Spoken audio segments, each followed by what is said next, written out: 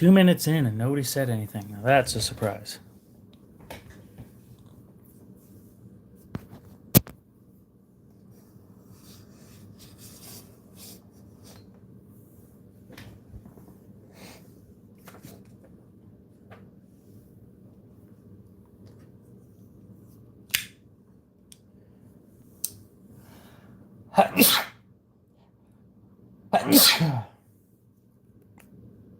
Damn.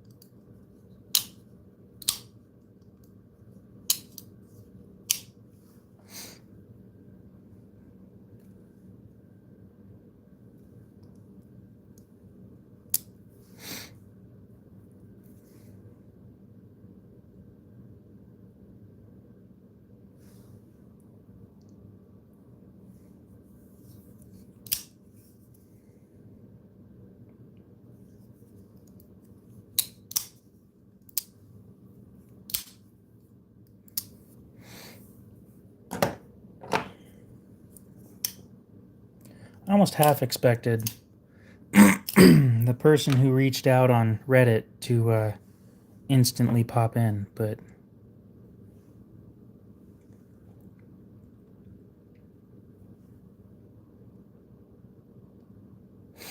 oh well.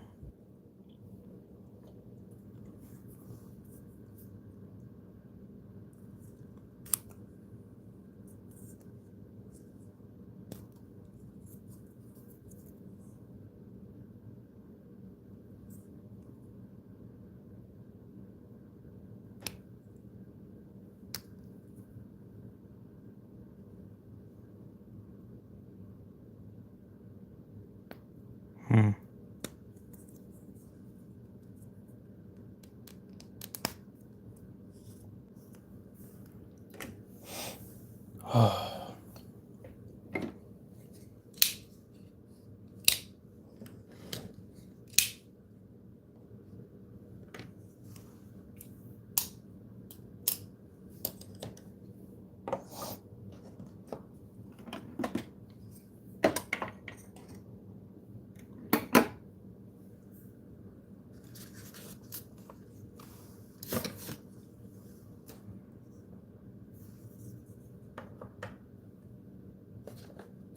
You know, let's start cleaning up the table a little bit.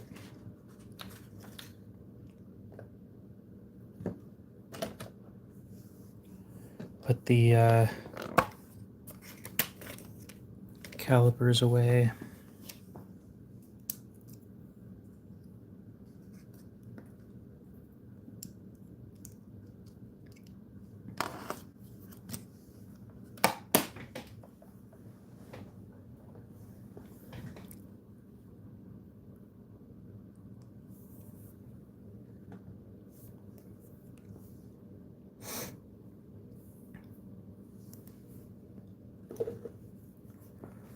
Take these, throw them away. Wow, it's still dead in here? That's very, very unusual.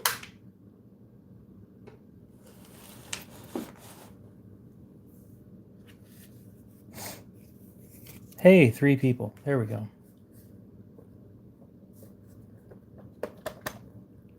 Mm-hmm.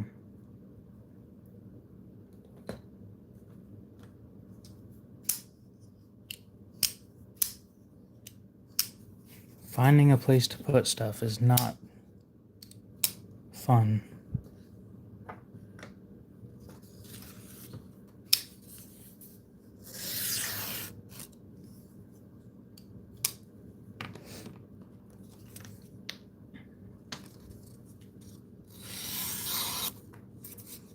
Good. Didn't want to resharpen that one.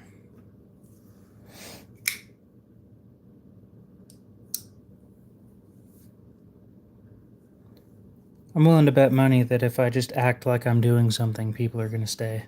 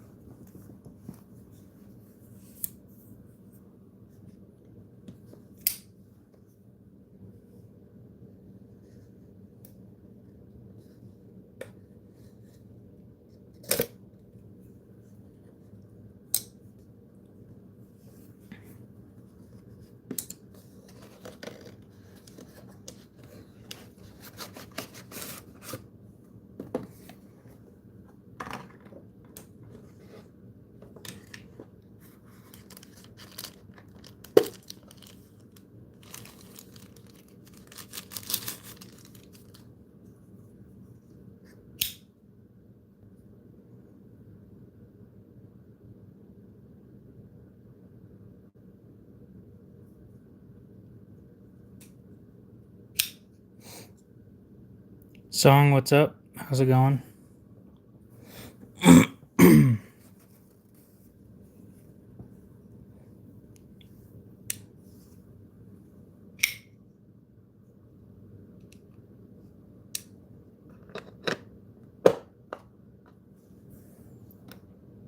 Yeah, that looks just fine.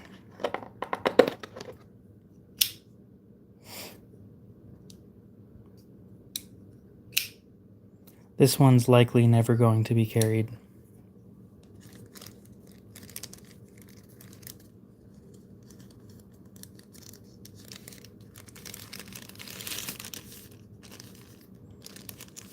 It's not because it's super rare or anything, it's just too small.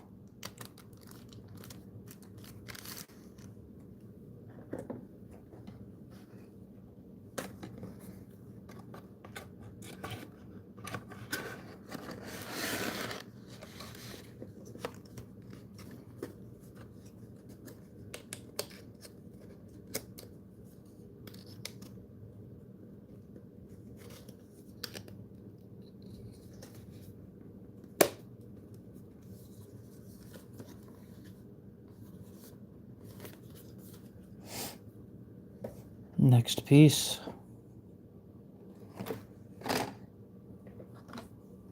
Actually, the next piece is no longer in the box. I don't remember what's in here, though. Empty. That's what's in there. Nothing.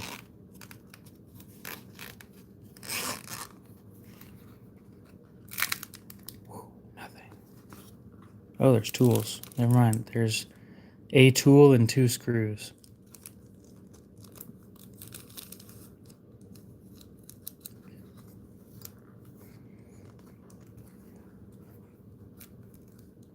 I've got a funny idea.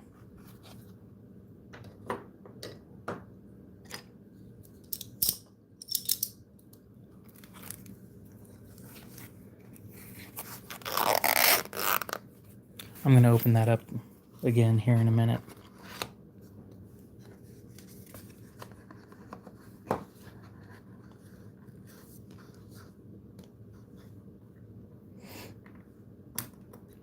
Dang, guys, today is just not my day for viewer retention.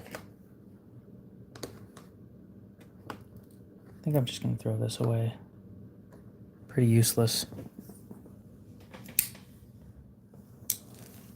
I don't need it to hold anything.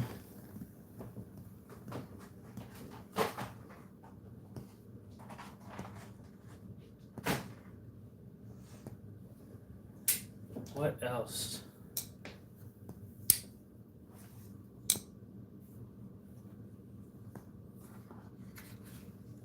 Thanks, Benchmade, for sending my knife back in this.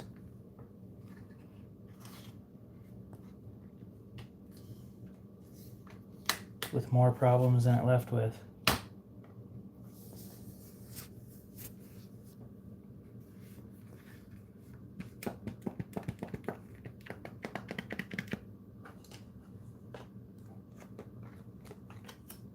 Ooh, parts.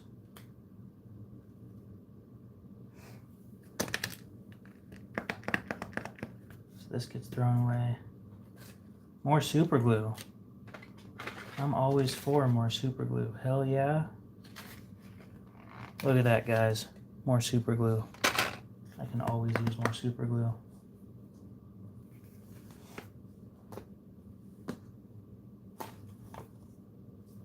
This is garbage.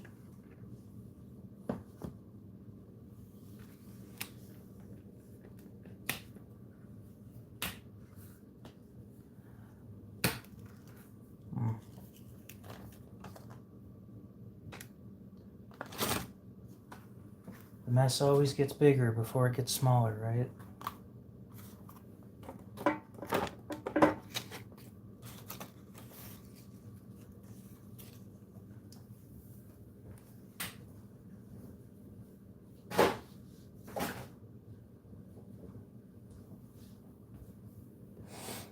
I need to find a place for all these knives, though.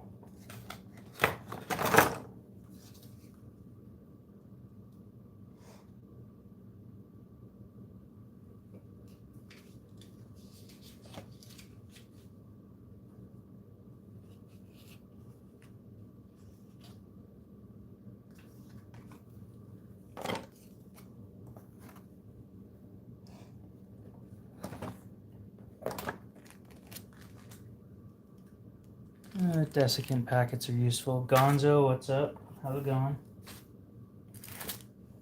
Just cleaning up.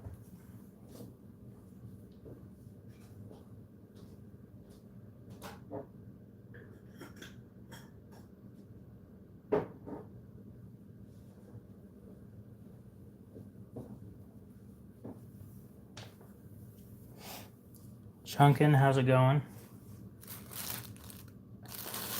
So who was it that commented on a comment of mine on Reddit?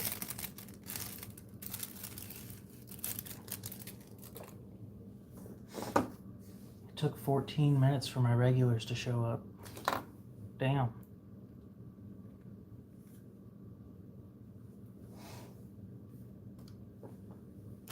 It's a long time, guys.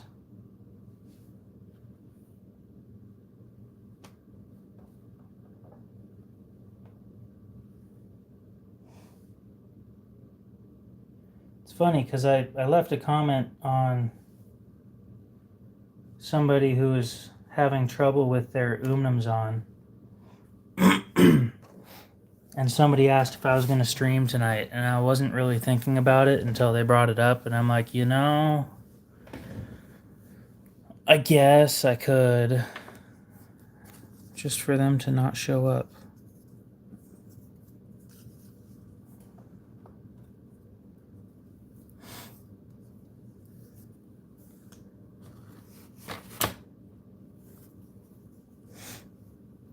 Yeah, that's kind of how gaming goes. Hey, another one of these. So we got one right there. One right there. One right there. One right there. One right there. An empty baggie. I don't need that. An I voted sticker. I did vote. Probably don't need a sticker for that. What a waste of money. Instructions for something. Oh, for sharpening? No way. Ah, instructions for that Camillus Ultralight. Got it. Yeah, garbage.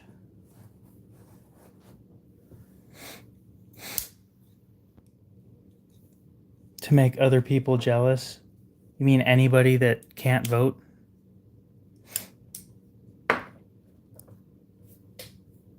That's a funny concept. I love that idea.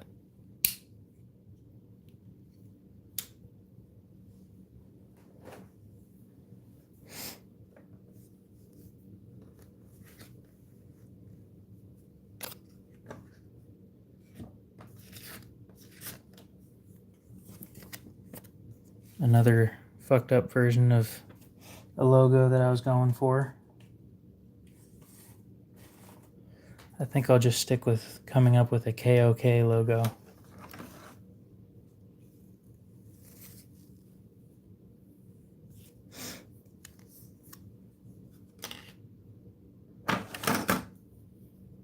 Wow, the table's so much cleaner already because all of the shit is piled right here, where it usually isn't. A bag with a desiccant packet in it. You know what can fit in here?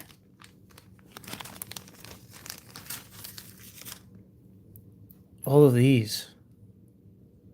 I have so many of these. I've got 5 of them on the table.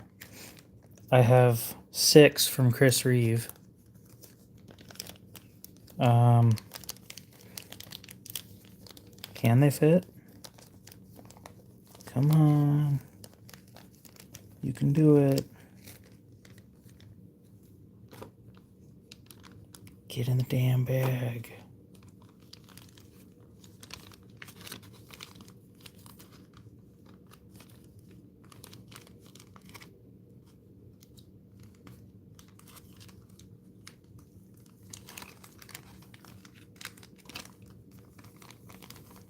And then we'll jam that desiccant packet back in there. Keep them dry.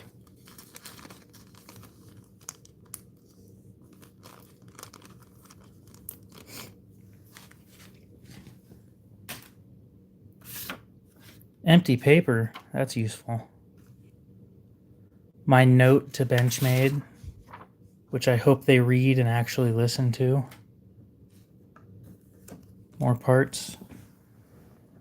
Throw those in a box full of parts. First of all, I snack on those packets. I don't eat them. You snack on them. I know exactly what knife those parts are for.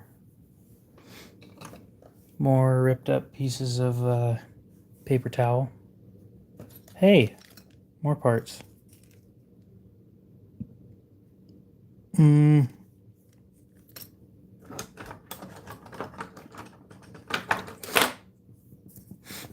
What are you thinking?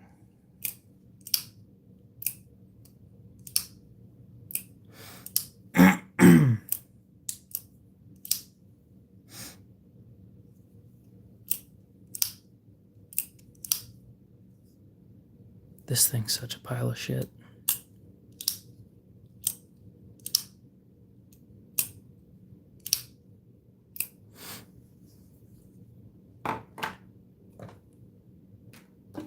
More garbage.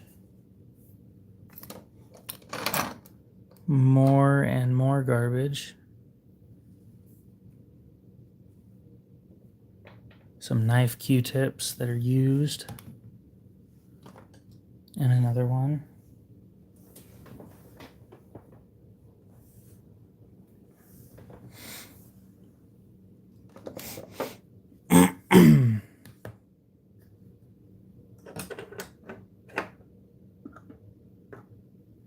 Okay.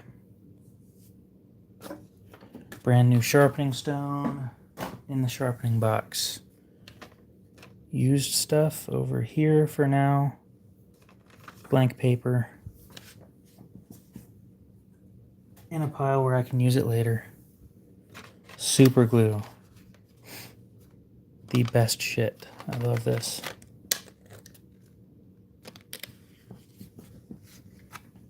Gonzo, what did you have in mind for a trade, though? I'd rather know ahead of time and shoot it down beforehand. Yeah.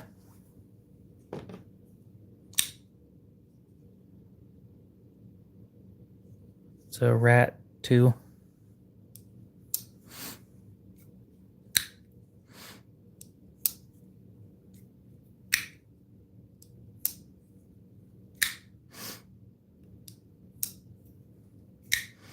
I'll be honest, the only one that I'm mildly interested in is the FM1, but it's not I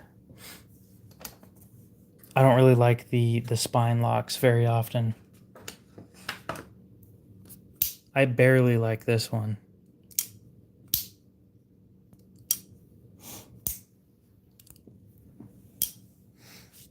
I do have a Sandrin Torino that I want to get rid of, though. Those are priced around $3.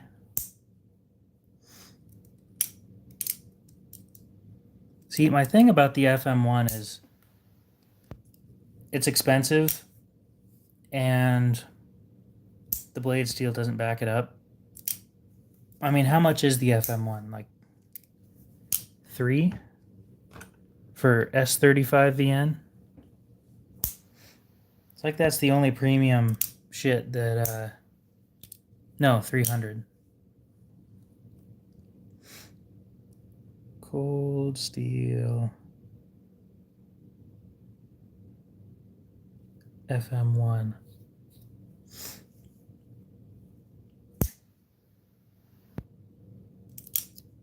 $240. Okay. I thought those were a lot more expensive.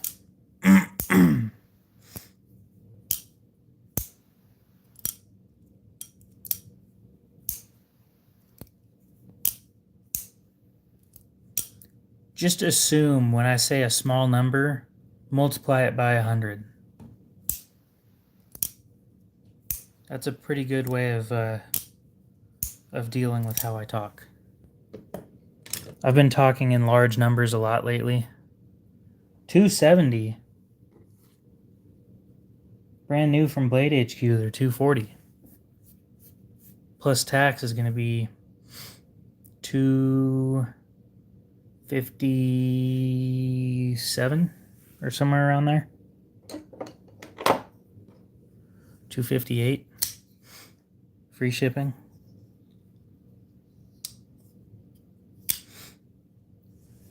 Gonzo, go ahead. Ask your question. Gonzo, I got a question for you.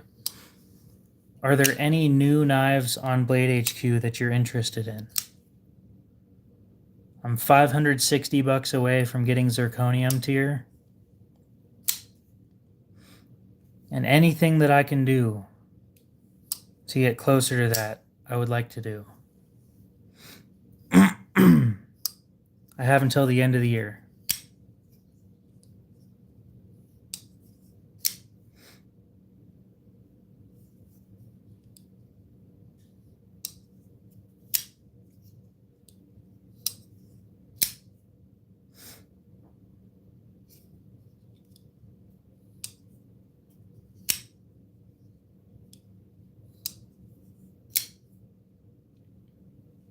Once upon a time,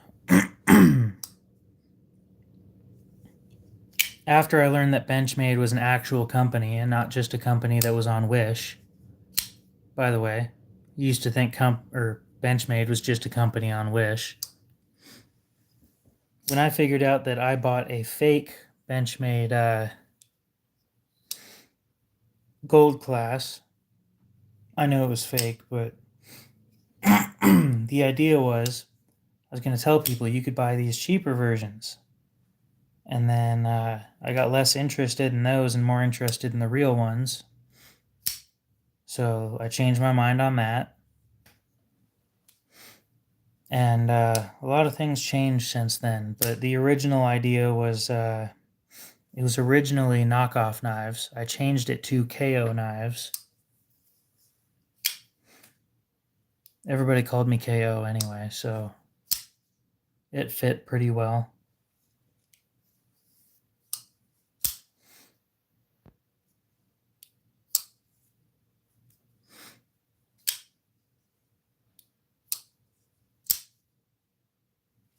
I guess you asked why it was KO knives, not the original name. The reason I changed it to be KO knives was because a group of people bullied me into changing my YouTube channel name.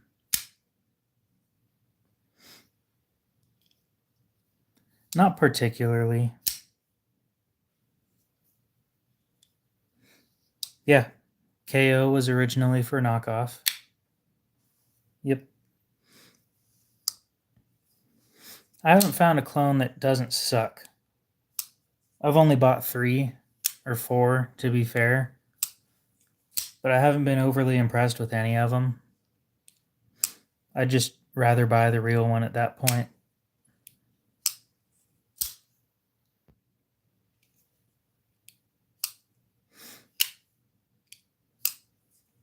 I never really did like clones all that much. Here's my thing, right?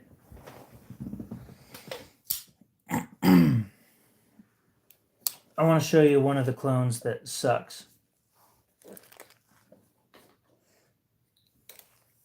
And the only reason I've ever bought clones short of when I first started buying knives was to test out the action and the feel of a knife, such as a Strider. I wanted to know how comfortable the handle shape is. A lot of the people in the comments of this thing said that it's better than their real Striders, and I'm like, well, we'll see what I think, and if I like it, I'll just go buy a Strider. And then I tried it out, and it's a piece of shit, and it's not very comfortable. And with people saying that they're better than the real ones, I just figured, why would I buy a real one?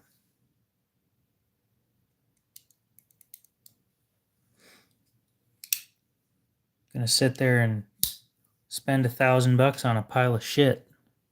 And then I learned about all the shit that Mick Strider has done over the years, and I don't want to support that, so I just decided it's not for me. However, I've kept it the entire time because I don't feel good selling counterfeit products either. So here we are, especially since it's against the law.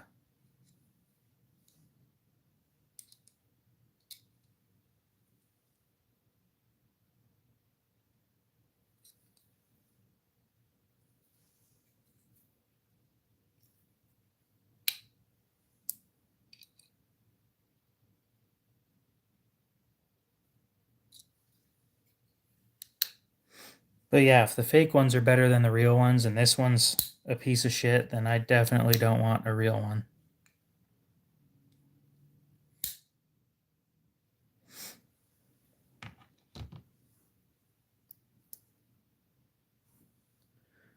Yeah, I thought about a Roosevelt XL.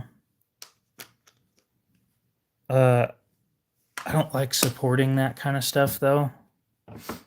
And I don't want to buy one used because I don't trust people.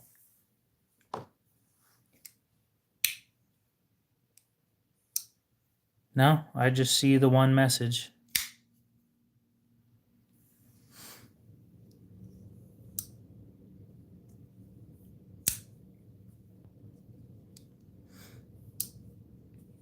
My neighbor's got a Lamia. It's not really for me. The Roosevelt was comfortable. I do like how it feels, and the action's pretty nice. But there's only one way of opening it for the most part. And he offered to sell it to me for $1,000, and that's not terrible for a knife that I don't think he's ever used. Yeah, no, just one message every time that you send. Nah, I'd rather just end up with a real one, to be honest.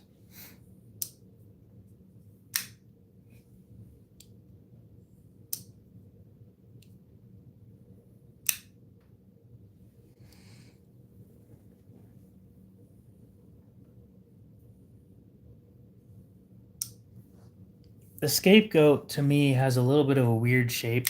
It's not really for me. The Sebenza's fine though. I prefer my Nkosi over my Sebenza though.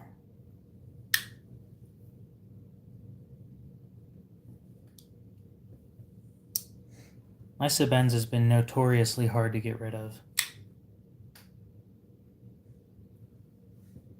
Don't get me wrong, I have it priced a little bit high, but it comes with a few aftermarket parts that are,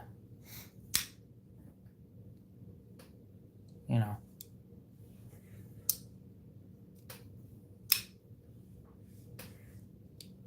The backspacer was an extra 20, plus all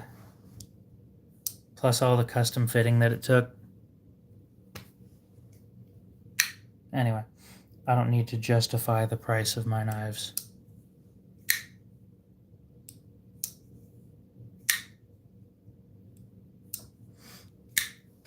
My favorite budget knife is... better be somewhere on the table.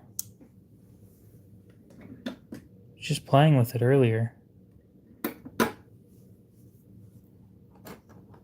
Oh, yeah, no, I've got real ones.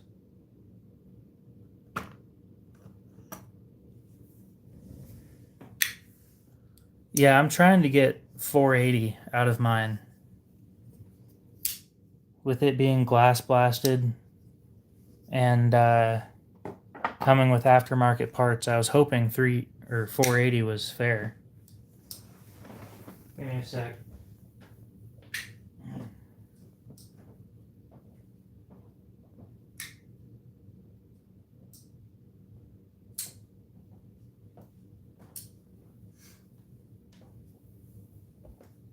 That one.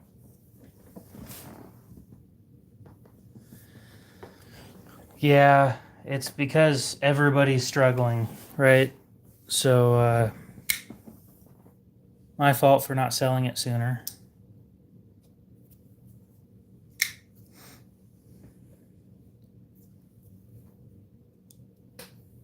tonight I'm going to lower the prices on all my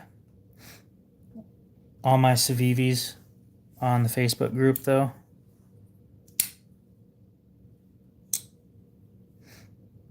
I'd like to get rid of those within the week.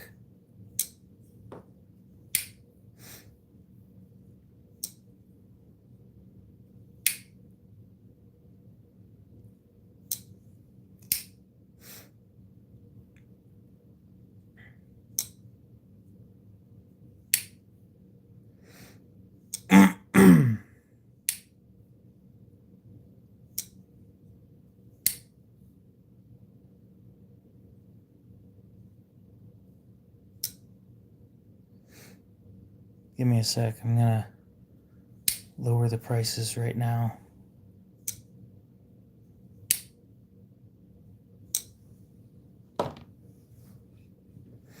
But yeah, my favorite knife that I consider budget is gonna be the Rat 1.5. After it's been tuned, because this thing from factory was a pile of shit.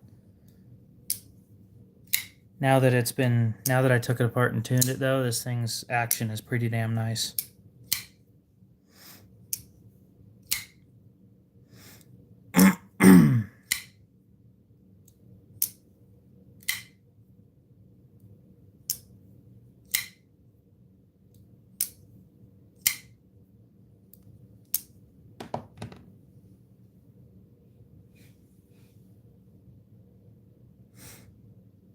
There we go.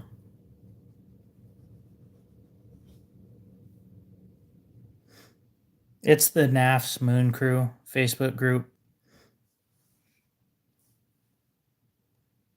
Edit post.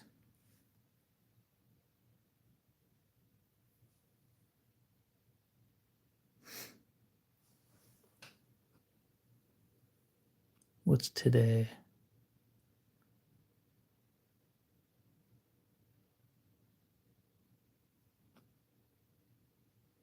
The 16th.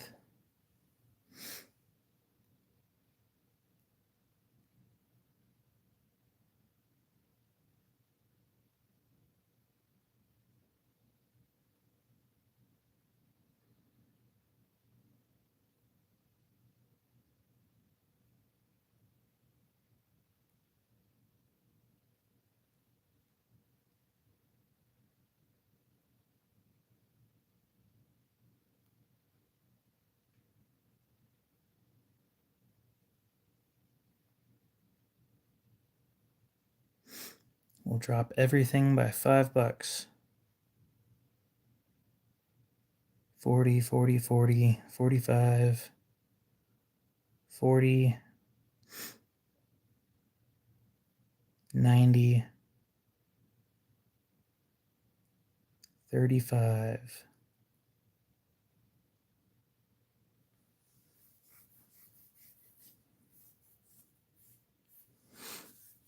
Not gonna lie, I've typically hated the Rat models because they were always either just too big or just too small.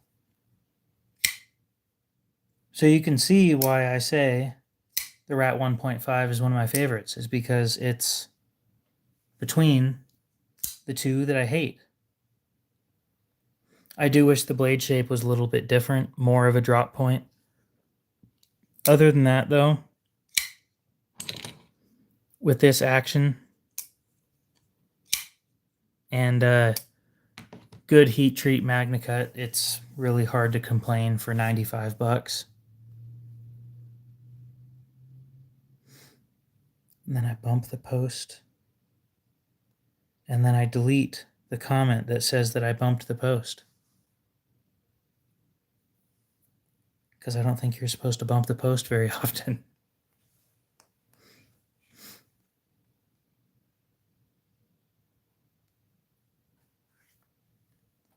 Okay. Yeah, I've never really done work where I needed to use a knife. Short of this was before I started collecting, but when I worked at the dollar store, there was a lot of boxes.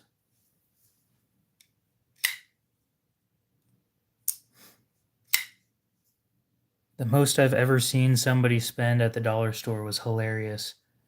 This lady came in and she said she's getting stuff for a party, and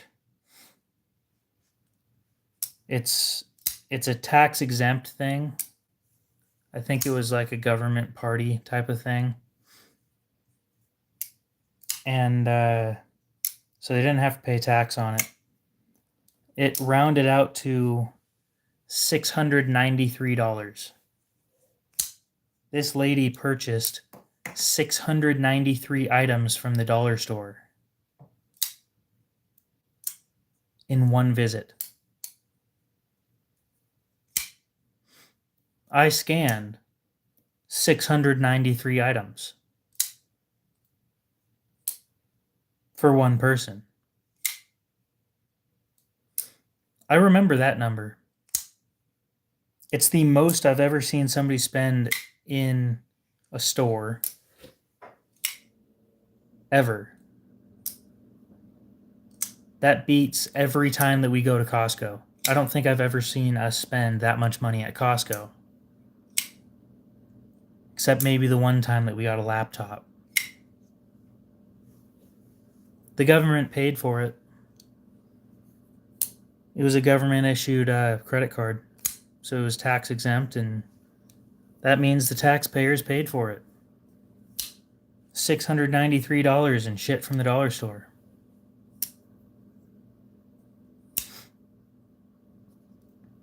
I didn't think about that until now.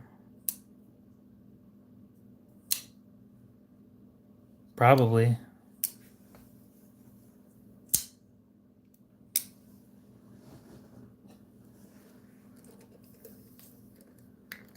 Go get some water.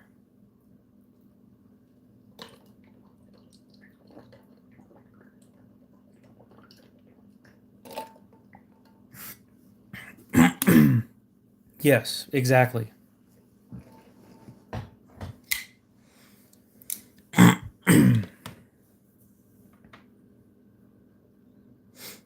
Continuing on with my cleaning.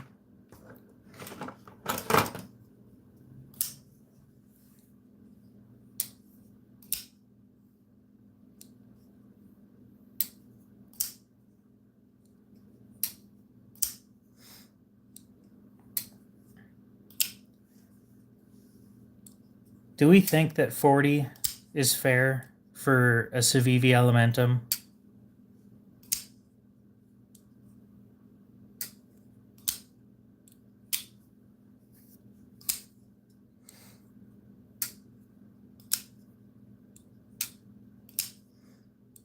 Yeah. And do you think it's fair to charge an extra $5 for micarta scales on an Elementum?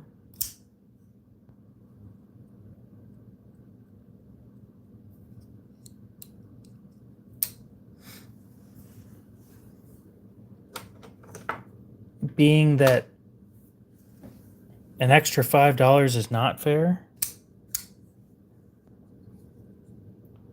this is the condition that they're in.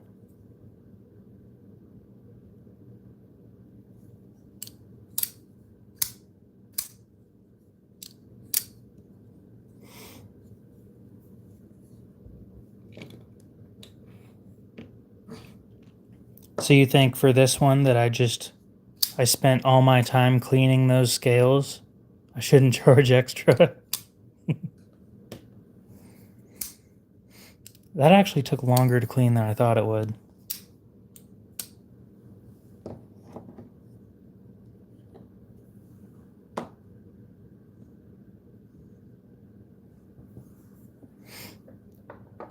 It took me 15 minutes I think, to clean those scales. That includes drying them, which took about 5 minutes, but cleaning them took a while.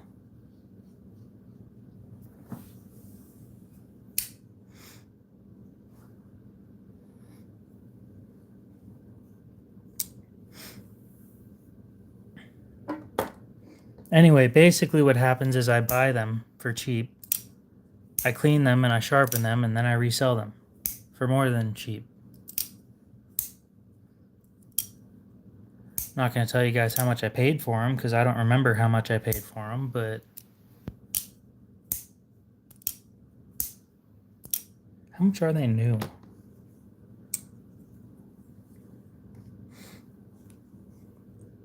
Being that I want to trade it, I'm hoping not.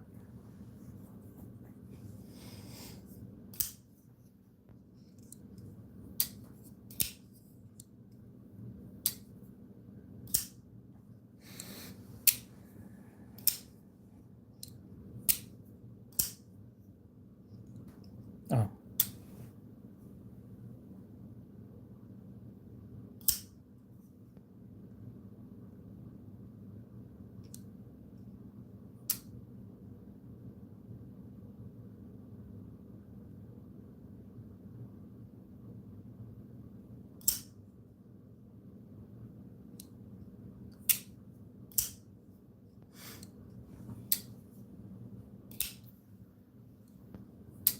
Then buy it from me.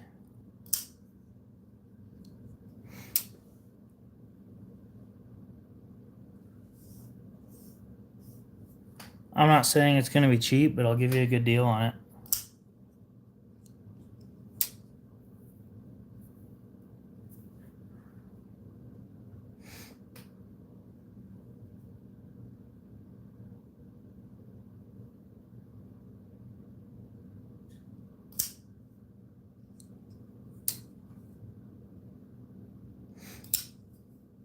Oh shit, they're like $60 new. Too poor right now, fair enough.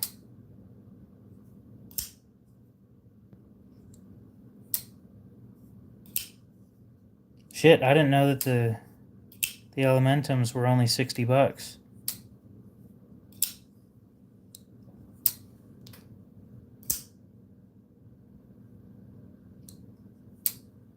And the micarta is only $2 more.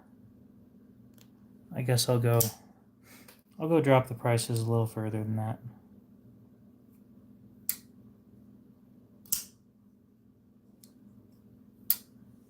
Yeah, I didn't realize that they were that inexpensive.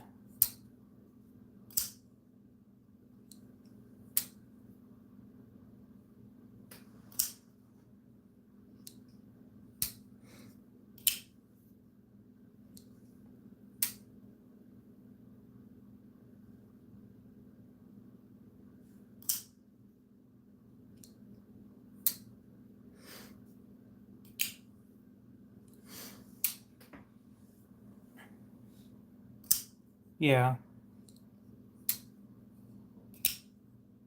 Groups. There we go.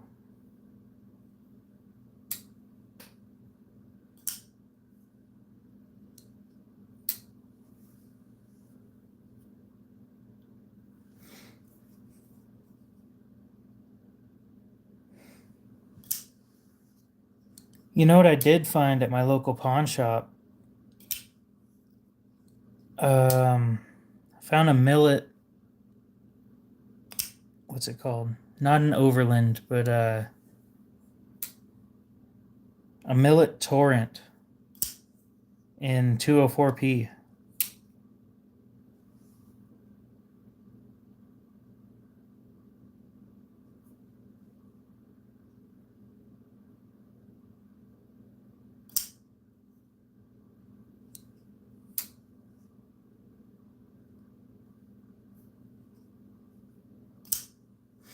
Hell no.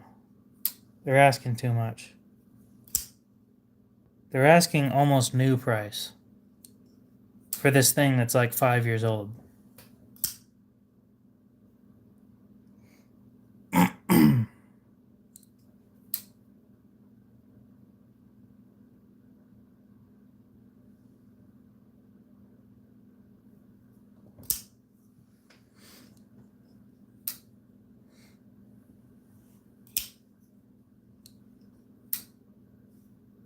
Here's my thought, right? If I can find somebody that's interested in buying one, then They can pay me to go pick it up. If it's not there, then I'll give them their money back because that's just the way I work. But if it's there, I'll buy it and make like 20, 30 bucks on it and be happy.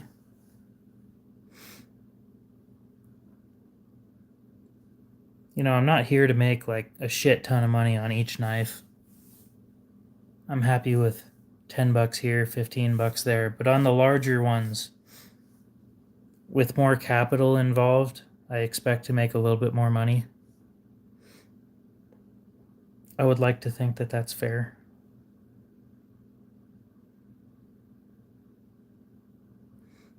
China Star, what's up? How's it going?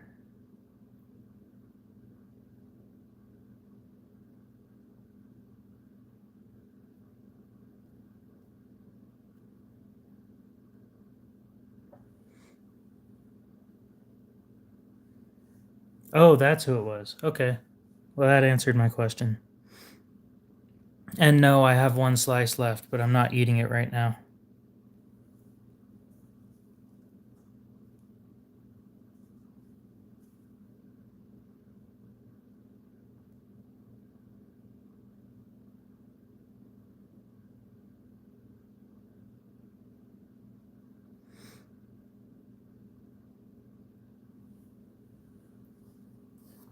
Yeah, it kind of depends here.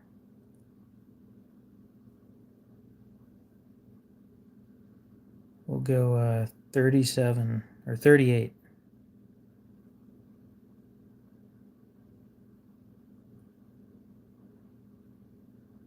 We'll go 40 on the... Yeah.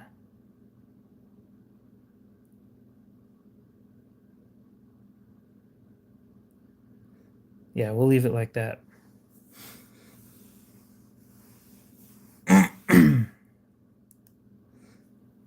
Yeah, the pawn shops down or up here are kind of like that sometimes.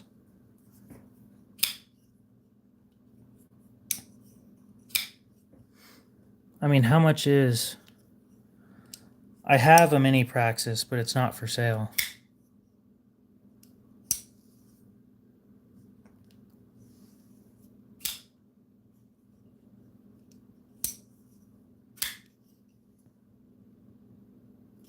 I can probably get another one, though, if you're interested.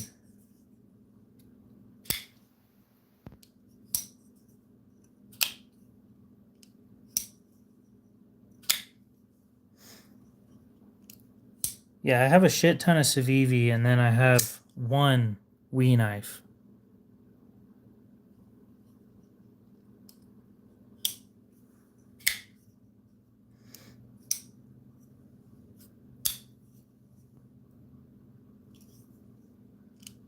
The WE knife is up for sale, too, but...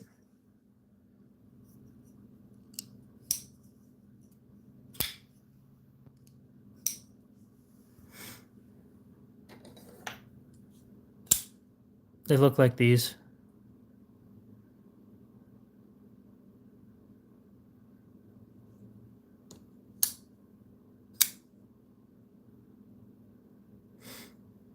I'd almost argue that this is a better deal than this.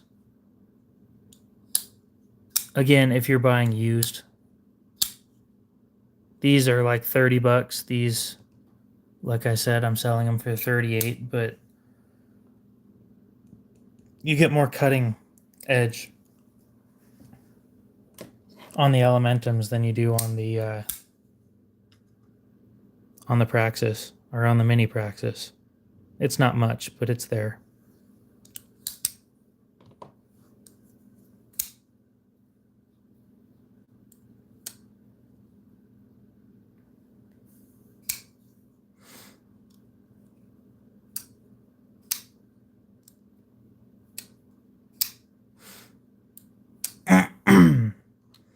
I'm trying to trade for more American stuff, to be honest.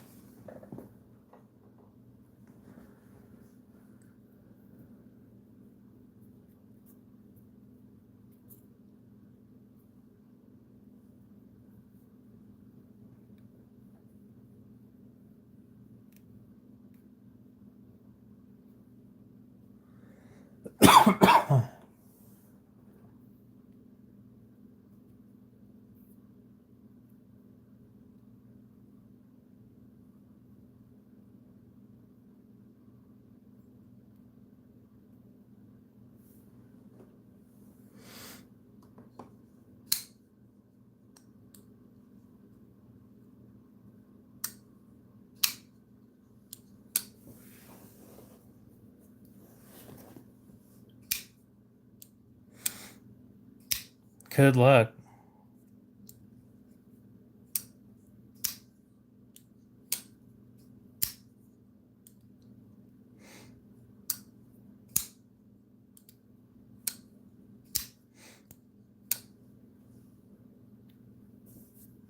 You know,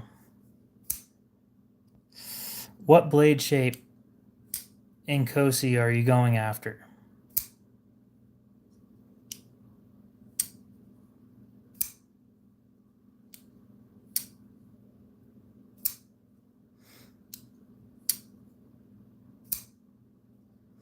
I think I can move a Sebenza.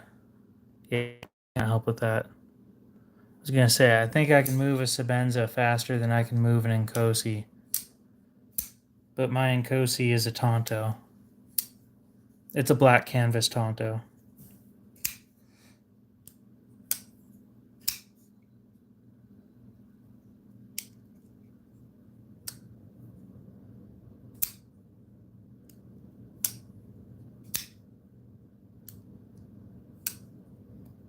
What, do they send you the wrong one or something?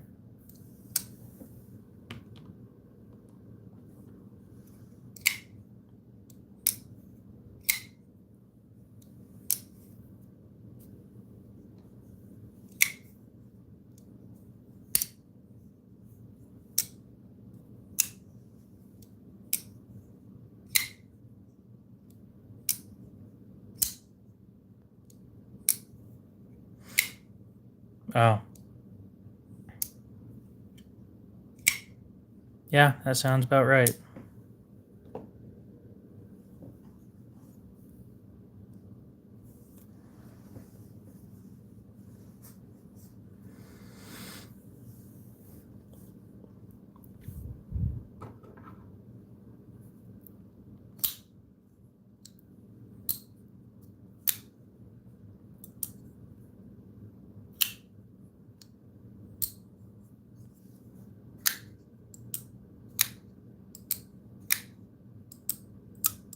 Oh.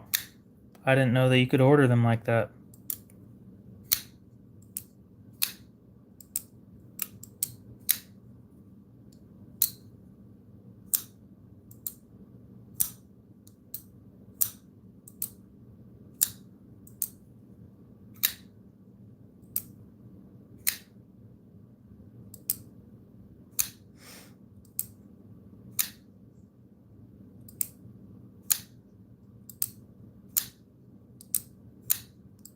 I mean, I knew you could, but I didn't know that you could order the cross-hatched ones.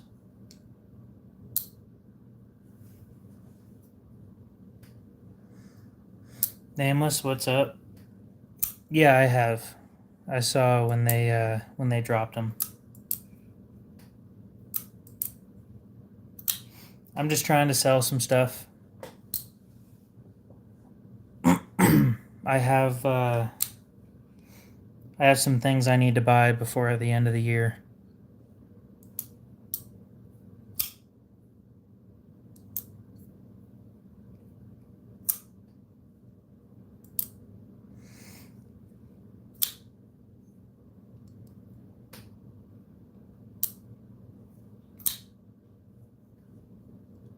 You know, that probably means that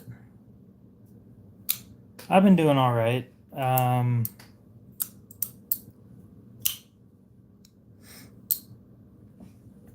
I've been debating on a few things.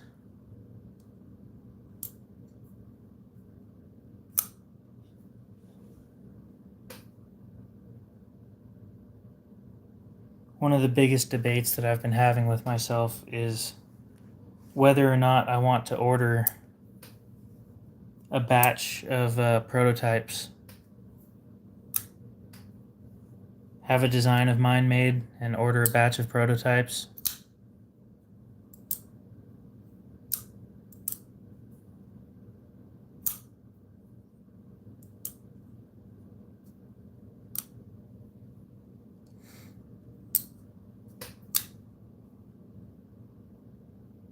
Well, welcome back.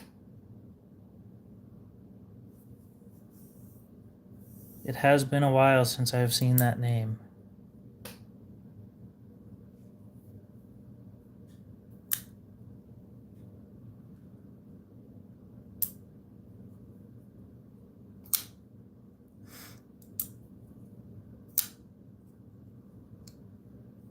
Yeah, my sister calls me old anyway. Actually, the Vision's mine. It's just kind of one that I'm showing off on the table.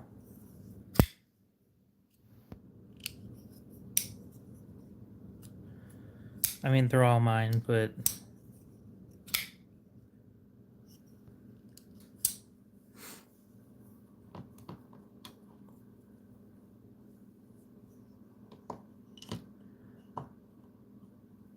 if you guys want me to only have the things that are up for sale on the table, I can do that. Like the that Benchmade isn't up for sale. Stuff like that.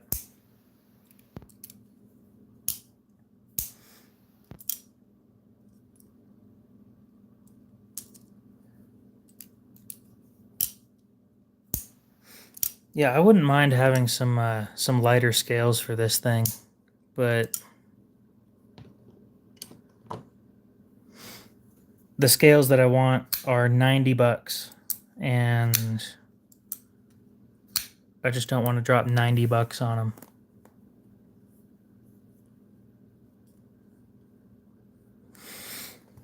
One for sale and one not. Okay, I can do that.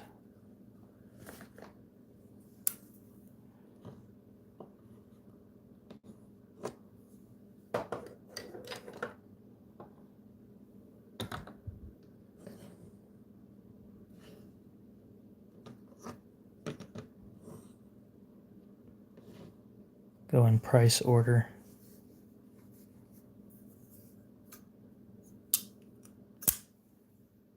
Yep, Nameless Fool, what's up?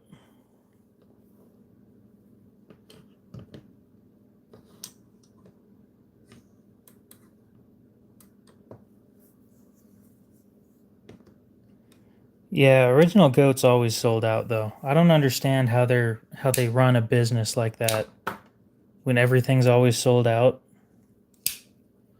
How do you pull that shit off?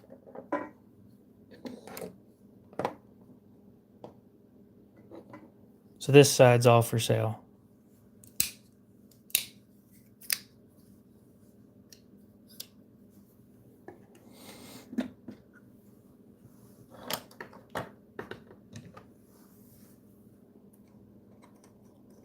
I think I might throw this one in there as well.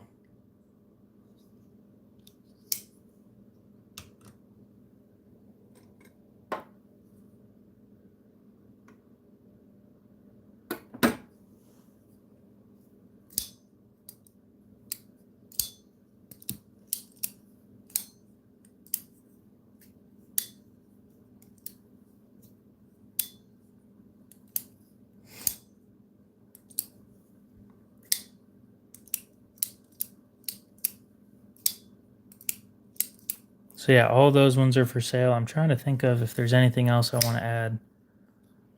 That one guy never got back to me about the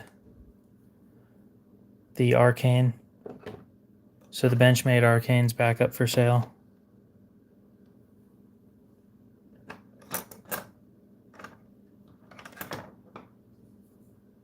Kershaw Dividend with centering issues. It just about touches the show scale or the show liner. That one's in Crewwear.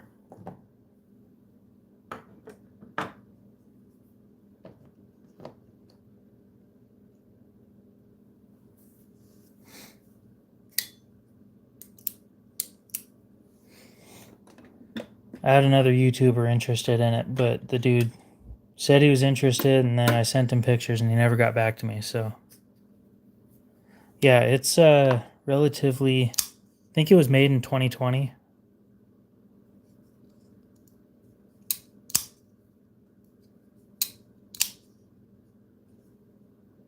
Aftermarket clip.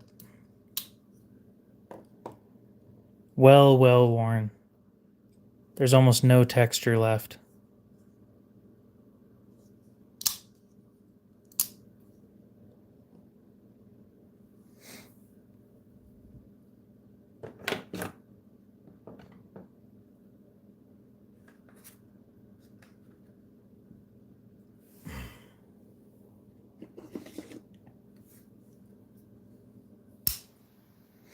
Oh yeah, a Buck 110 Slim Pro. One of these for sale.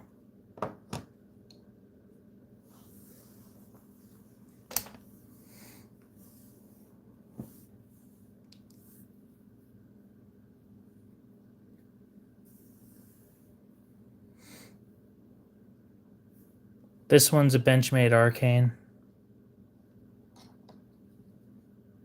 It's an assisted open. It's got a flipper tab, but the flipper tab's tiny and it kind of sucks. So I put a thumb stud on there and now it doesn't suck anymore. Apparently, Skiff makes bearings for this. If you want to take the assisted mechanism out, you can just replace it with bearings. The bearings are huge.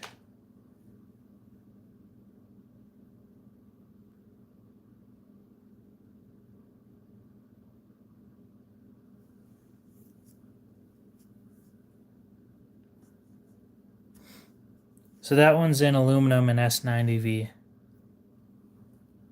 I just now realized that I have 3 knives in S90V.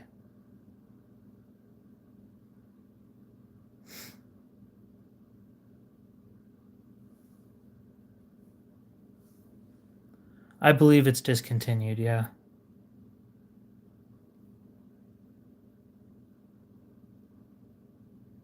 Is Civivi dropping another Vision? Yep. They're dropping another Vision. Wow.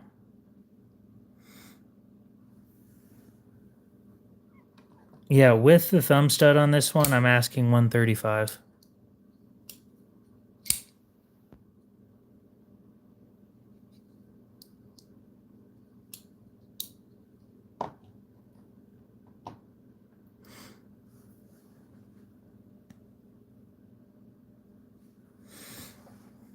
I'm sure it would be amazing on bearings, though.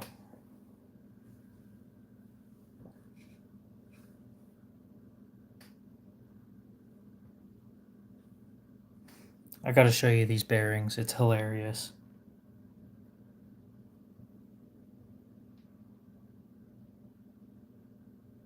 Skiff bearings.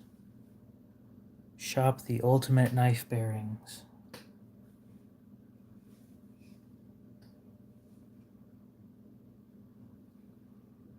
Search.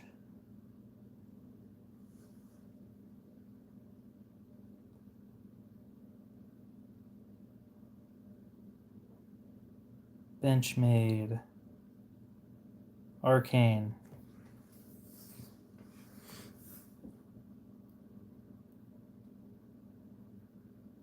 Oh, you can replace it with washers too.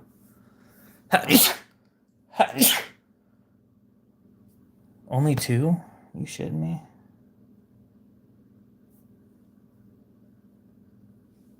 These are all up for sale. They're not. It's not really me flexing or anything. Oh, that's for the Anthem. Whoops. I meant to do the Arcane. Thank you.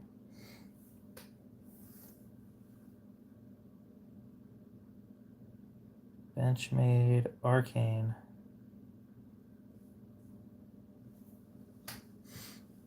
Yeah.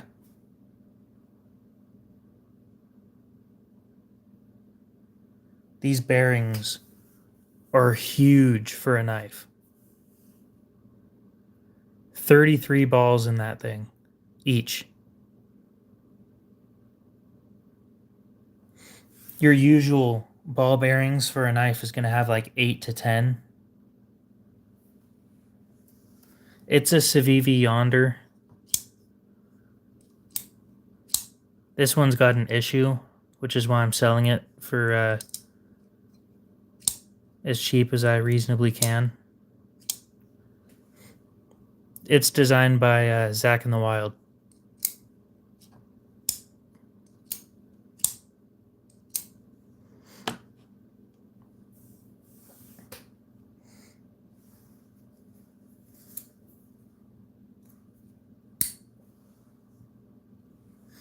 I've never seen that model before.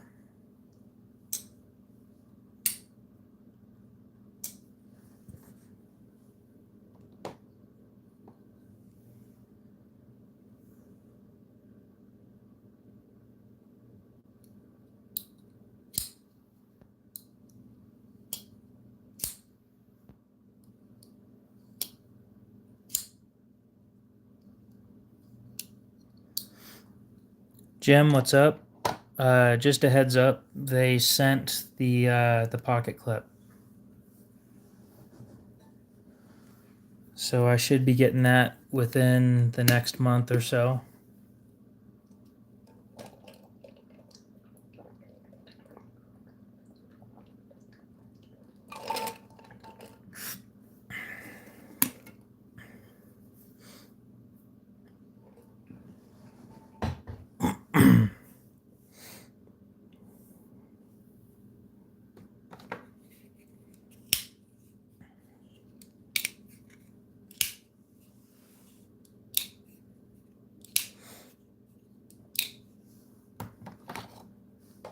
Pair of 3 is 130.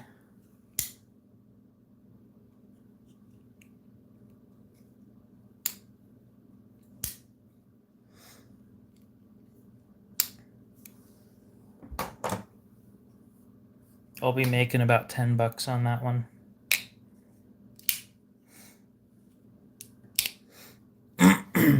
But look at it this way. It's about an 8% ROI.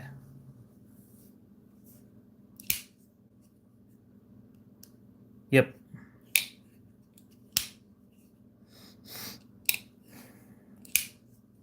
Shipping directly from China.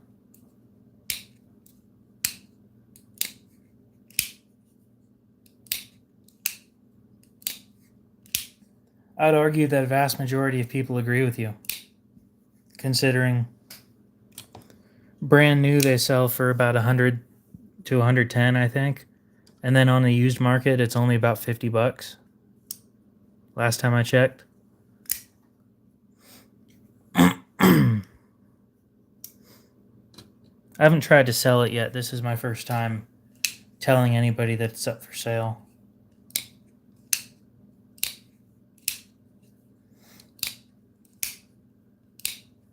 I'm just saving up for bigger things, so of course I'll always keep about $300 to $400.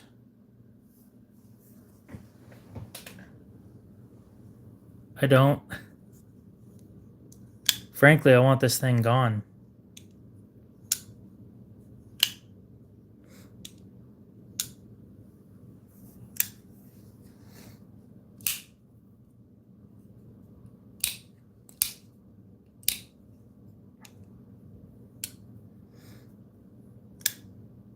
This thing is absolute garbage at cutting cardboard. It's only ever cut one thing, and that was into a cardboard box. And it stopped right there. These are, I think, $5.75, $5.50, $5.25. I don't remember. Buck 110 Slim Pro S30V. Yeah, it kind of depends on the looks and what coating. The blade steel doesn't change the price on them, though. I never see them sell for... That's not true. I rarely see them sell on eBay for less than MSRP.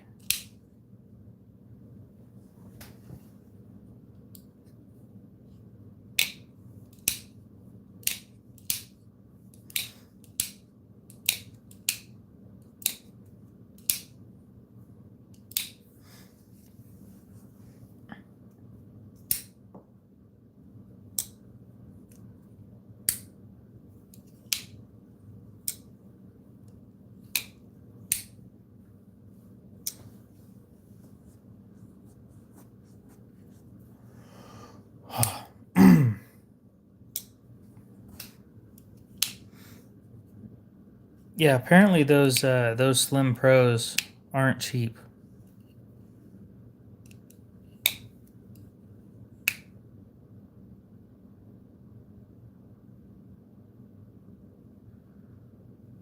I don't think I've ever heard of that model before.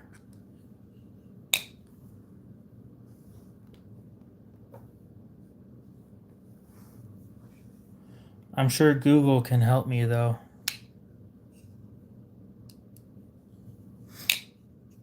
I should show you guys the ones that I found at my local pawn shop.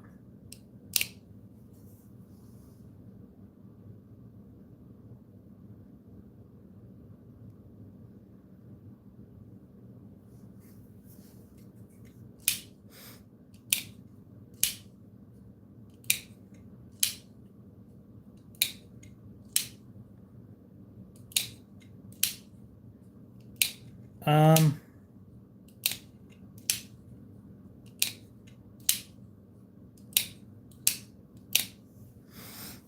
Hmm.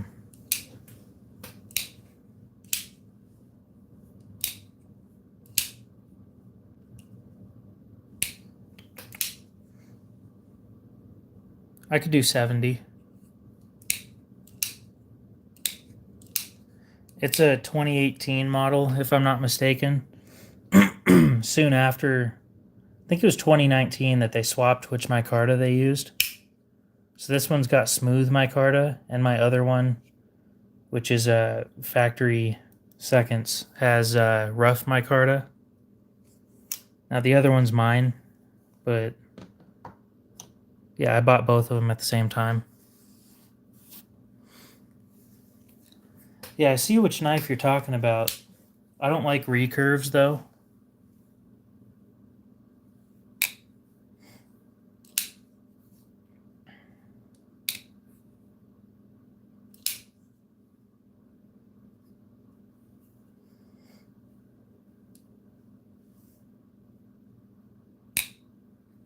Those are a lot of money.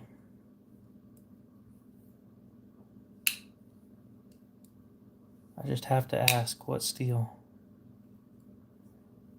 That's $550 for S30V.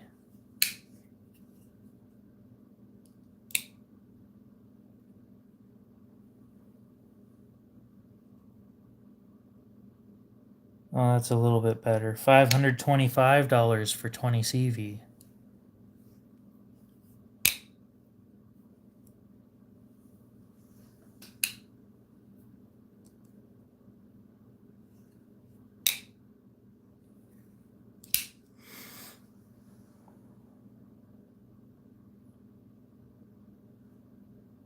It gives Strider vibes. I don't like it. I don't like where the detent ball is positioned.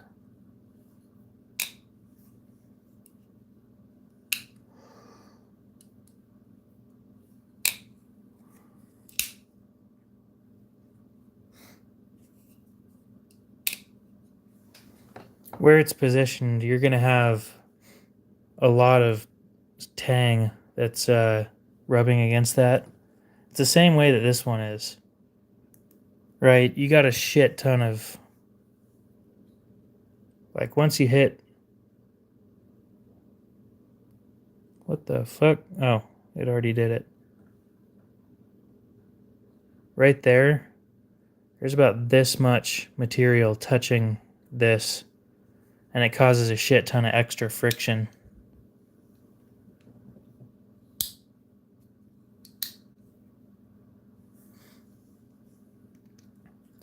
I need to sell my Nkosi, my Sebenza, my Harsey, my Chavez. What else? Everything here on the table.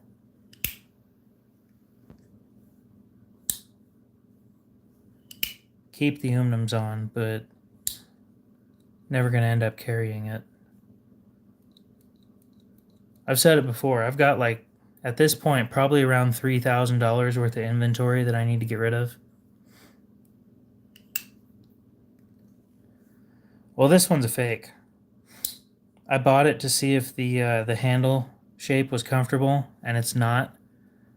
And everybody in the comments said that this thing was better than the real ones. And if that's the truth, then this thing's a piece of shit, and the real ones are even worse. No, I'm not starting over. That's like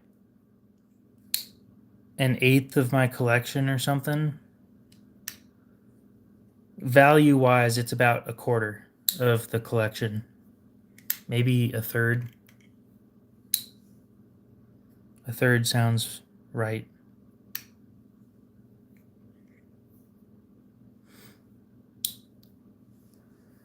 I've never seen a real M-Fire before. I don't think I've ever seen a video of one.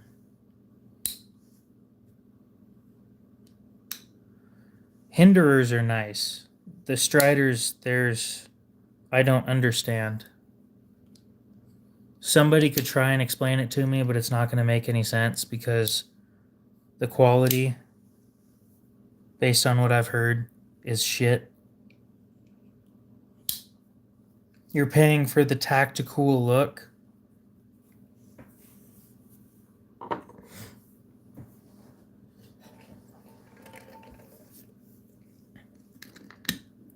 Medford makes some chunky ass knives.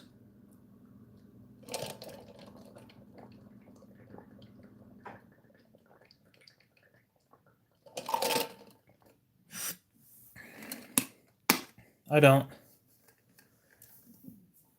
I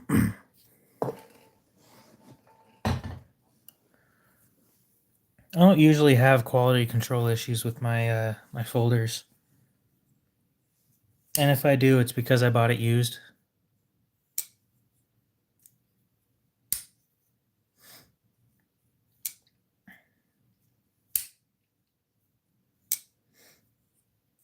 It's really hard to put down this.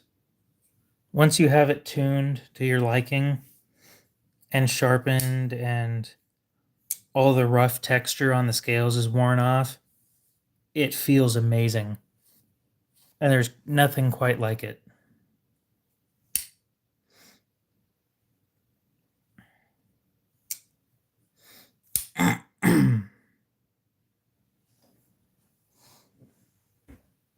Yeah, so the ones I've been talking about getting, my next knife is either going to be a TRM Atom, a Pyrotech Saga, or I think I've already decided that the Millet Overland isn't going to happen because Blade HQ doesn't sell it, and I need to buy $560 worth of shit from Blade HQ this year. I don't want to waste another $1,000.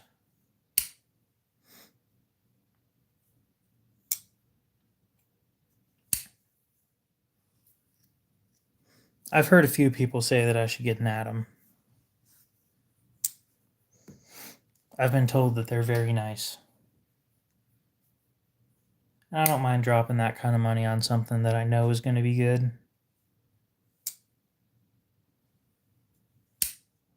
I'm just not sure which one I want. Of course, it has to be titanium, but the question is which titanium? Not the frag, because frag is just out of the question.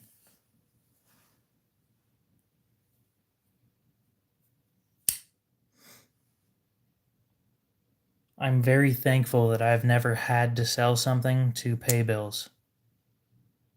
Very, very thankful for that. Knock on wood that hopefully that never happens.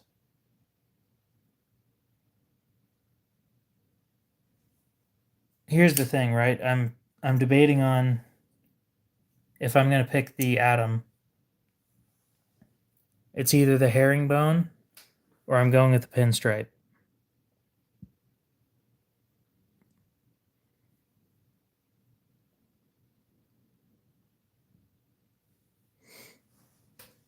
What, were you in the military or some shit?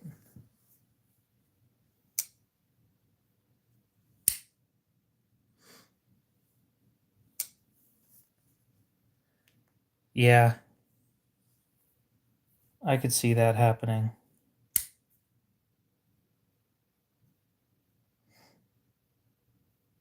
I prefer larger knives though, so the Neutron just isn't an option.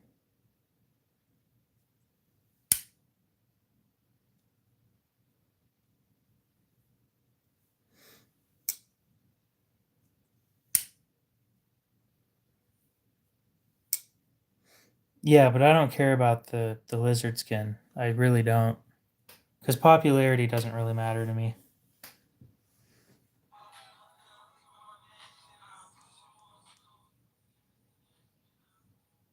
I didn't know they did carbon fiber on the backside. That's weird.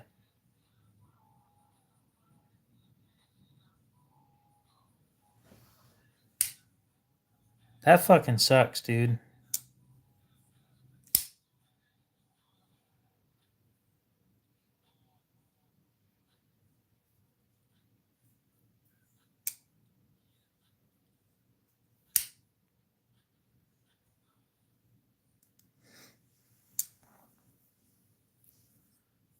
Well, I wish you a good recovery.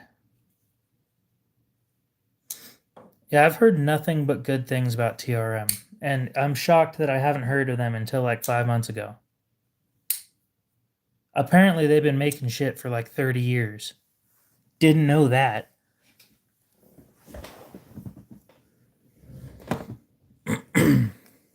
So here's the thing, right? Reverse flicking, I can usually find my way around doing it. Like, even on my Nkosi, I can do it. But the real reason why I want double studs is because I push off when I fidget with my left hand. I do that. And I push off with my middle finger and my thumb.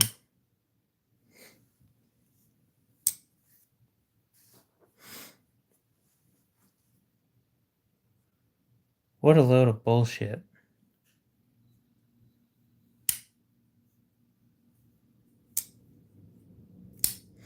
Yeah, I prefer full tie.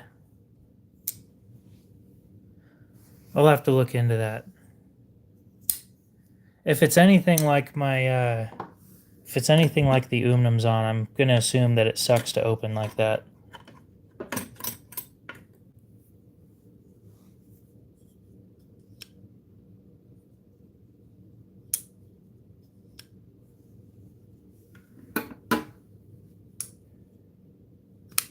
Ooh, reverse flick.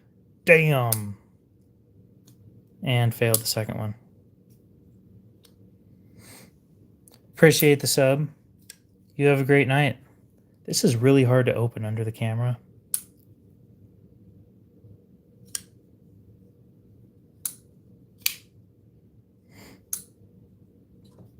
I think it's stupid. I think that the Sebenza belongs on washers. However, I think it might not be a bad idea for both sides to have the small washer. I've never seen it done before. Okay. But it would create a lot less drag when opening your Sebenza.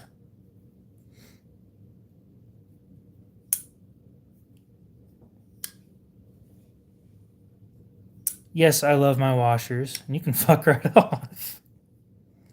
Washers are great.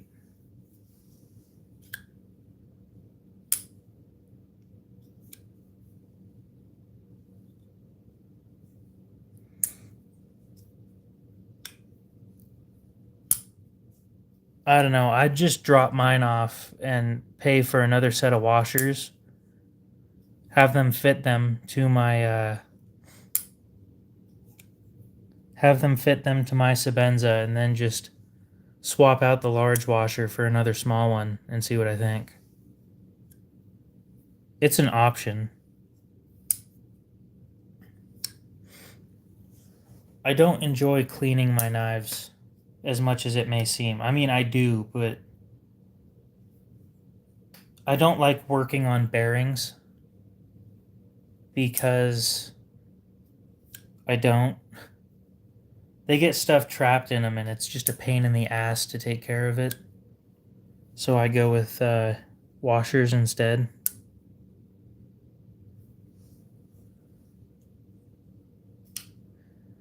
Yeah, mine's well broken in. I never carry it. It sits there in my toolbox all the time.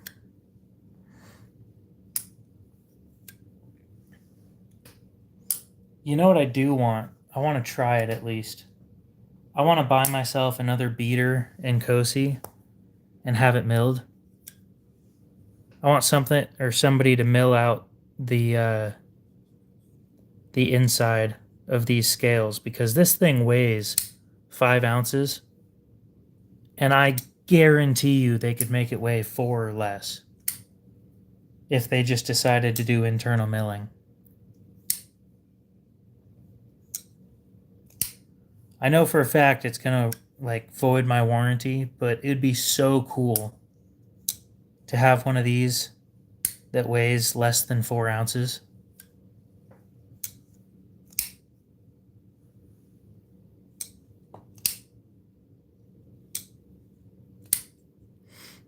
Yeah, this thing's still on washers. I handed this off. So Koenig knives are made like right down the street and around the corner. Well, anyway, I'm not going to clarify that. But I handed this off to one of their guys and told him, or he asked me if I did a skiff mod on it. And I said, nope, factory washers. It's just that smooth. And then I described how I did it. Yeah, I super glued my my Nkosi and my Unums on. Not my Sebenza. Those ones don't like it. Those ones you just have to tighten every once in a while.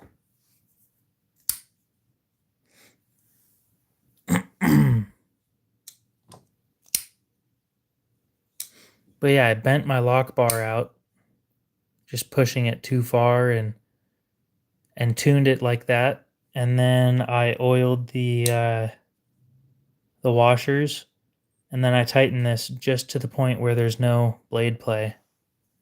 And I left it at that. And it's perfect. You can reverse flick it.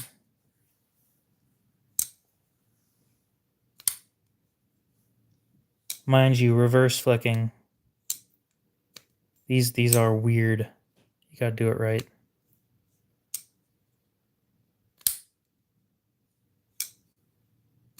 I can do it. God damn. There we go. You can do it without flicking your wrist with this one. It just takes practice. It's not a friction problem. It's a these thumb studs are pieces of shit problem. Yeah, I don't want to ruin an Unums on by doing that. I'll do it to an Nkosi though. I don't feel bad about that one. But there's just something about the Unums on that I feel bad about carrying it. And I feel bad about sharpening it. And like just about everything that I do with that knife, I feel bad about doing.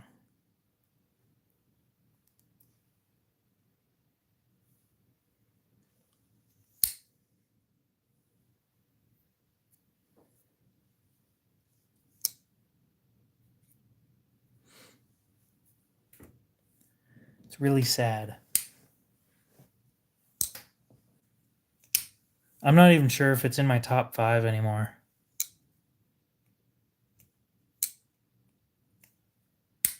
Yeah, that's fine. It's going to be a user. My other one's going to stay in perfect condition. I'm probably going to steal the pocket clip off of the one that you've got and then put it on my other one.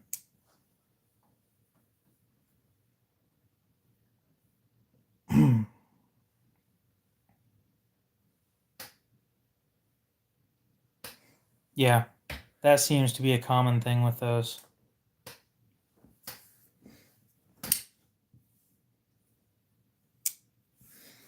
I do have to ask, though. I guess it is a question of trust.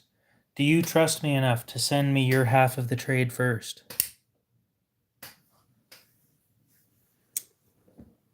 Oh, gimme. Oh.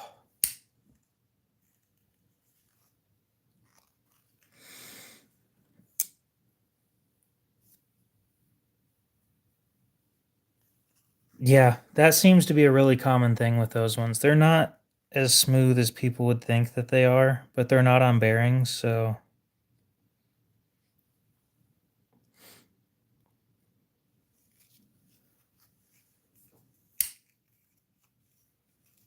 Blueberry, what's up? Welcome back.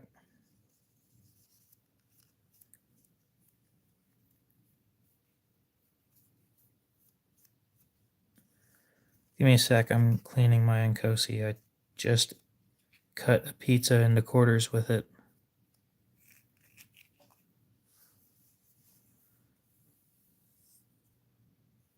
Well, I'll just send you a P.O. box to send your half to, and then it shows up, and then I'll send you my half, and it all works well. You did. I'm going to say we should stay off that topic. With that being the case, that comment is now gone. Okay, that's pretty cool looking. Damn. Oh yeah, I follow this guy. Or I don't? No, I've been talking to the guy. Okay. Because nobody needs to know your age group.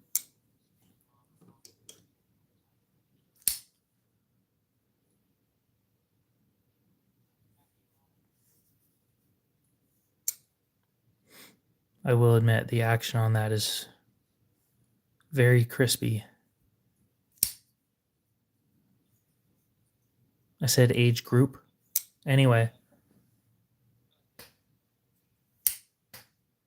Yeah, I thought that I followed that guy. Turns out I've just been responding to his posts.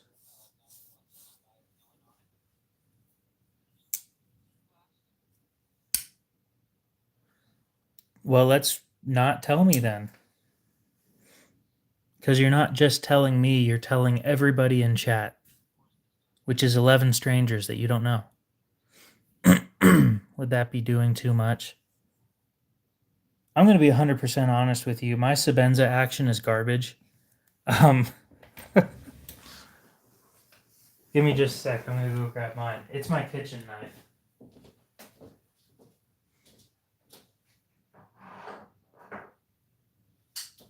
Well, I guess it's not as garbage as I thought it was, but I use mine for food. Yeah, I'd prefer not to guess.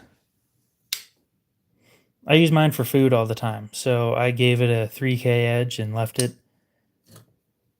But I keep the washers on it for 2 reasons. One, I don't want to drop the money to have it done on skiffs. And 2, if food gets in there, it's really easy to clean. And that's, I think, something that you'll be losing if you do put yours on skiffs, is the ease of which you can clean your knife. Sebenzas are very, very simple.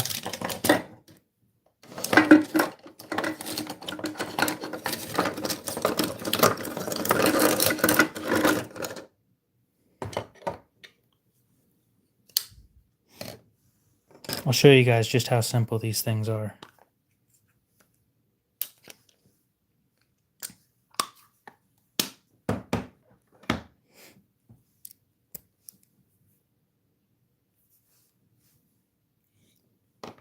You're going to start by loosening this, and then you're going to stick the Allen in the back, and you can use an Allen for the front if you want to, but oh, I grabbed the wrong bit. Pardon me, guys. That's my fault. I would assume she's fine. I don't know. I haven't talked to her since like 2 days ago.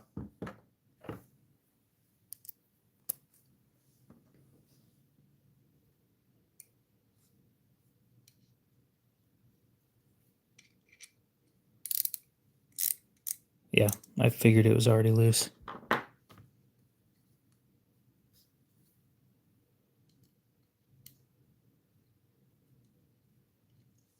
So you pull that out, you put it over there, you push the pivot all the way through, and then you just pull the blade out. You clean all this shit off, then you squeeze right here, put it all back in, grab the pivot, shove it back in the hole. You're going to push the lock out of the way and wiggle it around until the pivot goes all the way in. Drop that screw in, tighten it, and then tighten this again.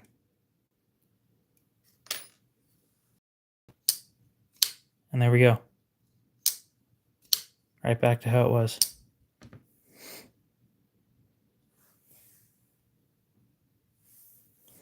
Yeah, I've got another knife that's got skiffs in them. It's the only knife that I've ever done the skiff mod to. And it didn't make it much better.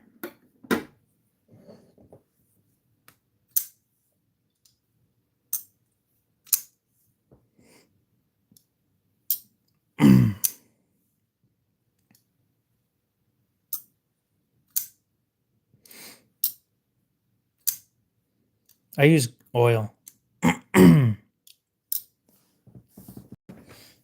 If you get your knife wet fairly often, I bet you the grease is better. But if you don't, then oil works great for action.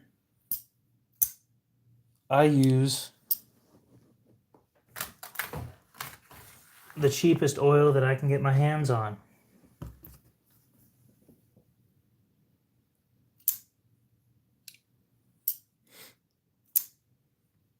I got a half gallon of this stuff for about 30 bucks.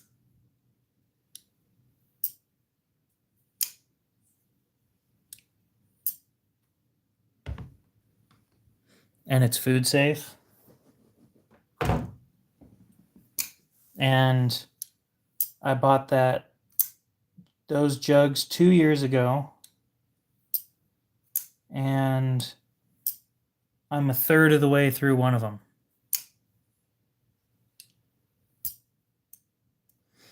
Yeah, so my knives don't get wet very often. I don't use them for stuff where water's involved unless they're stainless. And this is about the only one I use for food on a consistent basis. Yeah, you'd assume so, but not everybody has 3 brain cells to rub together.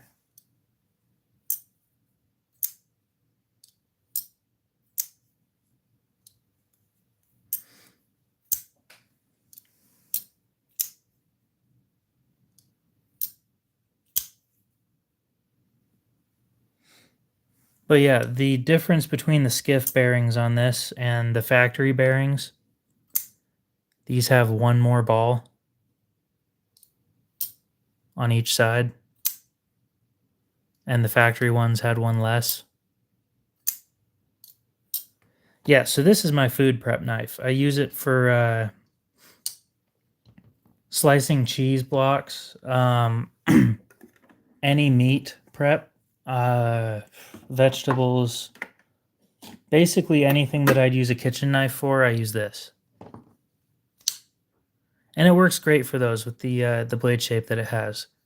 And if I ever decide that I'm going to carry it again, then I just throw the drop point blade back in and then I carry it. This is just my food prep blade, basically.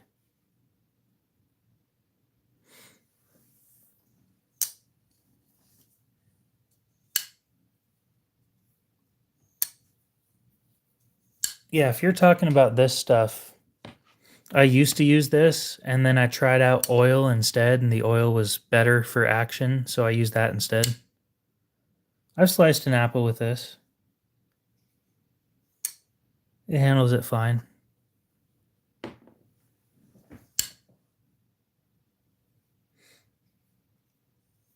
Oh, I didn't know that they made oil. Interesting.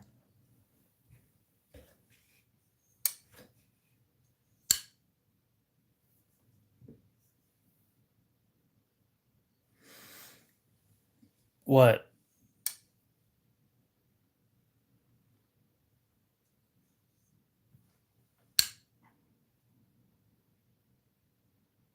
Ooh, I figured out how to keep the doctor away, by the way.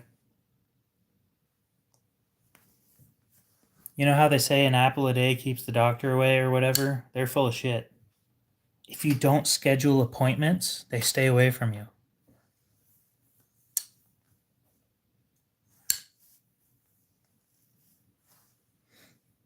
Yeah, that's kind of what I do. Is I buy the materials in bulk and then I just throw them in these. And these work great. Go for it. I'm listening.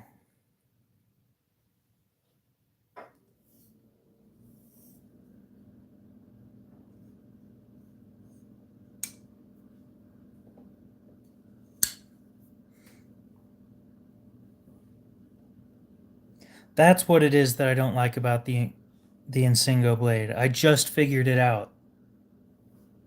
God, why did it take so damn long?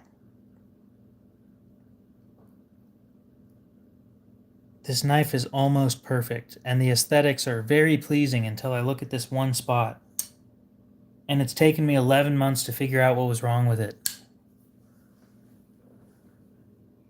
There's no curve. It's just flat. And I expect, for some reason, there to be a curve there. Just a little bit. And there isn't.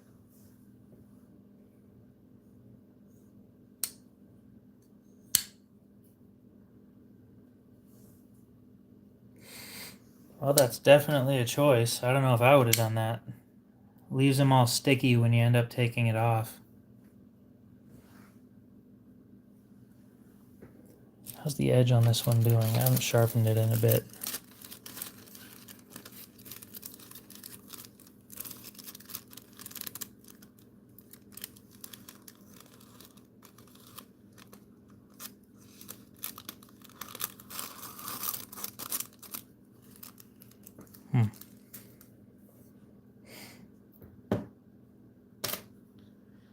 Sticky equals dirty hands.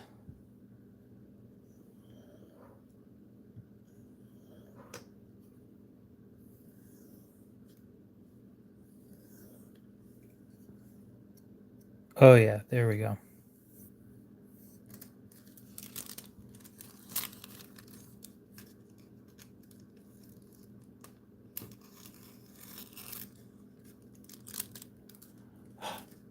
Fine. Paper towel test yet again.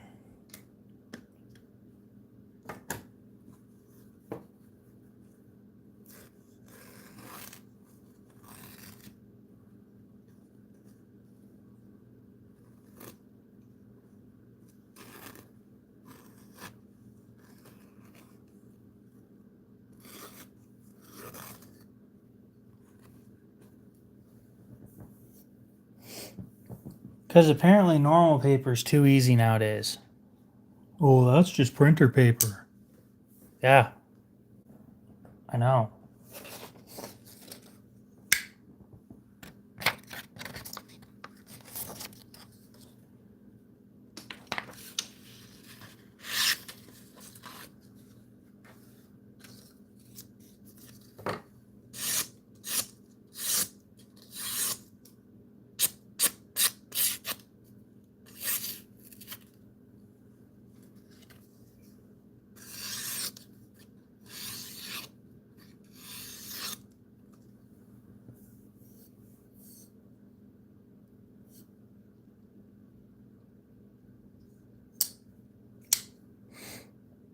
which part of the paper towel test, because a lot of them, they have tension all the way across the whole thing.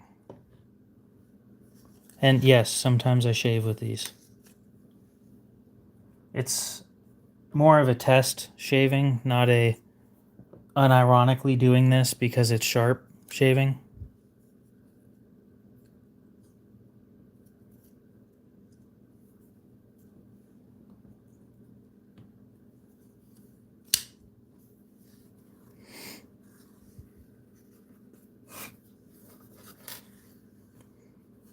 So a lot of guys, when they do their paper towel test, they hold it on both sides and they do that, whoop-de-doo.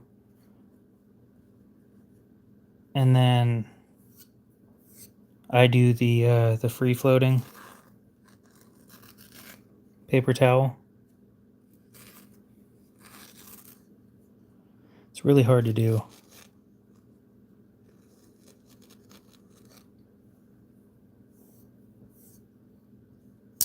A cheap one that I got off AliExpress.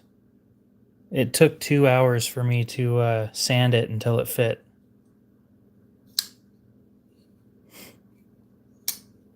I would never spend $200 on a backspacer. Do I want a tip? Probably not.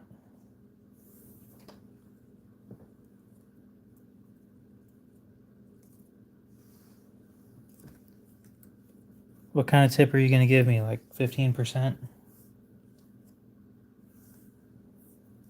Don't play in traffic. I already do that. I had a job that was basically playing in traffic with a stop sign. And guess what? I had authority with that job too.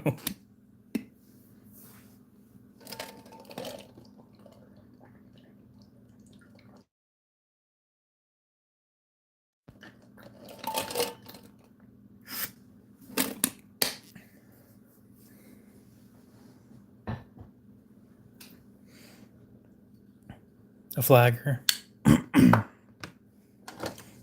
Yeah, when you're a flagger, your job is basically playing around in traffic with a stop sign.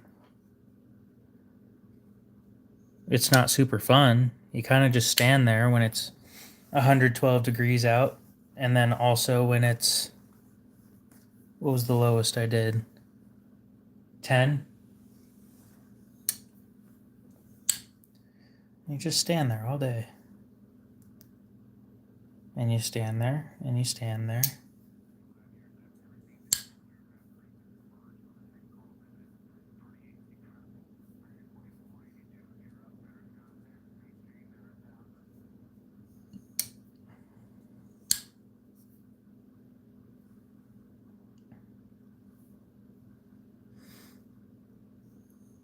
No, I don't like country music.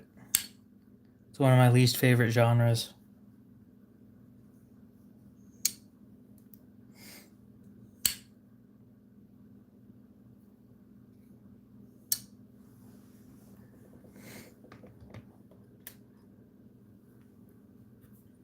I don't know what genre.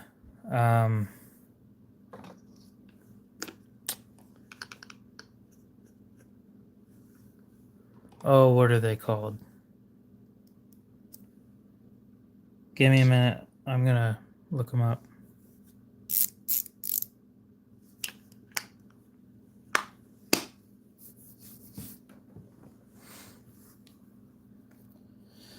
All right, YouTube music, help me out here.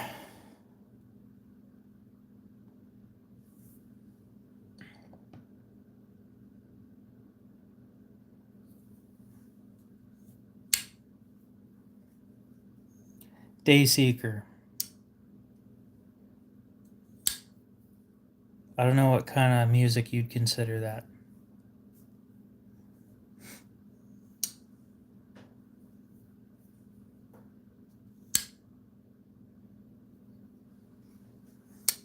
It's been 2 hours already. My phone is at 26%. I should probably end it there. I'll give it until it actually hits 2 hours, and then I'll go ahead and end the stream. K-pop? Hell no.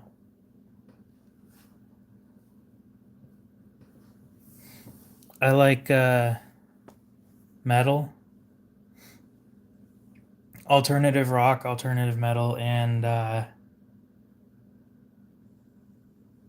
my outlier is dubstep, specifically dubstep from between the years of 2013 and 2016. The golden years.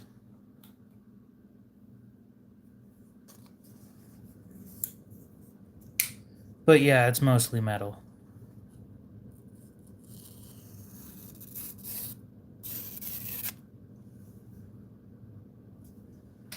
You know, you could be sharper than that.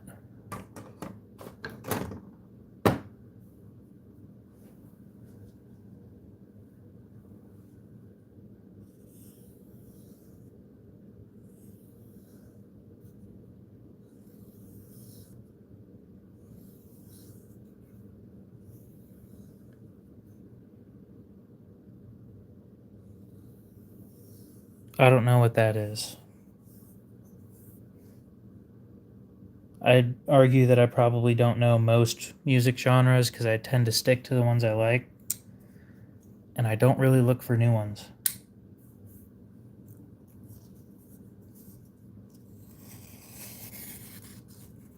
See, I told you you could be sharper than that.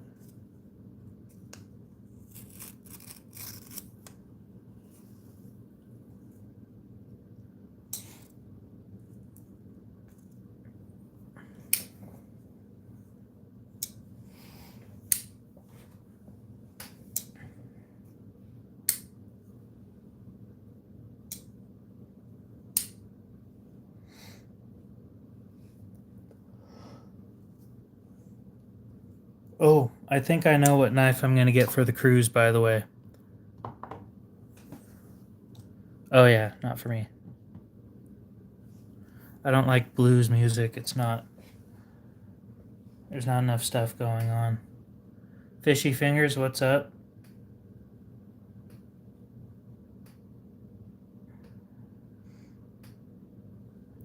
The lack of screaming involved in the music. Shameful.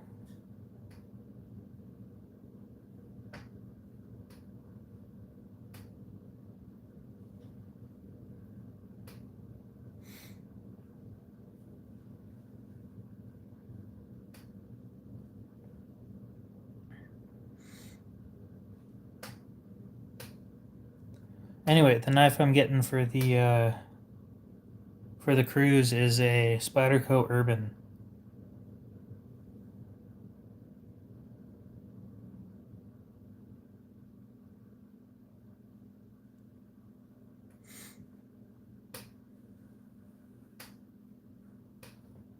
So the Spyderco Urban has a 2.56-inch blade, which I could easily chop down to 2.5.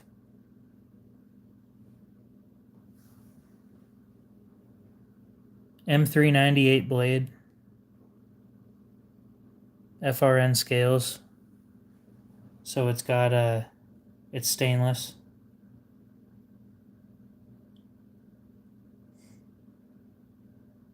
Two ounces. I could easily carry that and feel comfortable. Yeah, it's a non-locking blade. That was my biggest concern, is a non-locking blade, and the blade length has to be less than 2.5 inches, so I'm gonna have it chopped. Might see if Tim Reeve can help with that and bring it to a belt and just take a little bit off the top, you know? We'll see.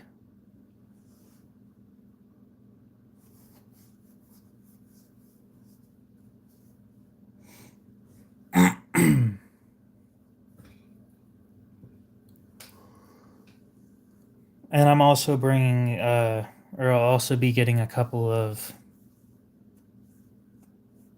what are they called?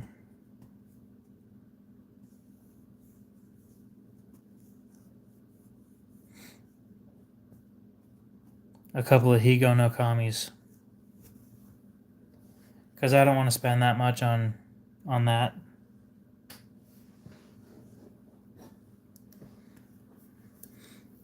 I want a new steel. To be 100% honest, I want something new.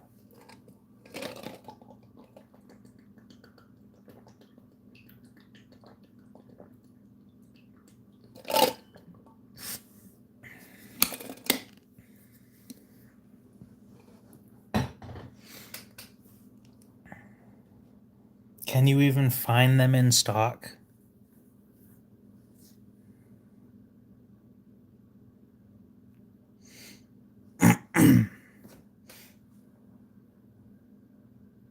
Oh, fuck no. I can't sharpen that.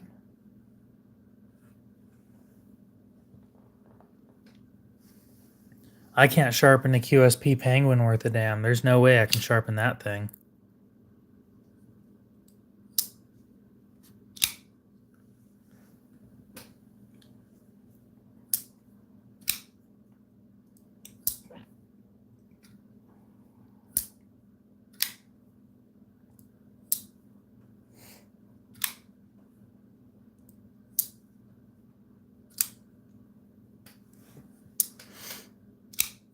I mean, hell, if I really wanted to, I have a tactile Bayer.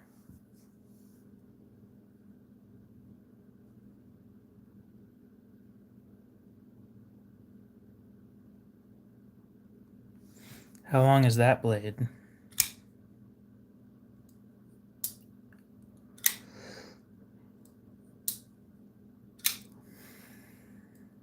Too long. Got it.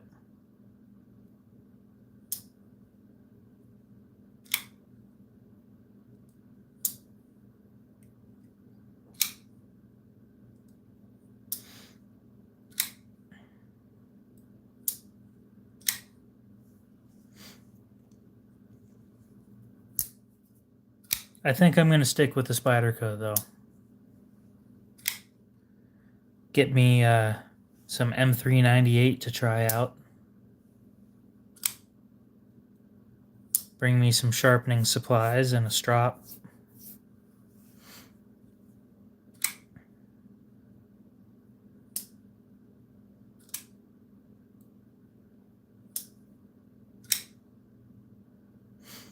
No natural stones.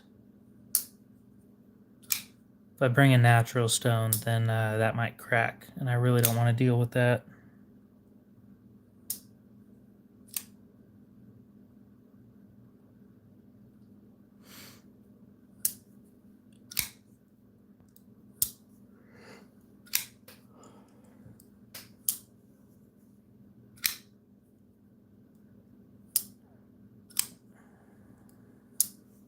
I already have a Sodbuster. And a Sodbuster Junior. But I want something stainless because on the ocean, there's going to be a lot of salt water, moisture in the air. I need something that's stainless. And M398 basically does everything that I want it to. It's great edge retention. I don't give a shit about toughness, and stainless.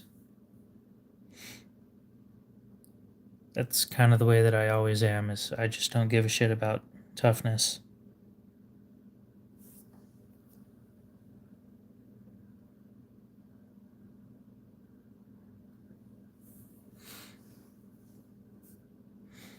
I'm very concerned with rust, which is why I'm kind of skeptical about the Higo no Kamis I've been looking into, because they don't make them in a stainless steel.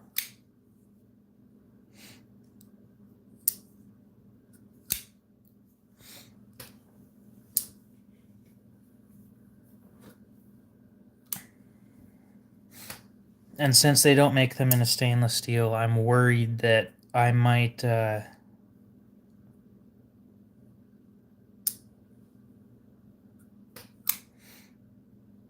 they might rust.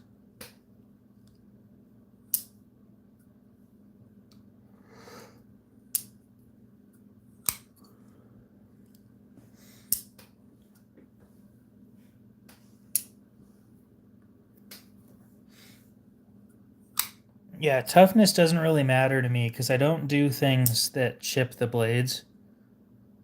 The worst chip I've ever seen wasn't even caused by me. Or the worst chip that I've ever sharpened wasn't even caused by me. And that was on that Manix 2 that I sharpened the other day. That one sold very quick. I was pretty happy that that thing moved that quick. I was kind of hoping that the Civivis up here would sell that quick too. But I suppose at 45, when brand new they're 60, that's not very fair now, is it? So I dropped them all to 38, except for the one in the one that's in my Carta is now 40. Now maybe they'll move.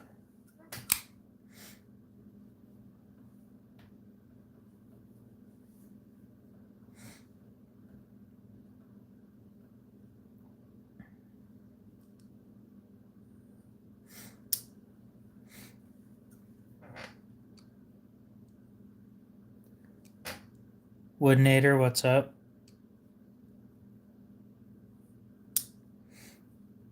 I think I'm just going to sell this. I've been saying this for a while, but I'm just going to sell this Penguin to a pawn shop. Try and get like $11 out of it since I paid 10.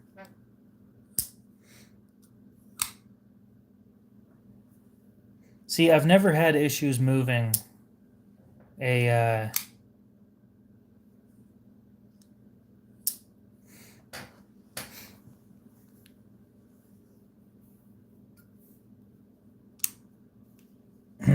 moving a Civivi.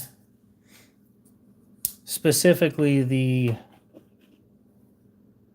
anything with Ben Peterson's name on it.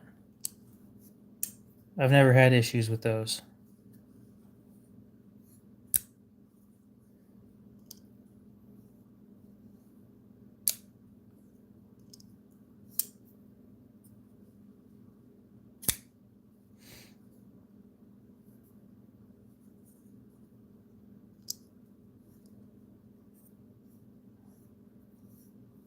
Yeah, it might be just asking too much, but the last one that I sold a baby banter for like 30. So it was 50% off.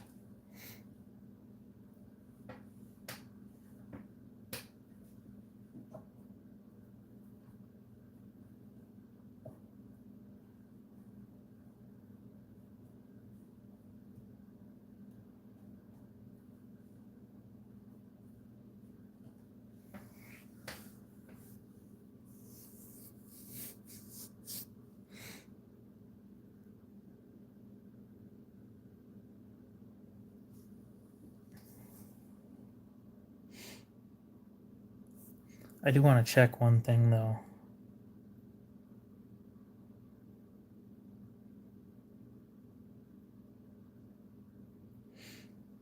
Because there's one price that I probably shouldn't have moved as much as I did.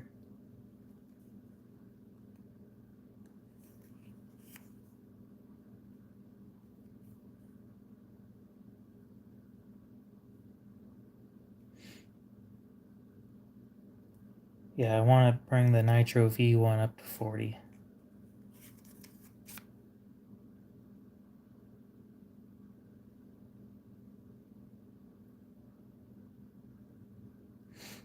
That extra $2 matters. Well, I wish you luck on that. I didn't buy it in the first place because I didn't like how it looked.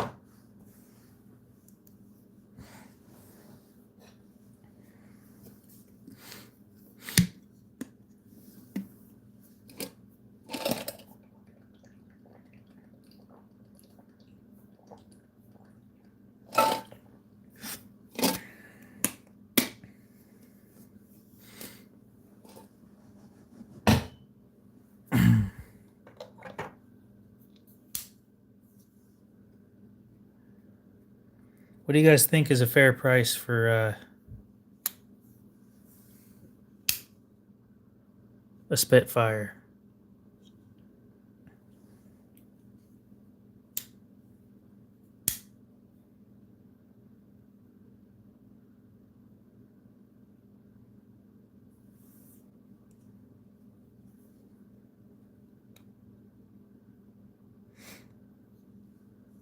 Yeah, the cathedral was pretty close to a design that I came up with.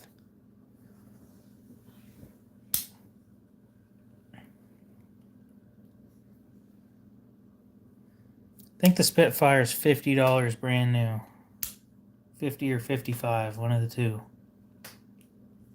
I'm thinking maybe if somebody buys like 3 knives from me, I just throw it in with those 3.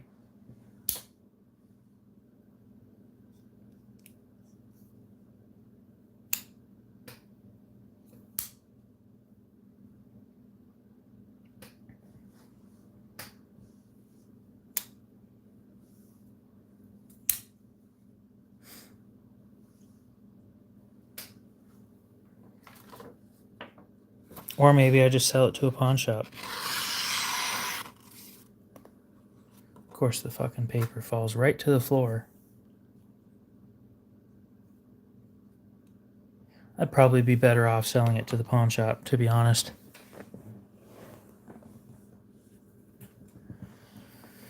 That way I don't have to wait.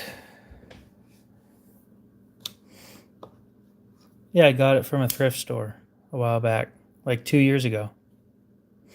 Had this thing forever.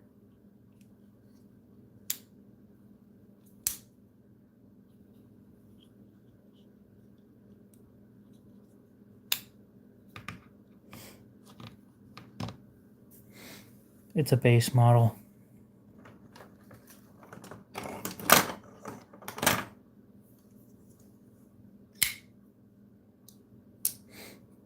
I don't have a Sentinel Strike, but I have a Sentinel Strike 2, and I haven't been able to get rid of that one either.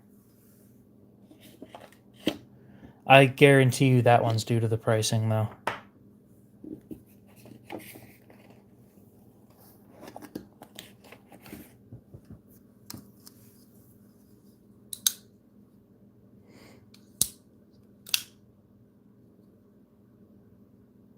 This thing's wicked sharp, though. I got myself pretty good with this one. I remember it being wicked sharp anyway.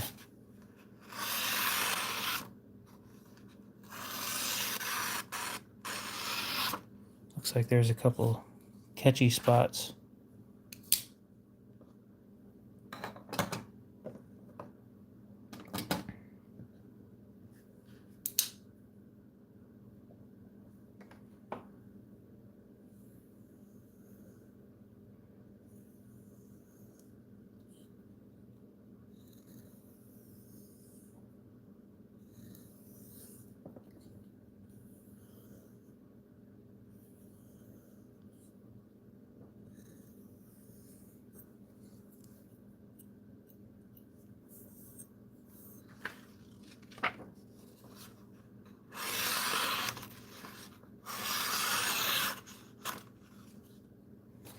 Pretty good for a Tonto.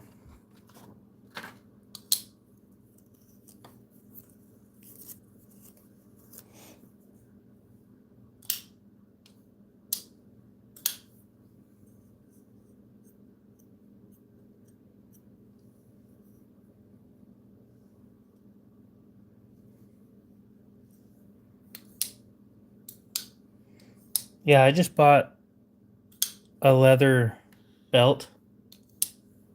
Some leather belt material from Amazon. And that's what I use. I just cut it into lengths and then I use it.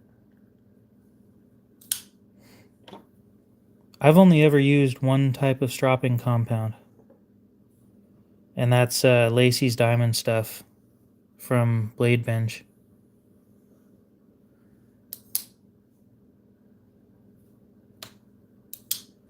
And then the other stuff I use is stainless steel polish.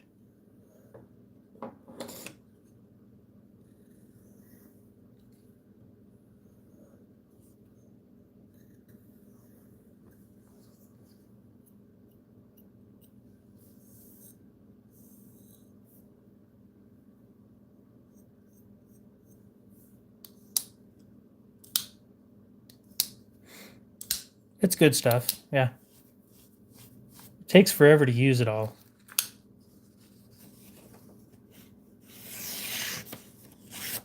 I think I'm still on my first bottle that I bought like 8 months ago.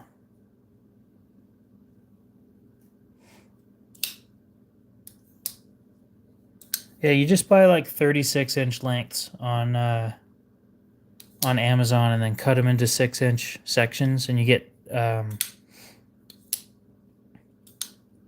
think you get 6 lengths out of it, so 6 drops.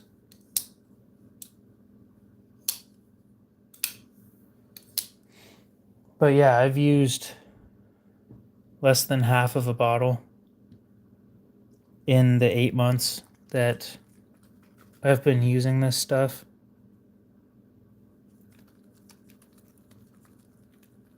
I usually finish, I have 2 finishing options, 600 and 1,000. Sometimes I finish at 500 and sometimes I finish at 3,000, but my usual pick is between 600 and 1,000. I don't like anything past that because it doesn't have the bite that I prefer.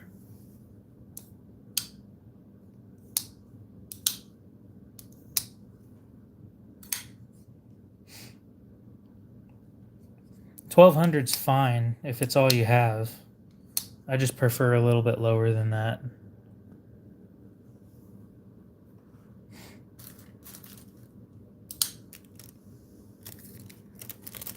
I like teeth.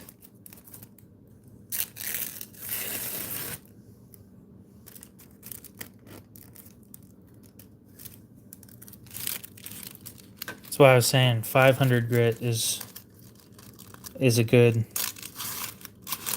finishing grit. A lot of people will be like, that's too low, and they're wrong.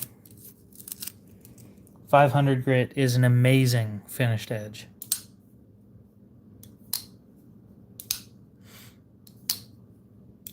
If you like the thought of serrations, but you don't want serrated knives, 500 grit. If you like plain edge, but you like some tooth, 1,000 grit.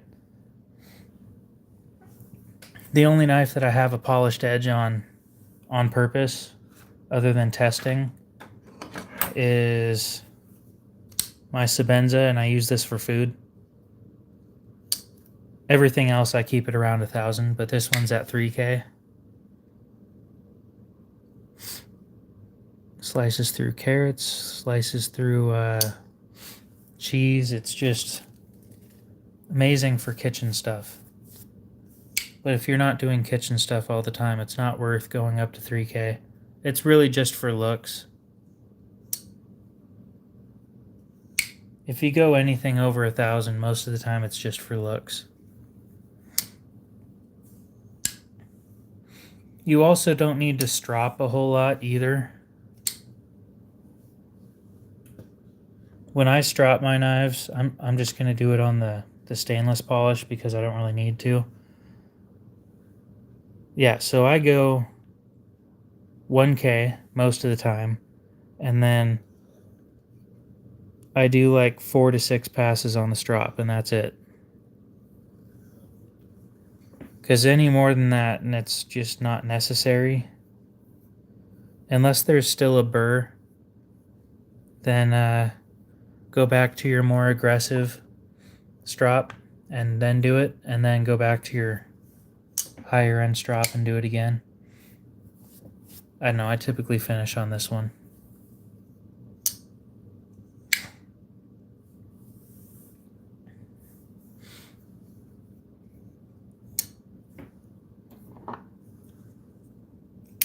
Just for shits and giggles, and because apparently I have a chip in my Nkosi again.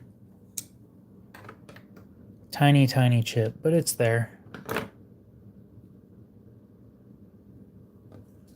KC3, you're about an hour and a half or 2.5 hours late. I was just showing off all the stuff that I have up for sale. All right, where's my 500 grit? Oh, there it is.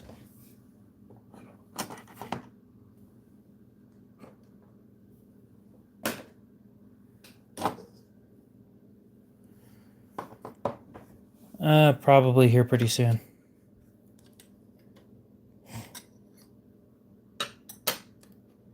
KC3, how much would you pay for my my 940? Like, serious number.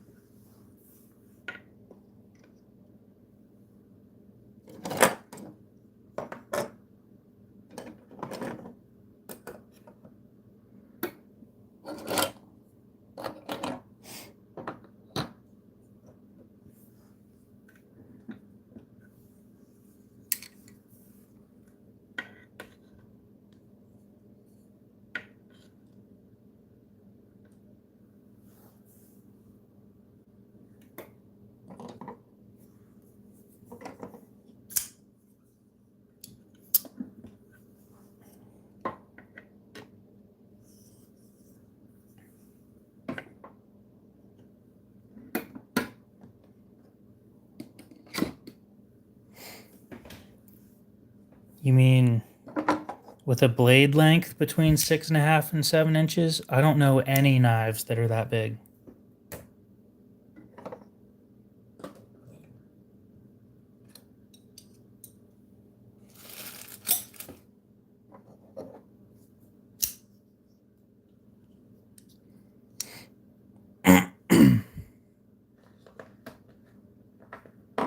Yeah, I was kind of thinking around the 200 mark.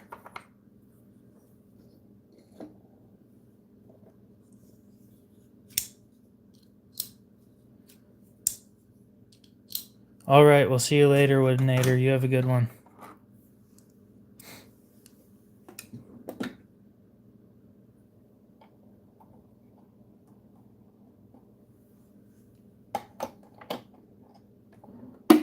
I'm still debating on it, but at this point, I'm pretty sure that I don't want it anymore.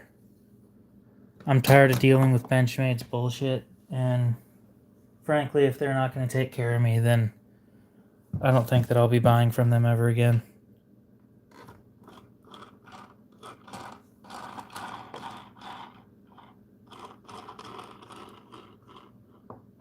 I'm going to give them one more shot, and if they fuck it up again, then I'm getting rid of it.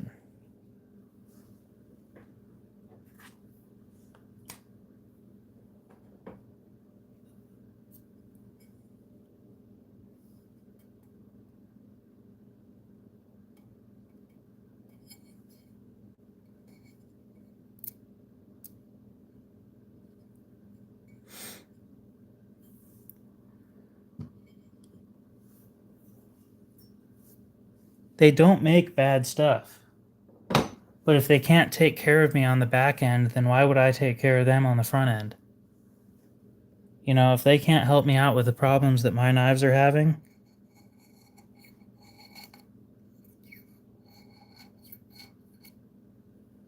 then why would I buy from them?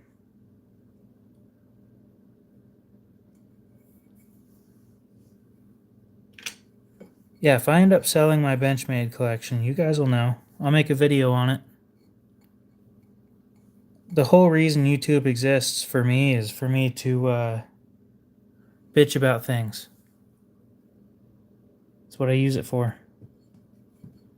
If I'm making a video and it's not good, it's me complaining. And believe me, I'm very good at complaining.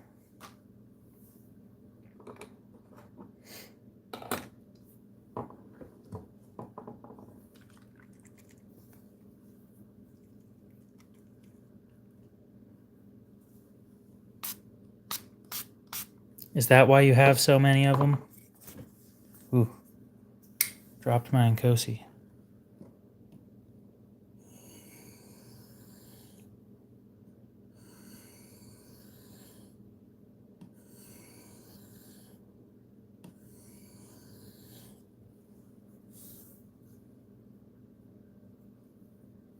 Yeah, that's why I'm thinking about moving over to smaller knife companies.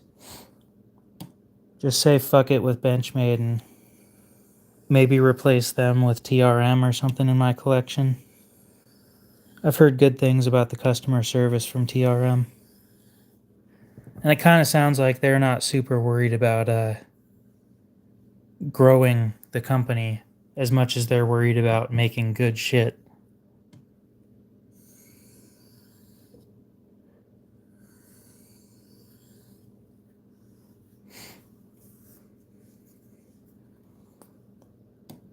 Yeah, my YouTube account's specifically for me to complain about shit. There's like no other reason that I make YouTube videos.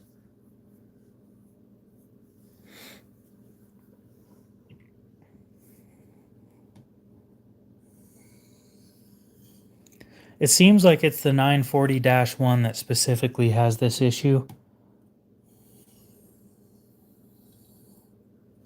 And it's not something that I would assume most people would notice.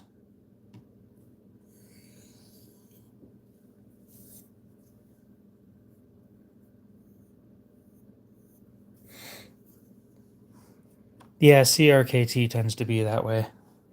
They'll just send you parts. Same with Kershaw. They're pretty nice about it.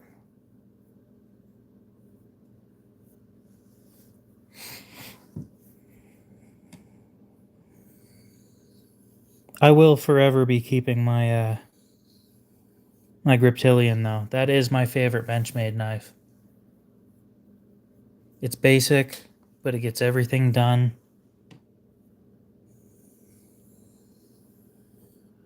It's probably about the last knife that they make that's worth the money.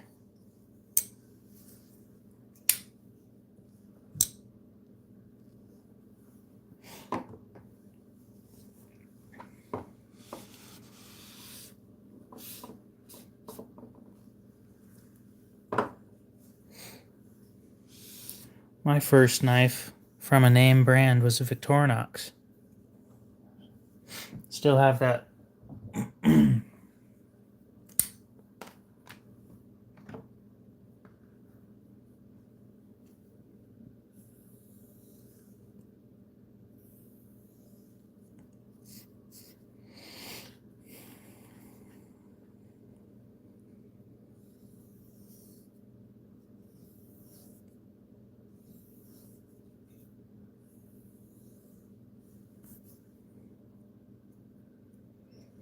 I'd pay a good $40 to have my very first knife again.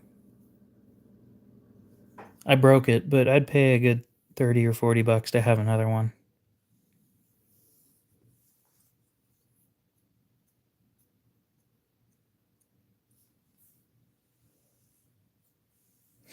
.500 grit edge on this bad boy.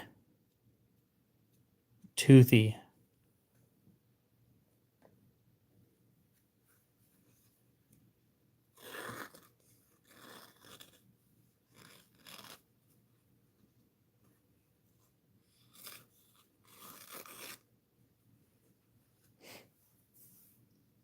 You don't need a high grit edge.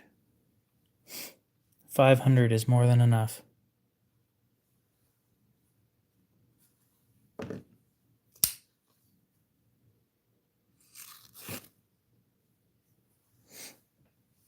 My first Victorinox was a Swiss Champ. It's somewhere in my room. I'm a Spyderco fan. The only strop I used on this one just now was a 5 micron.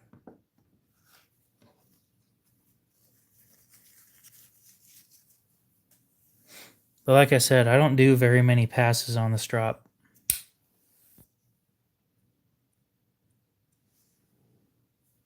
Damn, I love this knife. I'm scared if I did a bearing swap that I'd regret it.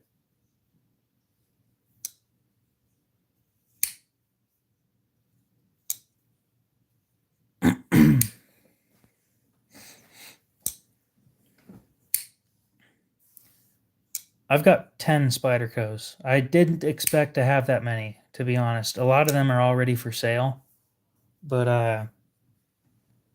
they're hard to move.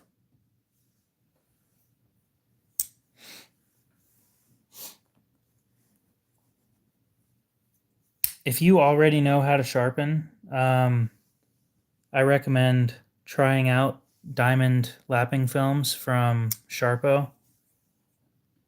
That 500 grit, I sharpened, so they're replaceable films, and I sharpened 100 knives on that before I had to replace it. Well, I didn't even have to replace it. I just replaced it because I wanted to show you guys how.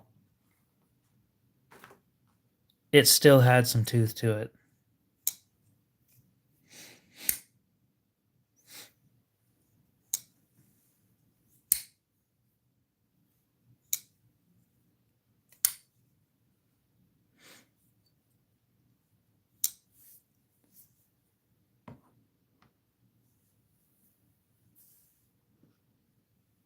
So much for ending the stream. 30 minutes later.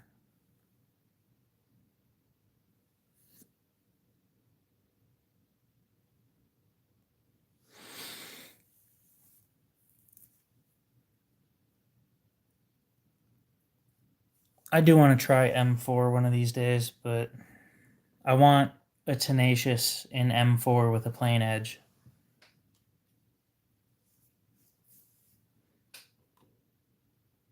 Just buy a used one.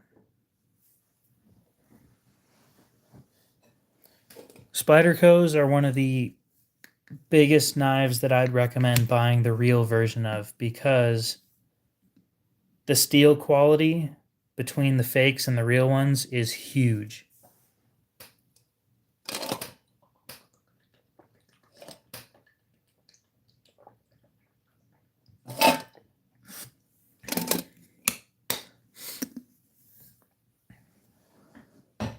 I don't like Tontos.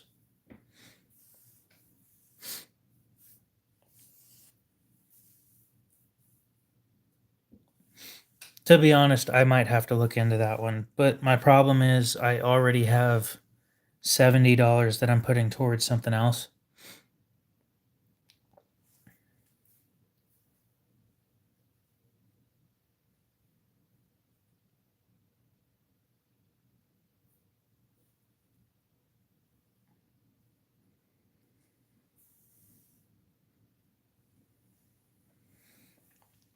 I can't stand Tontos. They're so hard to get rid of.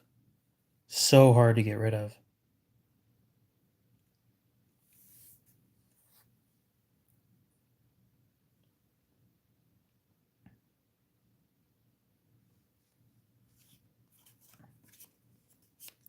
Yeah, considering I actually have 9 people in here and a good chunk of them are active, it's definitely not bad. But I just want an M4 blade so that I can stick it on my titanium frame lock Tenacious.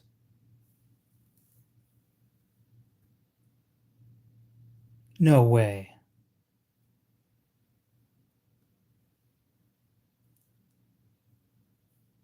That's fucking ridiculous. Okay. At least they're 8 CR. Yeah, I thought that these things were an M4 for a second there.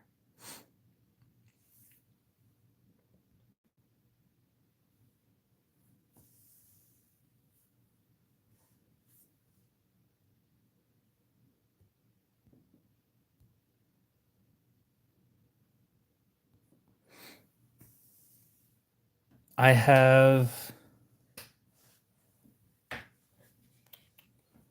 Tonto wise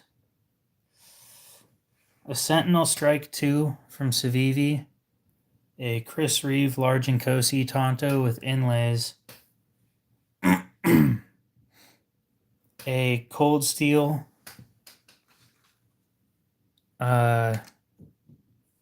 small.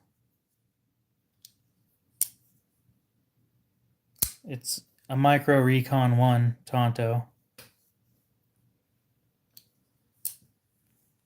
No, they made the Tenacious in M4. They're just discontinued. And they're kind of a bitch to get your hands on.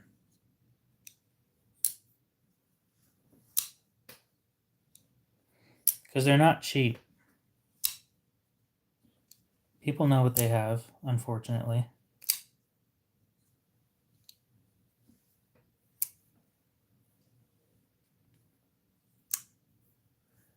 Yeah, I don't want to buy another Benchmade.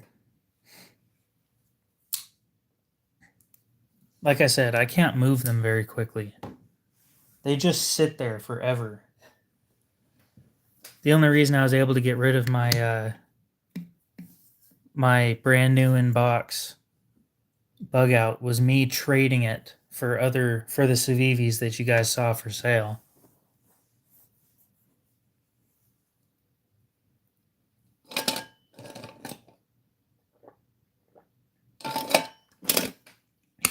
But China Star, then I'm stuck with a Tonto that I don't want. The Tenacious and M4 is selling for like 140 or something, between 90 and 140. The PM2 Tonto is selling for what, 450 for no reason? Oh, they're rare. Yeah, I don't give a shit. Go buy Chris Reeve for that money.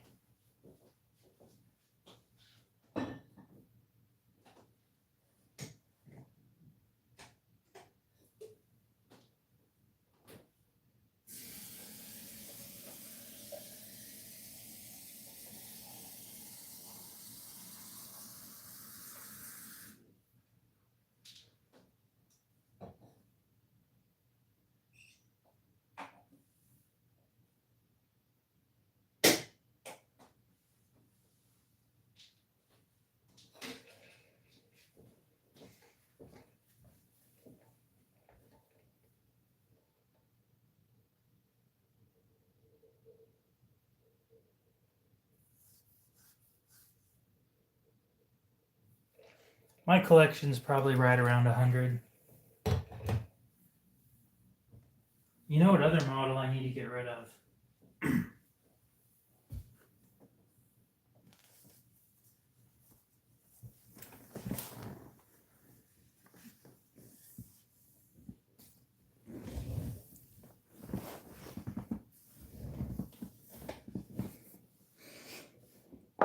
I need to get rid of this thing.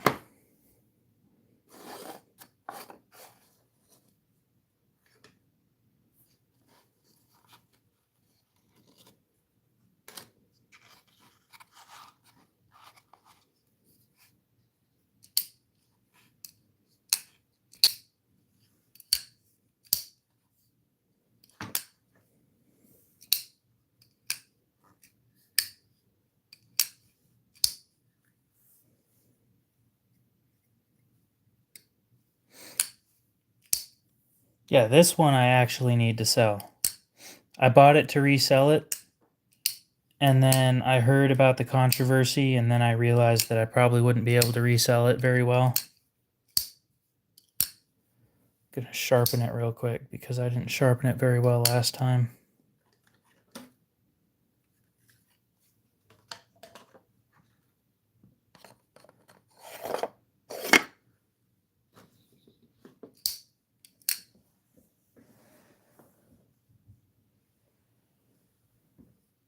You know it's bad when my asking price is too high.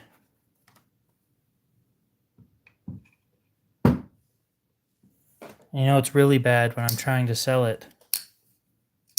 Yeah. So, Jake Hoback had these ones made by Riot in China. And I think this was the one where basically the whole company collapsed because he, instead of saying, hey, I'm sorry, guys, I should have told you that this was made in China, instead he said, I never said they weren't made in America. Or that they weren't made in China or whatever. Anyway, so that basically killed his company by doubling down. Stupid move, but oh well. For the Sumo, I'm trying to get AI says Summit and Sumo. Yeah. The Summits don't sell very well either. I'm trying to get what I paid for it, which was $240 plus shipping. I don't know how much it's going to cost to ship that box because it's going to be a weird shaped box.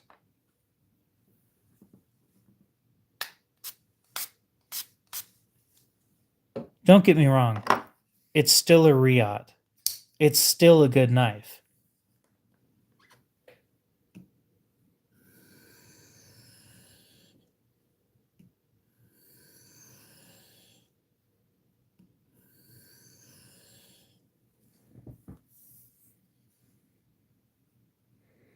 All right, you feel free to lurk. I appreciate you dropping by.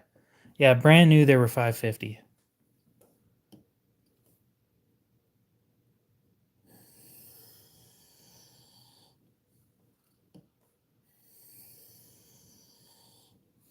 Until people realized that they were made in China and not made here in Idaho.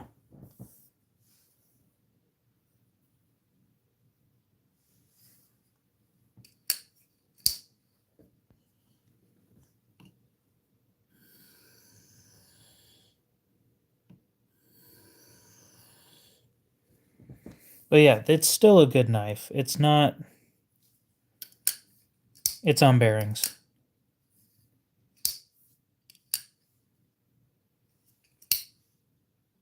Little bit of play going on. I did try and fix the little bit of blade play that it has, but there's nothing I can do. It's not bad, but it's there.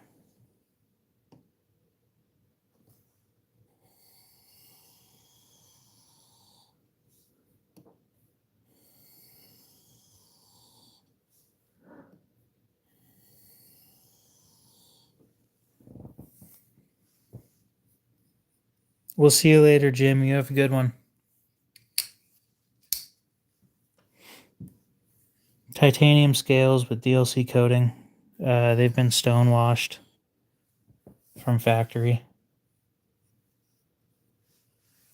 Green titanium accents.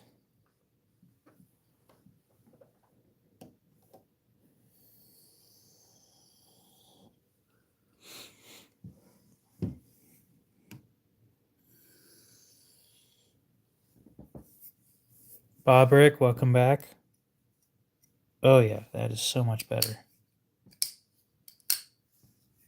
Let's drop it real quick and then leave it at that. But yeah, I just want what I paid for it plus shipping.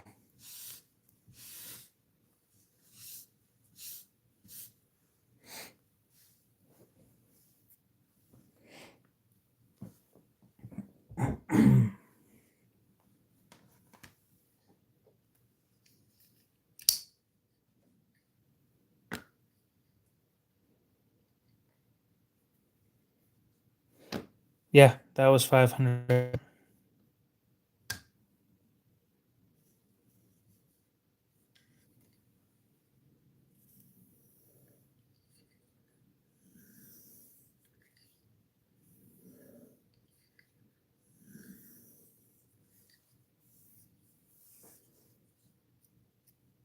Oh yeah. Now that shit is sharp.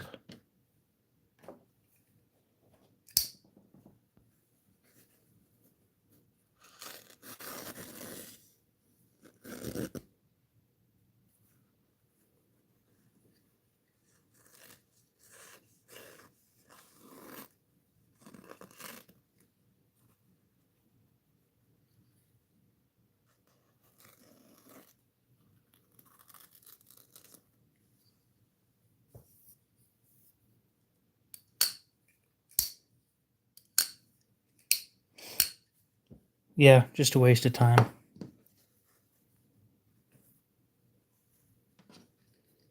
I can get these things more than sharp enough with 500 grit.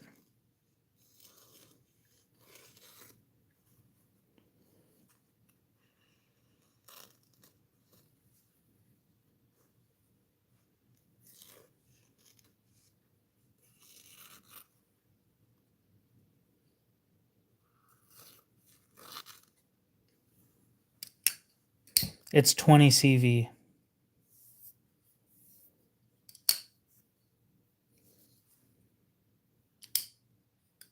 The Crucible version of M390.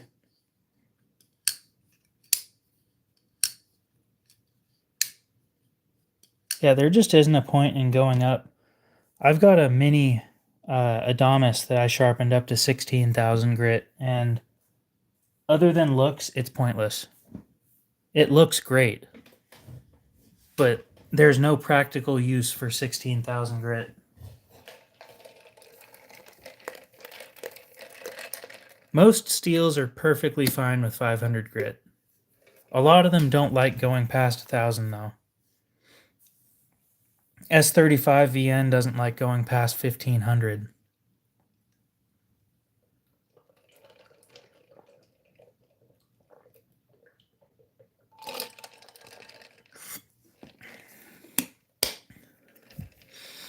I can try up to 60,000. I have a 60,000 grit lapping film, but those ones are basically one-time use. The 500 grit lapping films, they last past 100 sharpenings as long as you use them right.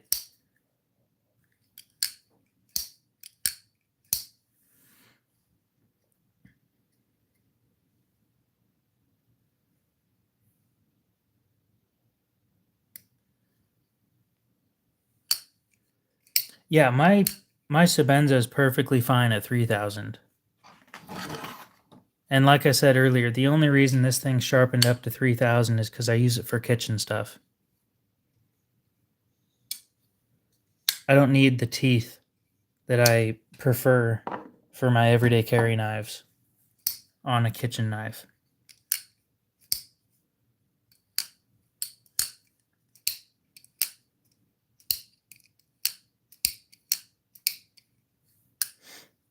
So KC3, were you thinking about getting the Sumo?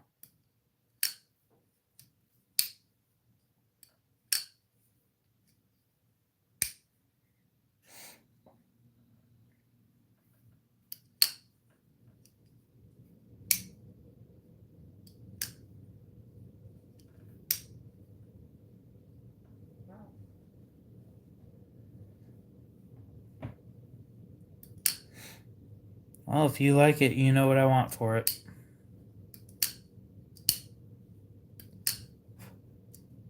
Honestly, I like finishing at 1,000 and 500. So a 5,000/100. God damn, a 500/1,000 grit stone would be perfect for me. Just leave it right there. I get both of my favorite options. I would have no complaints.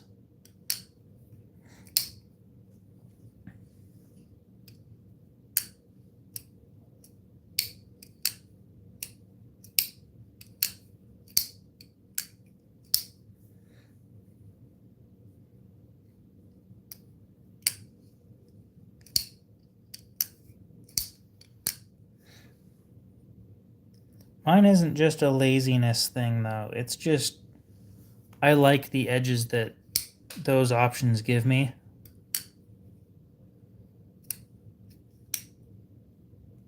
And anything past 1,000 grit is diminishing returns.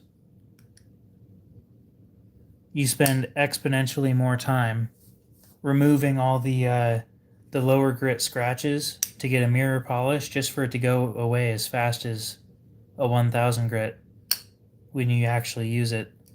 It's just not worth the time. See, I don't look at it as a laziness thing. I just look at it as a waste. I'm going to be trying to push this thing pretty hard, so...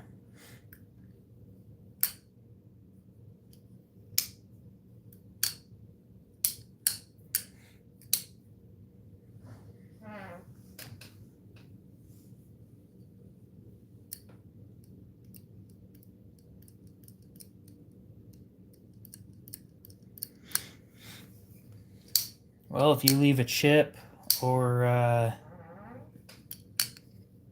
you know, the knife is actually dull, starting at 6,000 grit is going to take a while to get that edge back. But starting on 1,000 grit, not so much.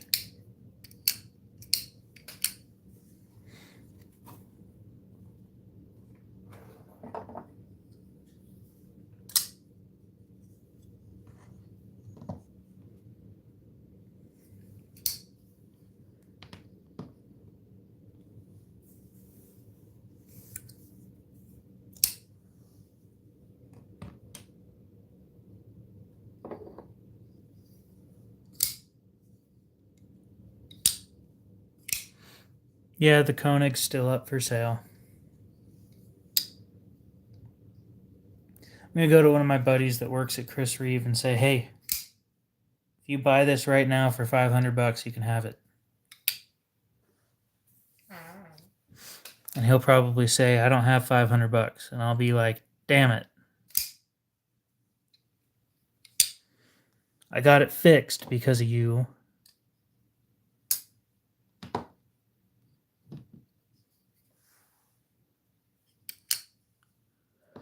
It is definitely a larger knife. It's pretty heavy too.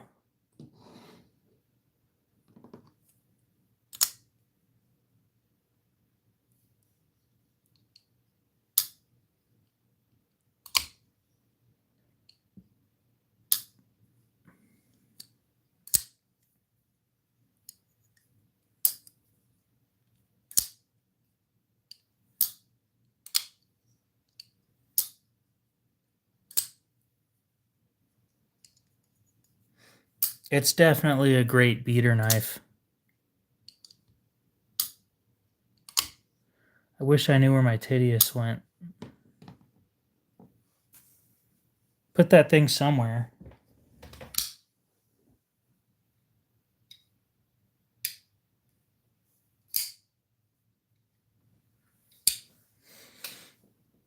Yeah, the Spartan's up for sale or trade now.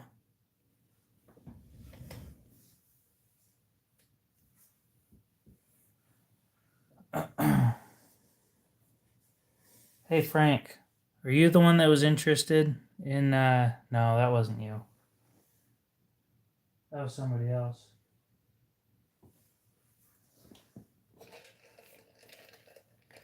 The Spartan sale value is going to be $450.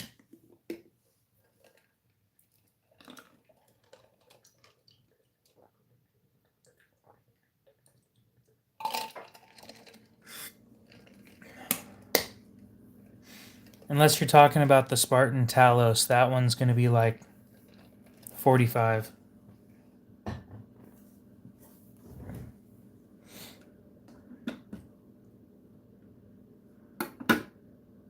Oh.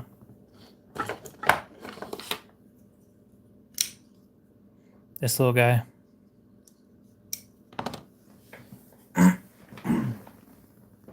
Where did the Titius go?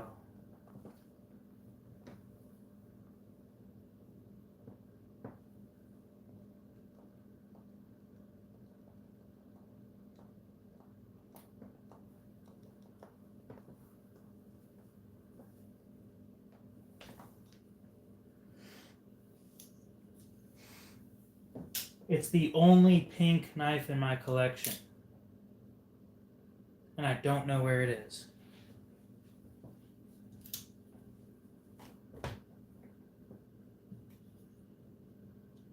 I'll be right back. I'm going to go look for that thing.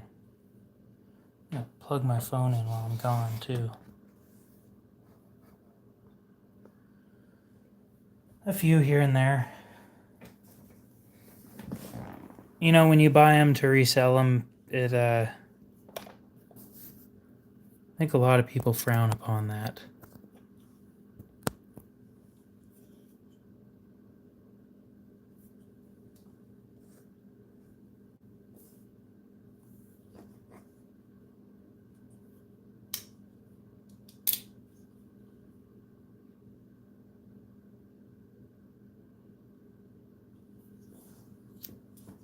Well, I'm going to go try and find that, while I'm down here.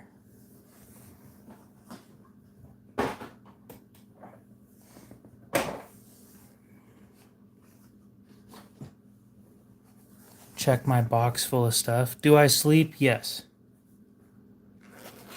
My sleep schedule's off by like 6 hours. So where I should be asleep by now, it's 4 a.m. I'll be sleeping in about 2 hours and then waking up at about noon to 2.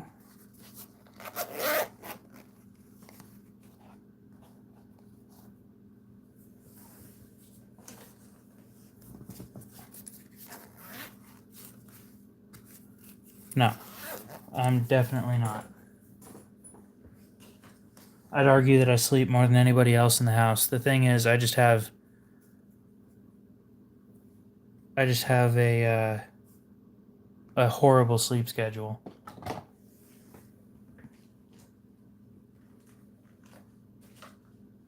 The benefit to this sleep schedule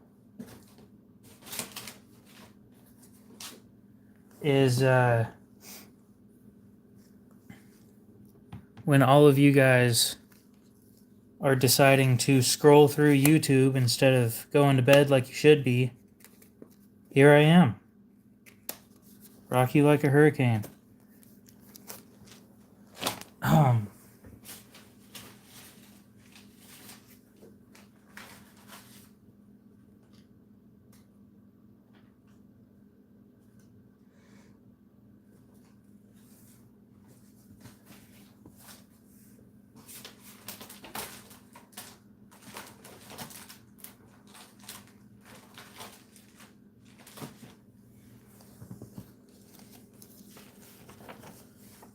You just woke up? Well, good morning, I guess.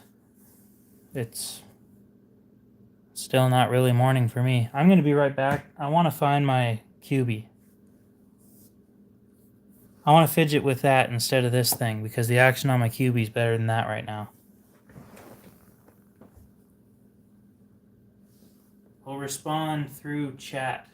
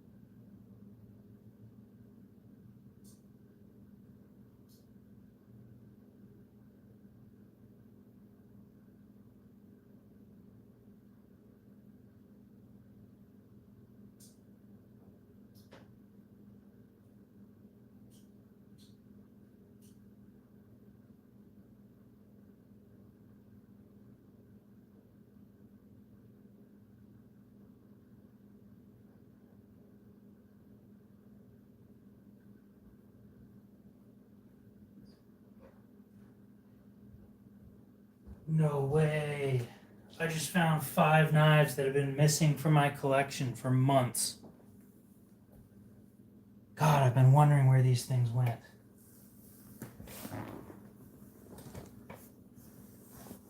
Dude. First of all, fucking awesome. God, I've missed this one for so long. Give me just a sec, guys. Oh, yeah. It's everything that I ever wanted my other one to be. Just carbon fiber instead of titanium.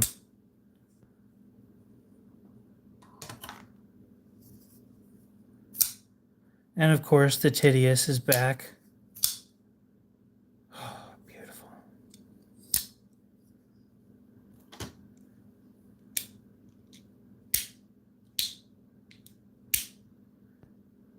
I'm almost willing to bet money that none of you guys are going to guess the knife that I'm holding right now. Yes, it feels like Christmas right now. It's a great day. And the day has only begun.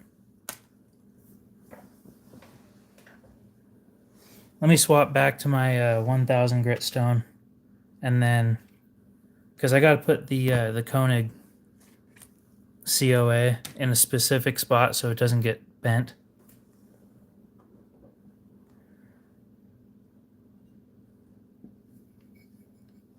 Because I don't think that they'd be very happy with me if I dropped by and said, hey, so I bent the certificate of authenticity that you gave me for free. No, I wouldn't. Have you been seeing my comments about that stuff lately?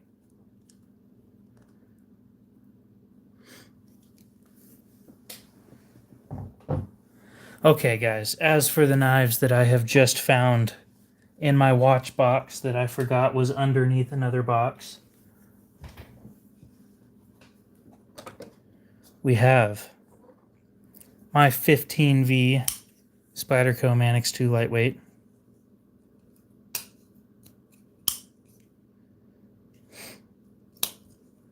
Badass blade steel right there. This shit lasted forever. The knife that was in my hand that I said you guys would never guess. Milwaukee Fastback with spare blades that are all magnetized, I guess.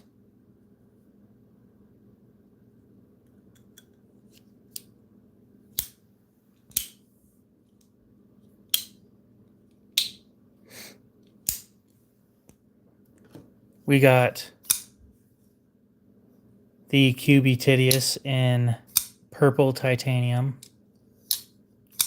It still looks pink to me, but when you compare it to actual pink, it's not. Basically the budget Koenig.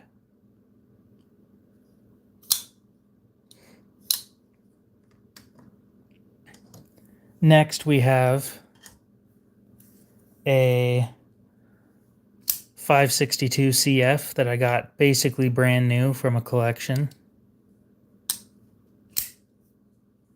This one is an early one. This one is pronounced, I don't know how, but it's spelled Tityus. So I just say Titius. The Titius Maximus. Or whatever. Anyway, 562 CF in M390. How often do you see one of these in M390? Not very. Great, great knife. Serial number 1792.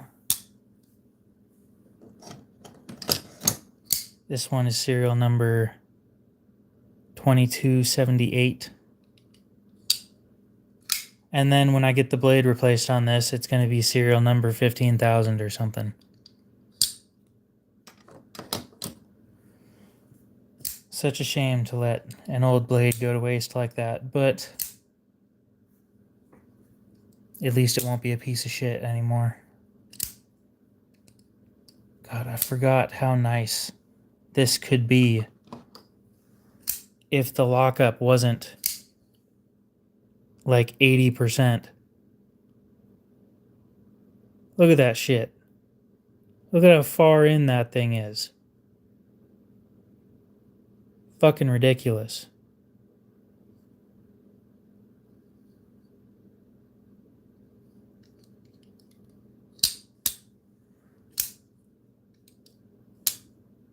I got this thing for $100, by the way. Brand new. All it is missing the pocket clip. And then, last but definitely not least, my military. I have been missing this thing for so long. And it's been sitting there in a fucking box the whole time. I carried this one in my left-hand pocket.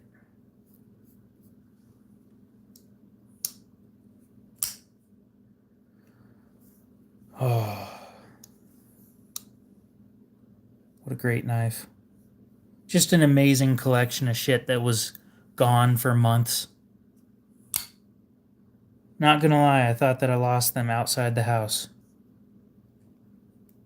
Some of those I kind of just forgot existed. I knew that I had a Manix 2 lightweight, but I didn't know where I put it. The 562 CF, I forgot that I had it. Completely forgot that this thing was in my collection. That one I forgot that I had in my collection as well. I knew that I had a military, but I didn't remember where it went. And then, yeah. And then the fastback that was sitting there right next to my bed. These things are comfortable. It needs to lose the pocket clip, though. Or at least they need to move the pocket clip so it can be down here.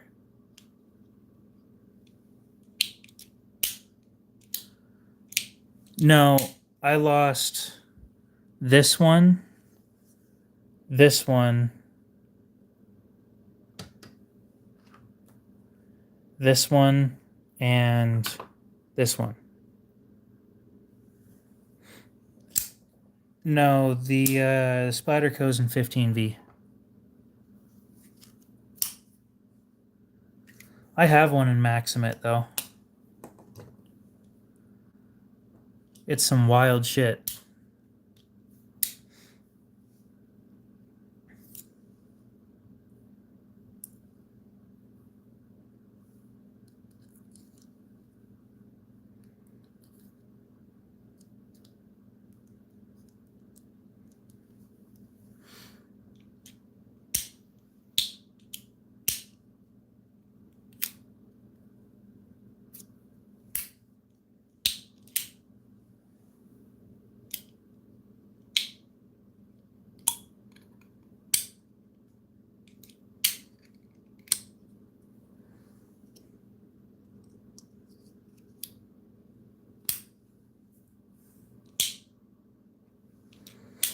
The green one is a Spartan Talos in XHP.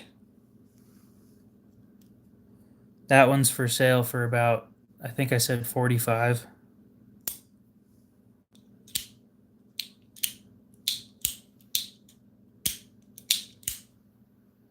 I think I'm going to take the clip off the fastback.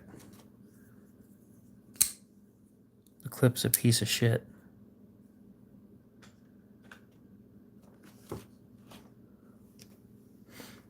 Yeah, not everything on the table's for sale, but they're... If you're interested in any of them, just ask.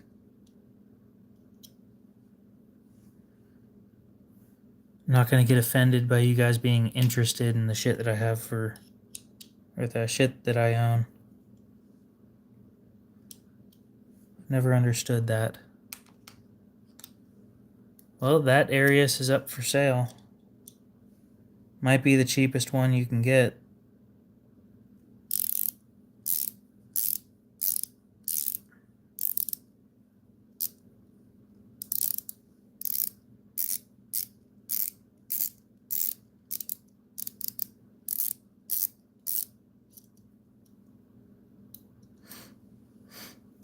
$500 plus shipping.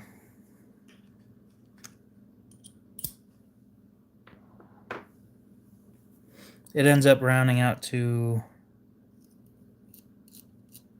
about $520 or so. You'll take the Talos? Okay.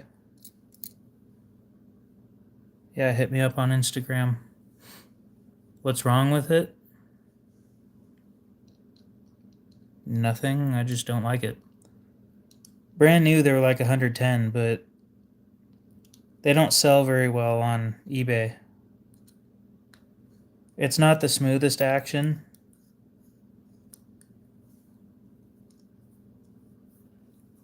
Give me just a sec. I'm working on my fastback.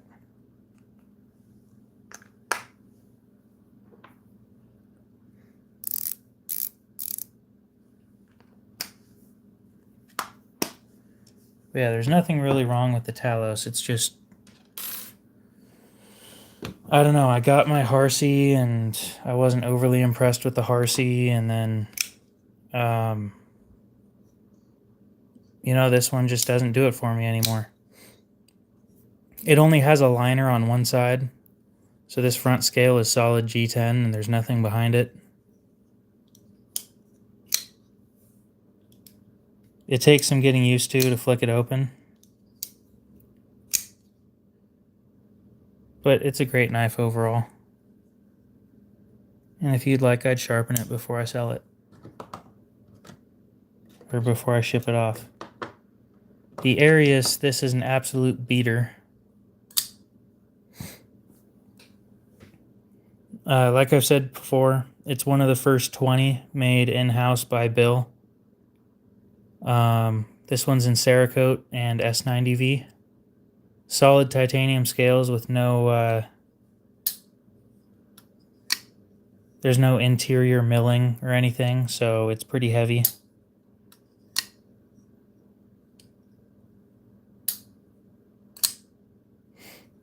The detent is, the detent ball, no, the detent is a little tougher than it used to be. But they just fixed the fact that the lock used to fail. Oh yeah. That's how you build a reputation, is you tell everybody about all the problems that they already have, that the knives have, so that, one, if they say, you never told me about this, I can tell them that they're full of shit. And two, it helps bring trust between me and the community. Everybody knows if there's something wrong with a knife and I know about it, then I will tell you about it.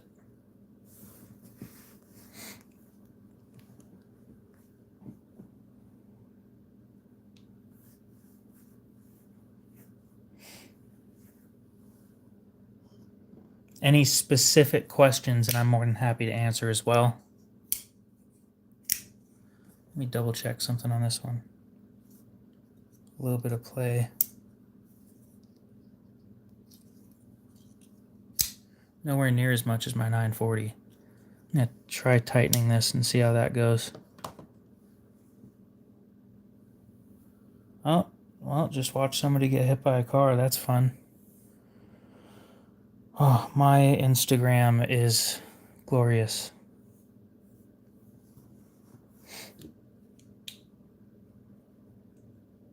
I'm not going to say that I always want to watch somebody get hit by a car, but god damn, when you're doing a wheelie on a bicycle and you're weaving out in front of people and shit, I don't feel as bad as I should. Definitely earned that.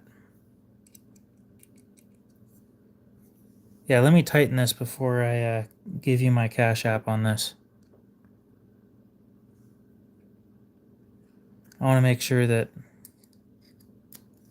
this doesn't have any issues.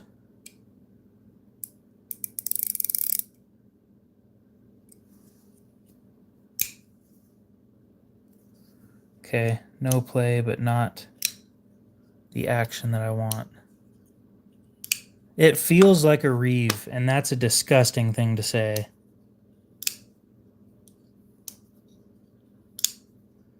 It's a slow roll action unless you flick your wrist. But it doesn't have any blade play. Or you can loosen it a little bit and then it has a tiny bit of play, but a lot smoother. Yeah, give me just a sec. I'll sharpen it.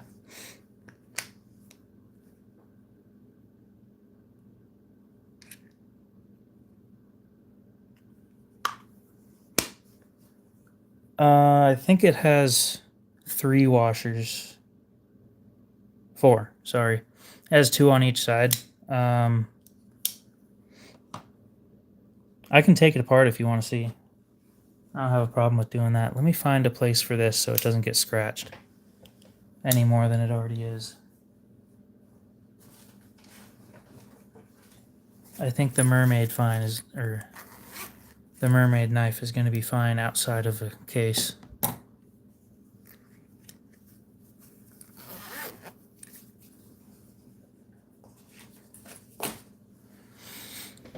Okay. Now I gotta find a place for all these. Fucking wonderful.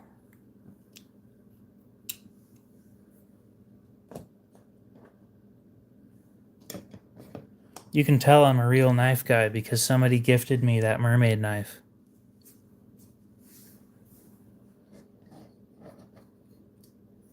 I know exactly who it is, too.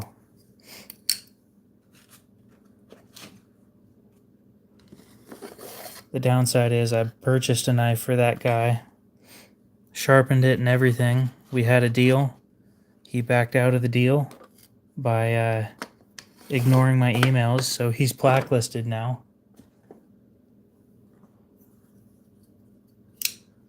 Oh, I will. I promise.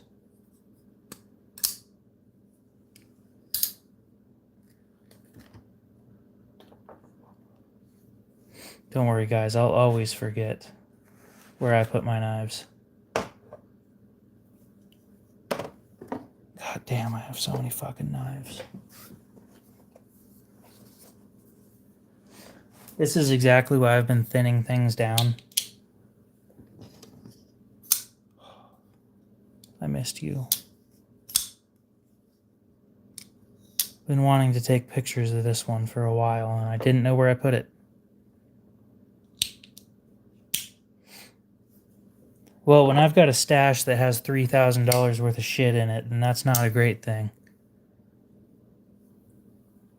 Believe me, it bothers me. And of course, while I'm moving them out of the way, I have to play with them. Let's not put anything on top of the super glue. I've had that turn into an issue before. Okay. What are you? Oh.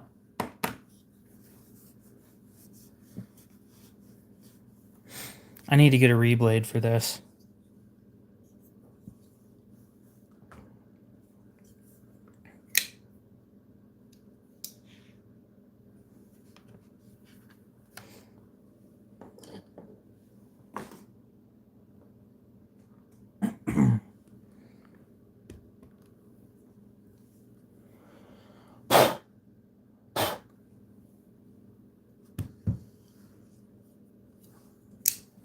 It's a CRKT something. Bonafide.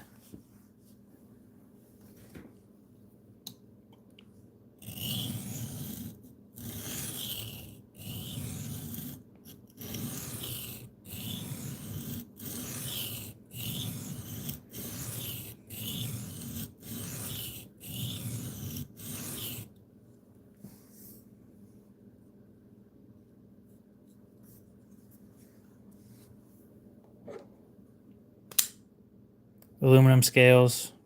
It could use a hollow grind. Really, really bad. It's almost as bad as the Harsey. But it's really easy to take apart. Really easy to clean.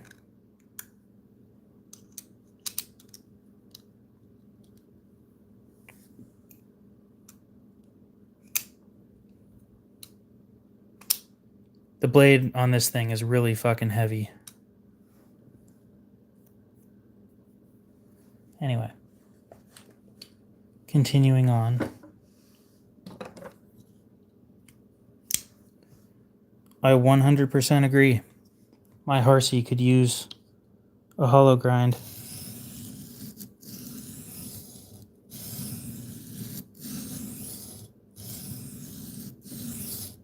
But I'm not going to spend the money to have that happen.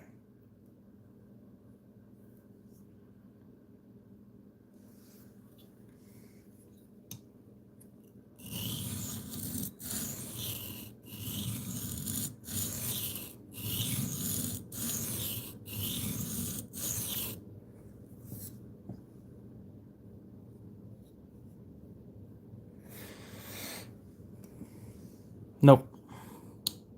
That one was a gift. I don't sell gifts.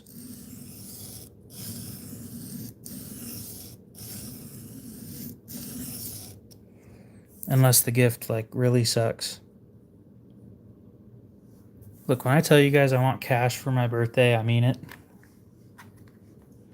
Because I promise you, whatever you get me for my birthday is not going to be what I want.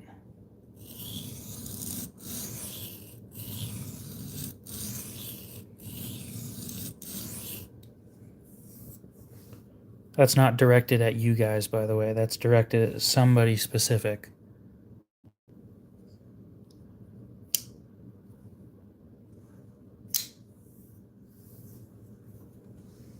They're not here right now, but...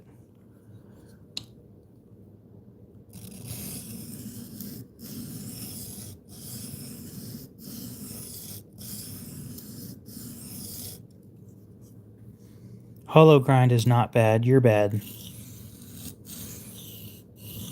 Hollow grind, good. Flat grind, bad. Flat grind can suck my...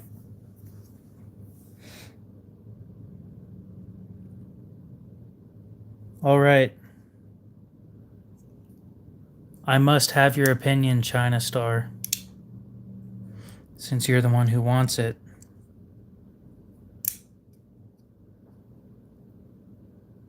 This thing has a very, very... There goes my phone. Very, very, very small recurve.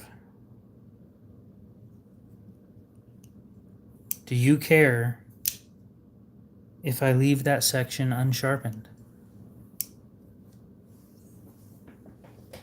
Let me show it to you here in a sec.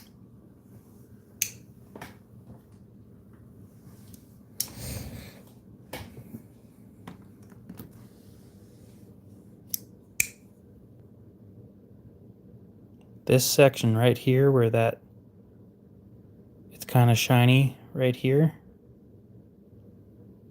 it's the same on the other side. From here to about here. And if I continue sharpening, I can get it sharp. However, I'm wasting a decent chunk of material if I do it.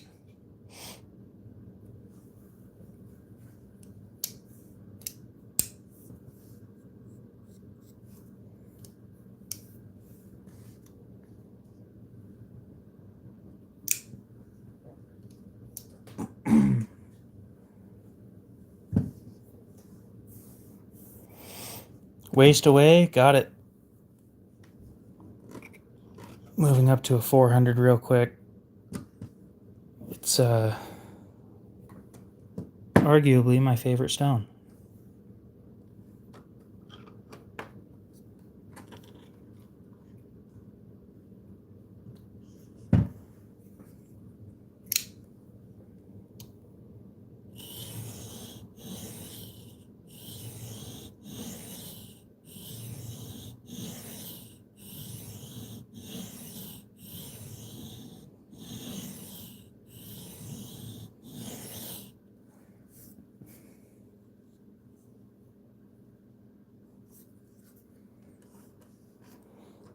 Oh, sure, but some people care about the longevity of their knife. And of course, it's the customer's opinion that matters. That doesn't mean that you're always right. That just means that I take your opinion into account.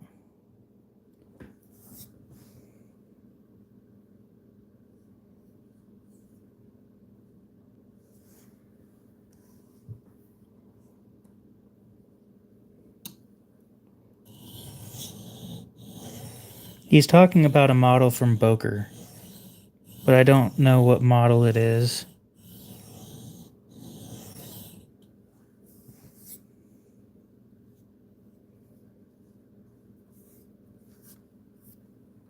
I don't remember.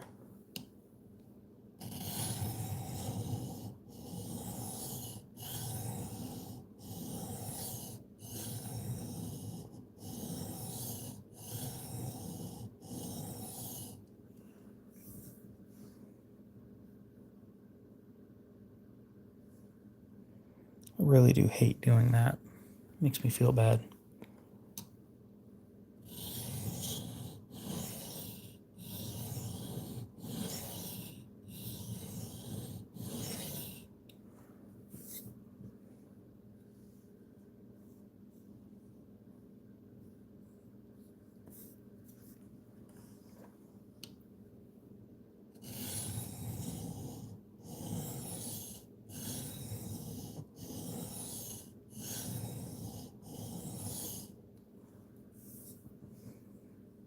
What are you doing with yours?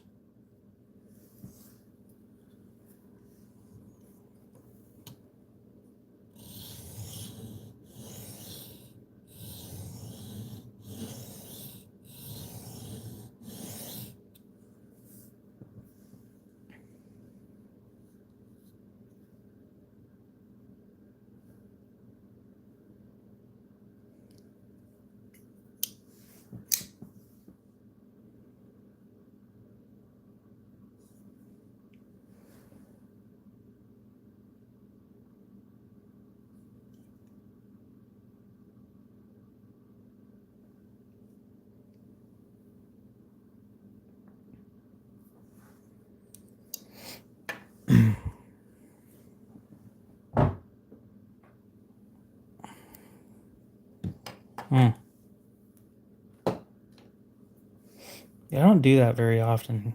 Unless it's like knives that I just bought to resell. Cleaning doesn't happen very often. Because I tend to, I don't really use my knives all that much.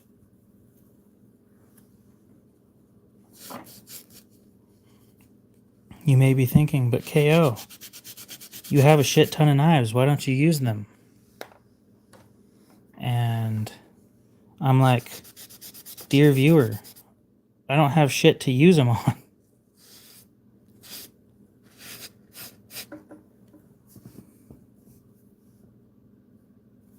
Just fucking ate that thing.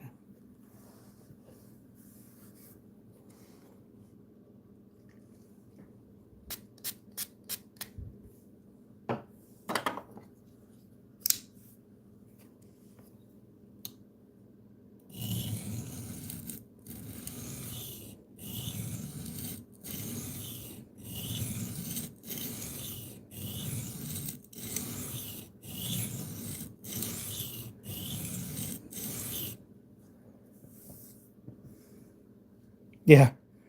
I use my knives to fill more boxes than I do to cut them. 100% honesty right there.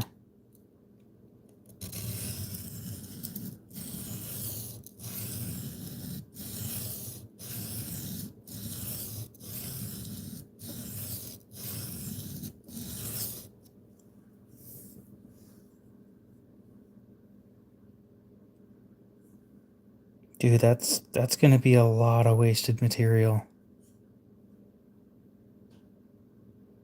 I really don't feel comfortable doing that.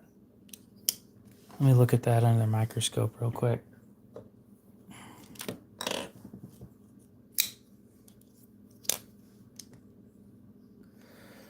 Son of a bitch.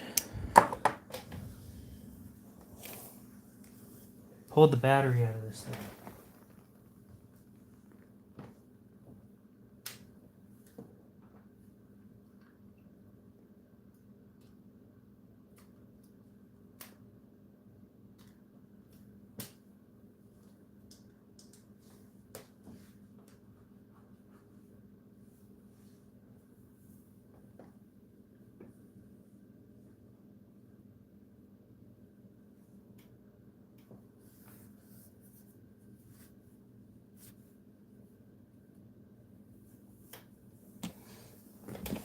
Yeah, that little recurve. If I only focus on the recurve, it turns it into a Tonto.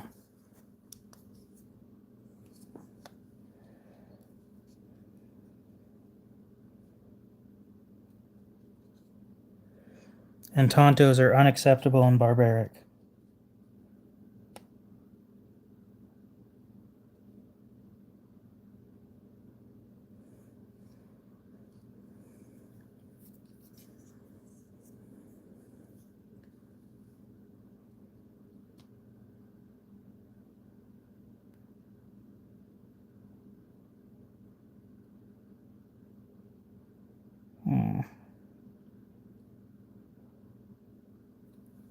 So much material.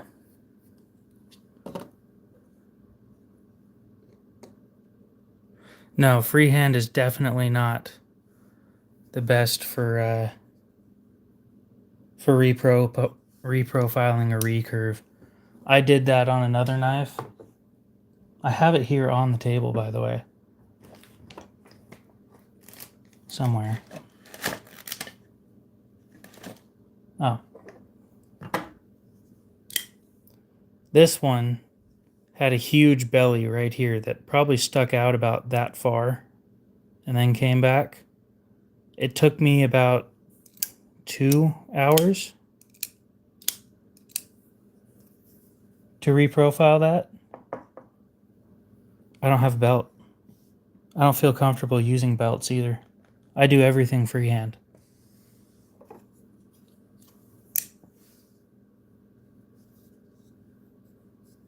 The rest of this thing will be as sharp as possible. I can promise you that.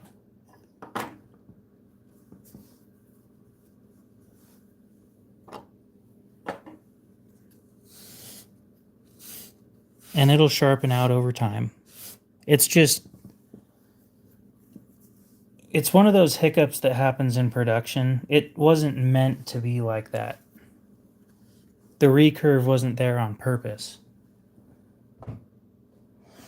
It's kind of like how my Sebenza, they fucked up the tip on both of them, actually, where one side has a slightly, it's like a 2-degree difference in the angle towards the tip.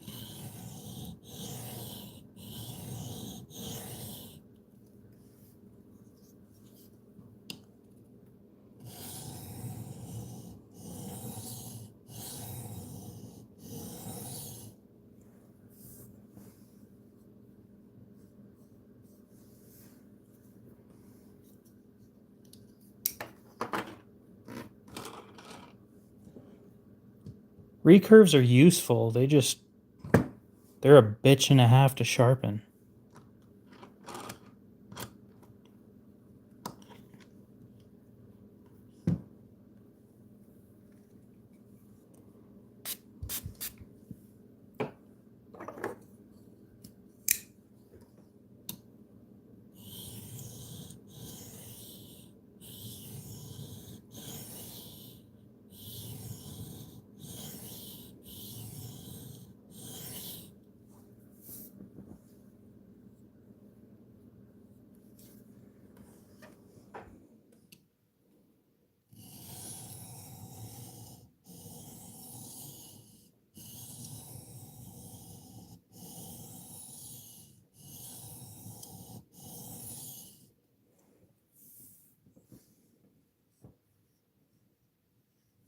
I'm going to be honest, it's just not fair for me to answer that question anymore.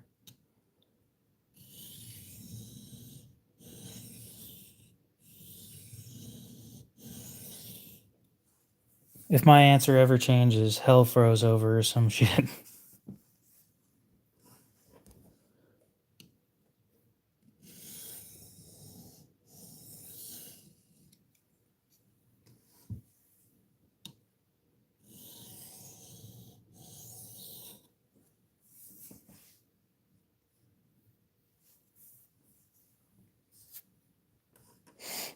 Yeah, that's just a factory mistake kind of a thing. It's not. It's something that they should catch with quality control, and they don't.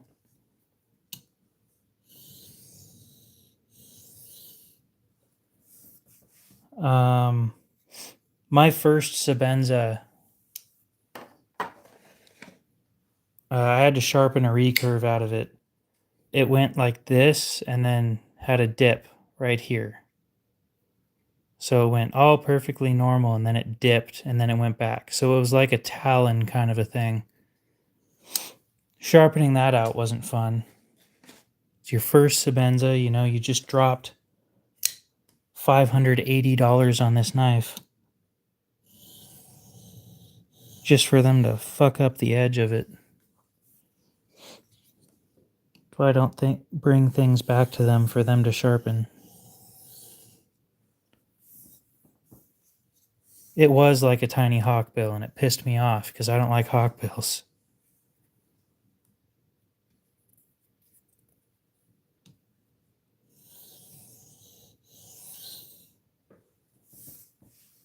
I carried nothing on my last cruise. And I felt naked and useless the whole time. So that's why I figured this year I'm going to carry something.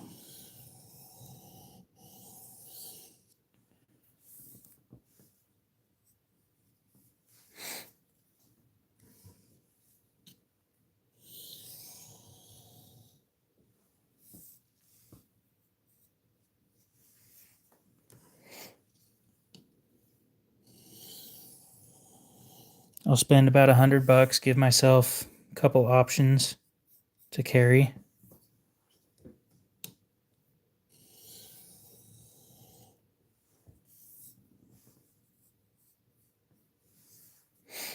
And that's why I don't have anything in XHP.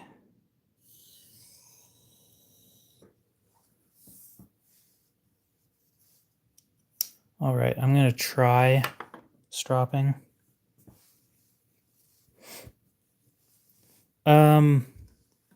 Yes and no. See, you can bring folding knives, apparently, onto the ship, but they have to be non-locking and the blade has to be less than 2.5 inches on the specific cruise line that I'm going on. Not all cruise lines allow knives. Princess does. I doubt most people carry them, but I feel useless without one.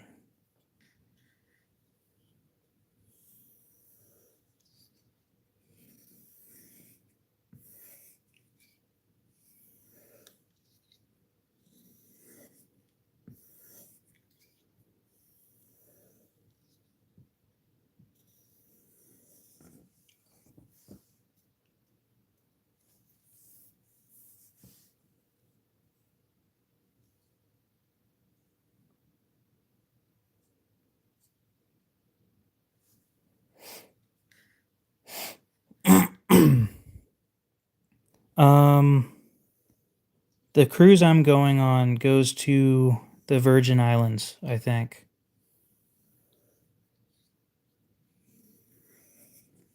And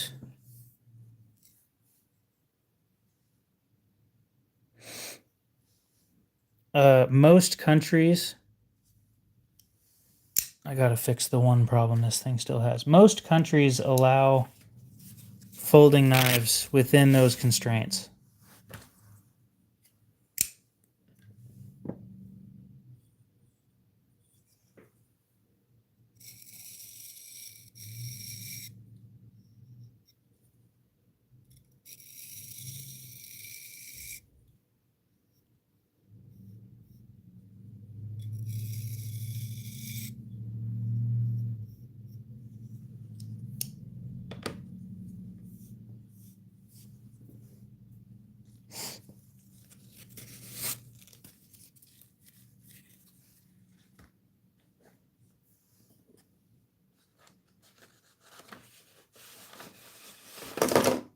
Gimme.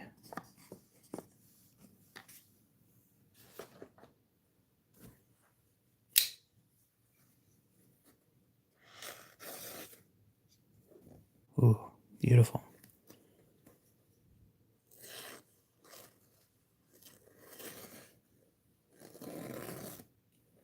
Damn. Holy shit. Okay.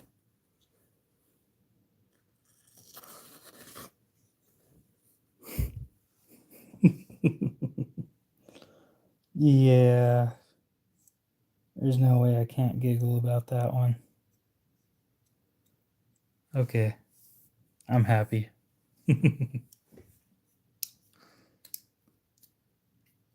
All right, I'm gonna loosen this to give it a little bit better action, but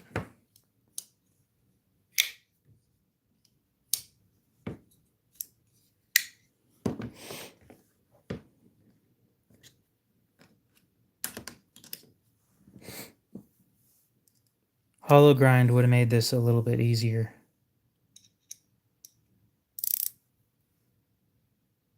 Oh, did you want to see the washers?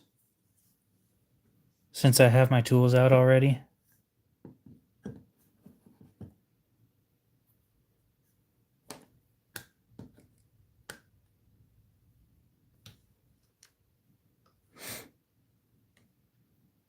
You know, might as well.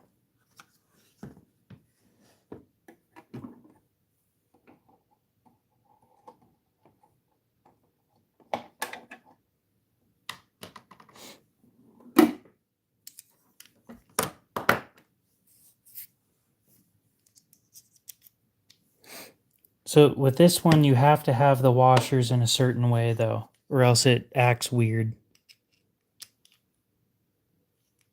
And you lose the decent action that it has.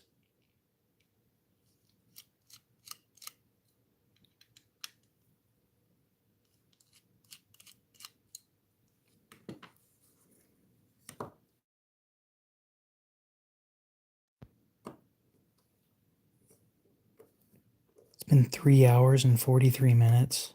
Shit.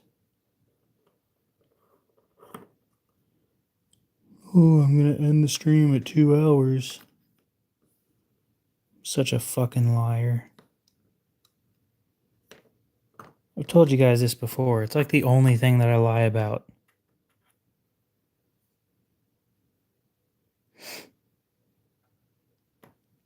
Now let me verify this, because if I swap... So this one's interesting because it has a bushing that's pressed into the blade.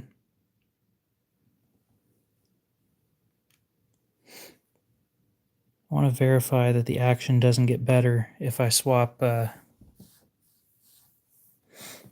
What ZT did you get? Because some of them don't have much aftermarket support.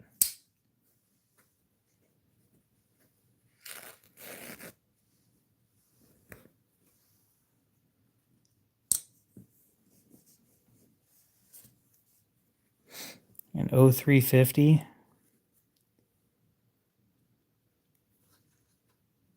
That's about the only lie I can think of that I do on a consistent basis.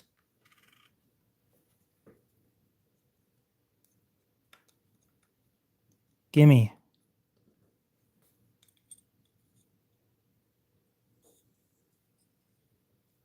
Gimme, damn it.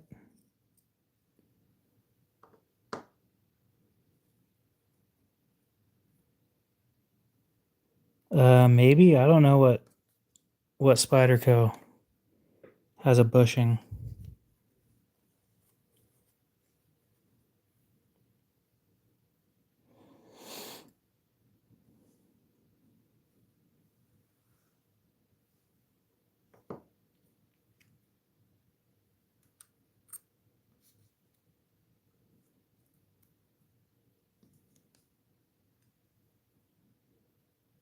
So yeah, it's got 2 washers per side, one Teflon and one phosphor bronze.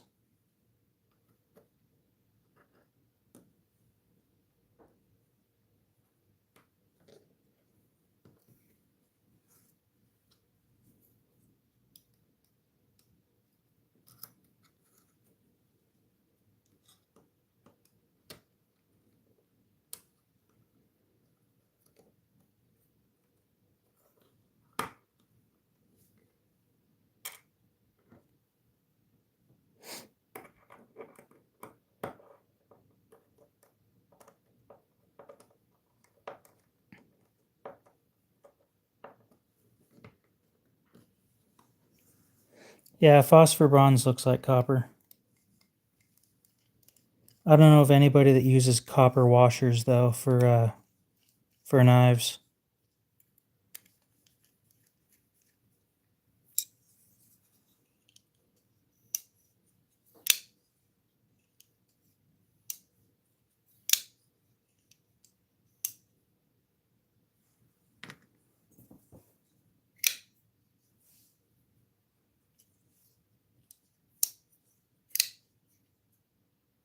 Action's okay.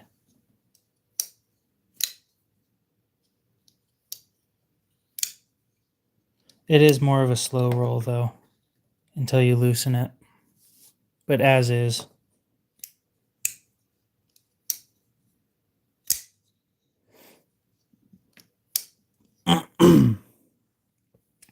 I think beryllium is one of those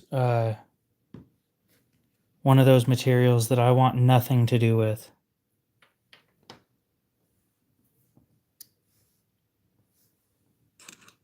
Somebody send me a text tomorrow and say, yo, can you go to Harbor Freight and replace your icon shit?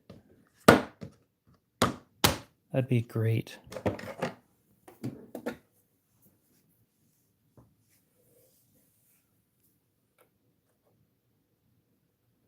I don't want anything to do with respiratory failure. Okay, just double check and make sure. Let's drop that again real quick.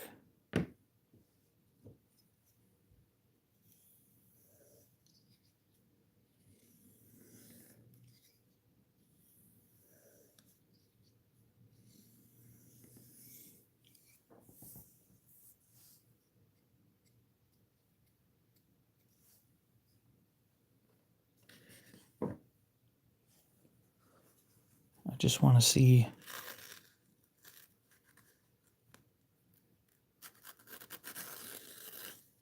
Okay, so even that one section that I didn't sharpen very well, because you can see the different angle right there. That's just a factory fuck up, but after stropping, it's still sharp.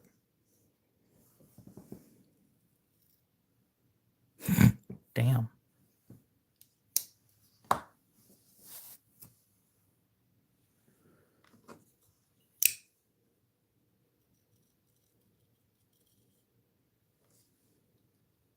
Easily shaving sharp.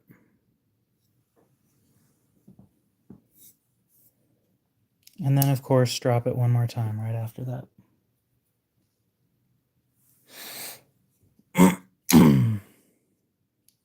I'd be happy with that. That's about how I leave all mine.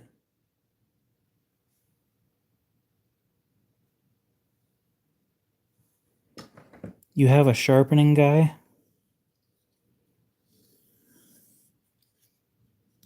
Does he do a good job, or?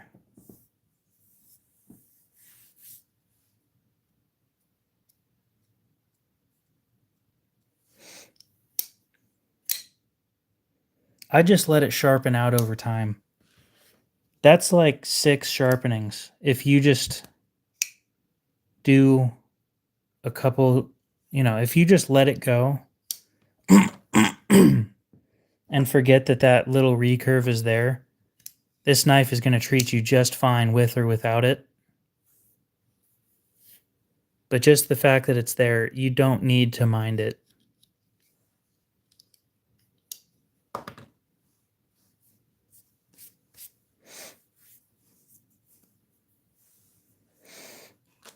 Anyway, send you my Cash App and we'll go from there.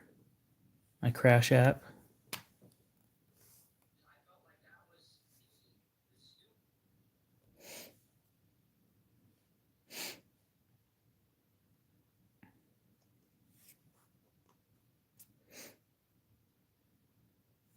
Yeah, I don't know if I'm that good. Money sign. Cock knives.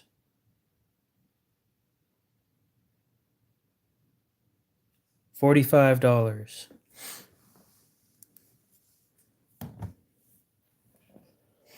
You guys want to see somebody who does some really cool work? He's got a small channel on YouTube, but apparently he's got like 6,000 subscribers or followers on Instagram.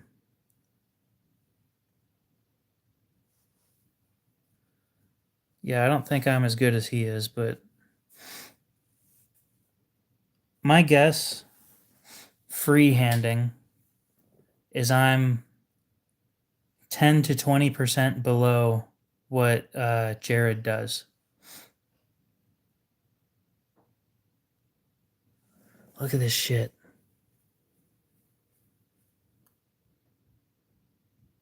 Dude just makes this stuff. I would love to get to that point.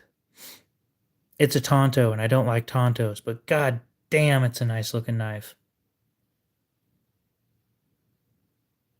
Come on, open it. Titanium frame lock.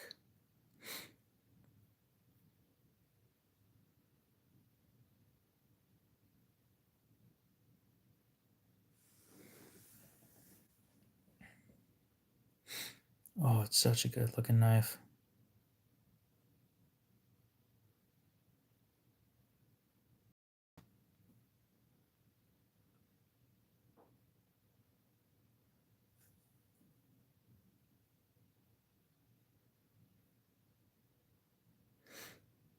There's no way. No way. It started out looking like, well, like this. And then it turned to this, which I would have bought it like that, mind you. And then he did this to it and acid washed the blade. Oh.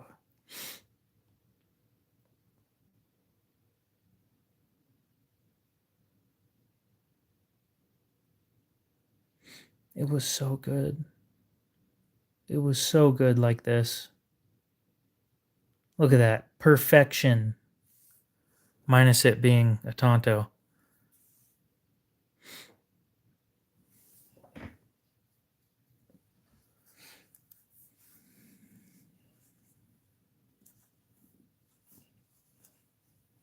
I'll do sharpenings. You gotta ship them here and stuff, but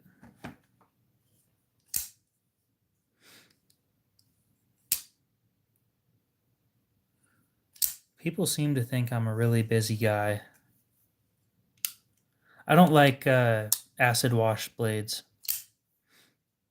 Unless it's covering something up.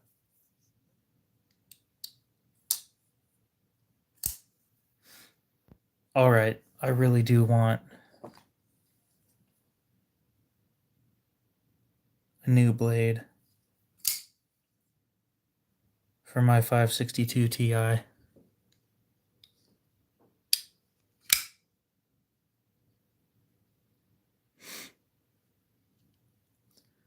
Get a new blade, and then I grind the lock face so that it has a cutout for the lock, or for the detent ball.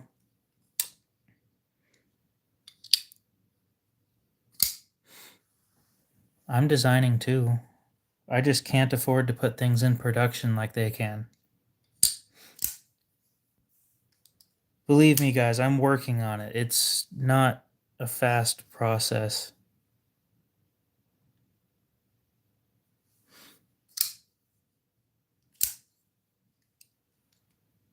I can't add material. I want a lighter lock. Like, I want it stopping about right there. And I can't add material.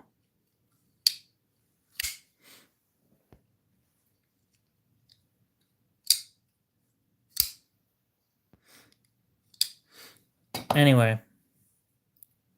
Yeah, I'll work on getting some designs out there. It's gonna be a little bit. Cost me about 1,500 to 2,000 for 20 of them. The thing is, I don't think that you guys are going to buy knives from me for that much. Because I can't convince you guys to buy my used knives. Right? And I understand the economy's shit right now. I completely understand. But I can't justify having my designs made if I can't even sell the used knives that I get to make money to make those ones. Right? And bending the lock bar won't fix the fact that the blade moves around if you have it at that point.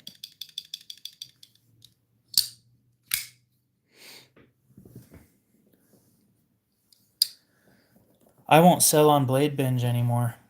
They take 9.5% now, or 9%, whichever one. It used to be 7. Then they went up to 7.5, and then this year they went up to 9.5 or whatever they did. They're getting to be almost as bad as eBay. So I just decided I'll just sell shit direct now. It's not worth it. It's not worth it to have them take that much. Because if they're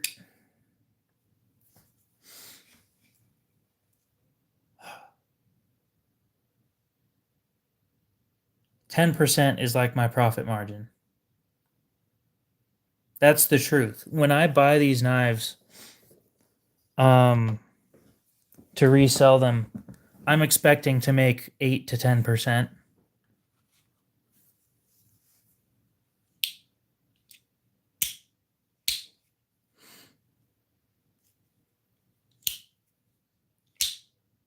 Yeah. It's just getting worse and worse.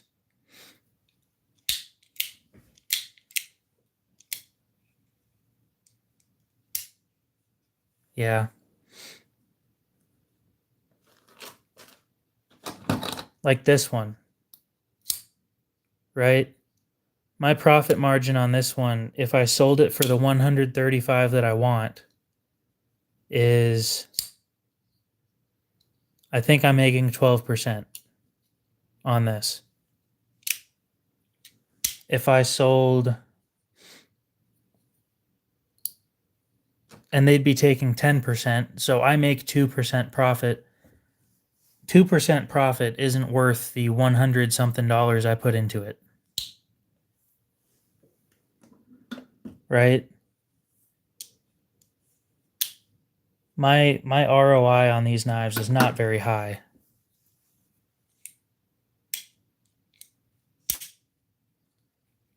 Yeah, this is a tax write-off, don't you know? I use these for business.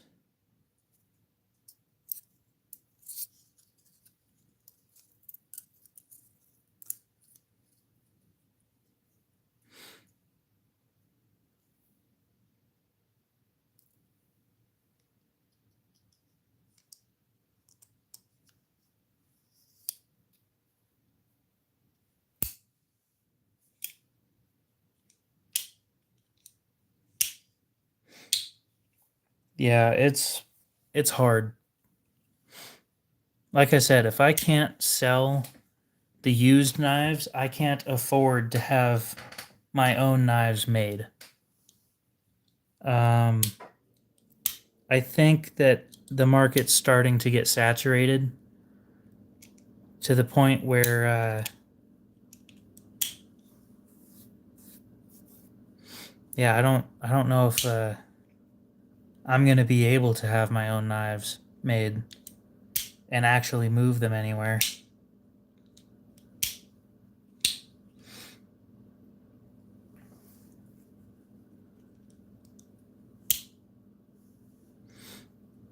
Then I gotta pay taxes on it too. That's the worst part. Fucking government has to get their dirty fingers and everything.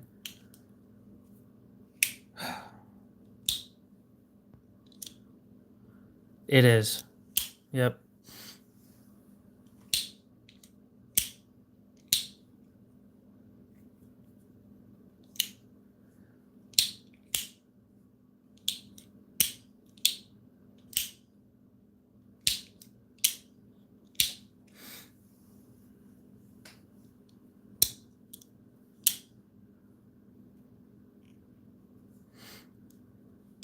See, I have to know that people will buy the shit that I'm trying to sell, right?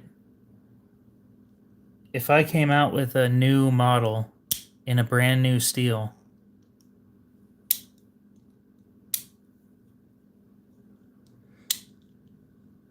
I need to know that people are interested.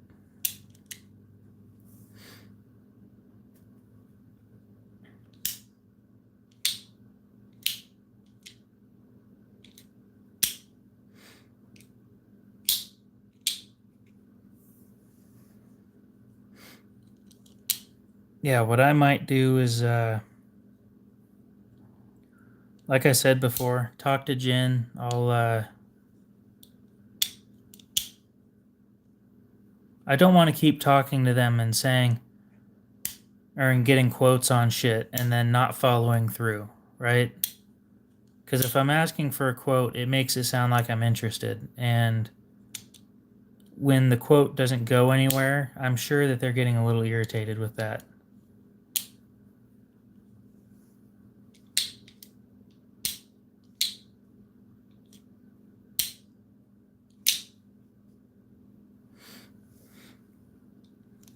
The steel I want to try, I want to have my own knives made in this steel,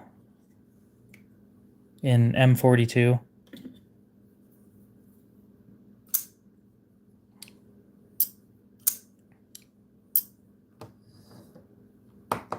And my thought is, I have these knives made. I have them use a specific type of bearing that can easily be replaced with skiff bearings, like this one. And I have them make the back spacer slightly too thick on every single one of them. And if they're consistently slightly too thick, then I can shave it down and make it perfect. Then you guys will be happier with the product. You know, it's... Yeah, M42 is, according to a company that heat treats the stuff, it's a super high-speed tool steel. It's got about the same edge retention as 15V, but it costs almost half as much, I think. I don't know how the toughness is, but it's definitely not stainless.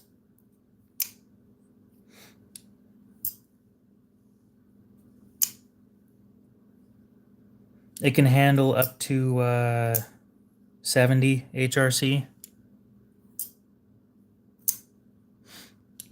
But I'd want it running about 55 or 65, 66 HRC. So it's really high up there, get that great edge retention.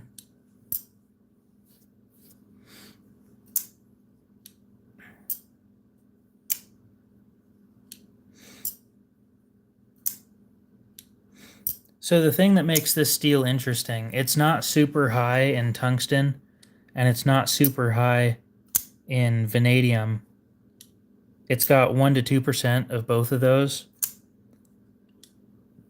But it has a shit ton of cobalt and niobium in it.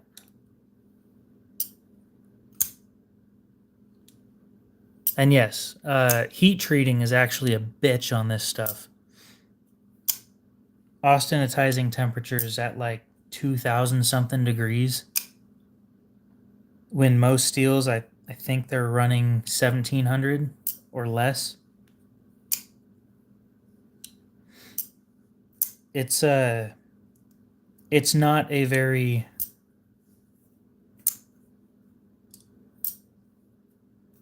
maker-friendly steel, but you get insane edge retention for the price, which is why I want to make it more mainstream, right? And the only way to do that is to put a shit ton of money into it and do my own testing.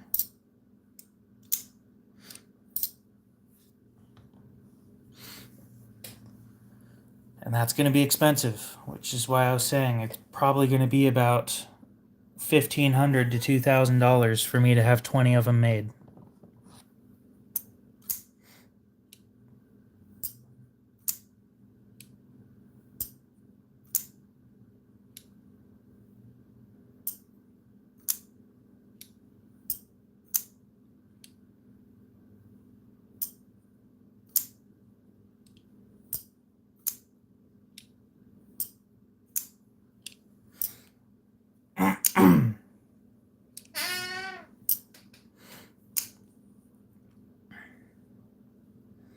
No, it won't, but heat treating will.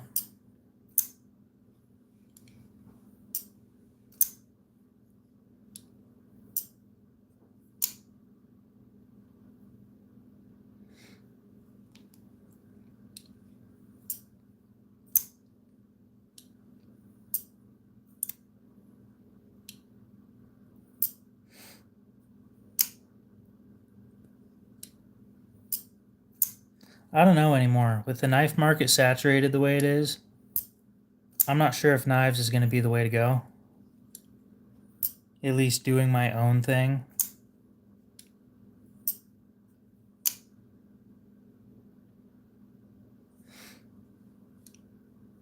Might not be the way to go.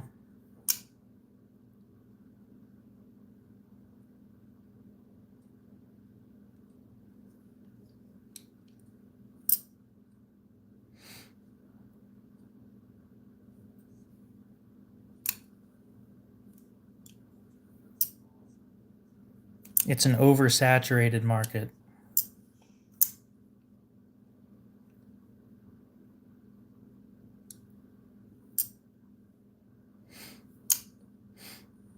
It sounds dumb, but originally I wanted to have the motto be the best for less. But if I make them for less, or if I sell them for less, I'm not making the profit margins that I'd need for for what I would consider to be a successful business model.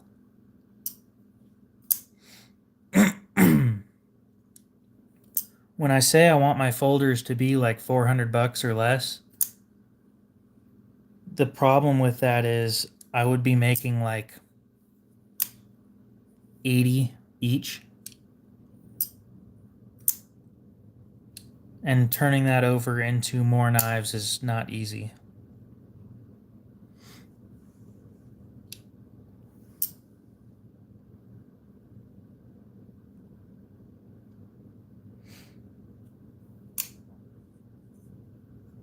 Oh, looks like Donut Operator got married.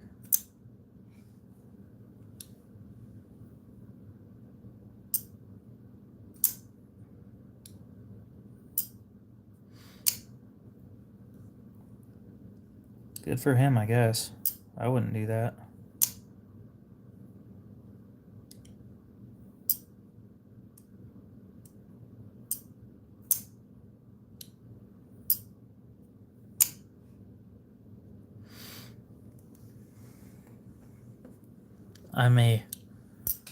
Some people say that I'm pessimistic.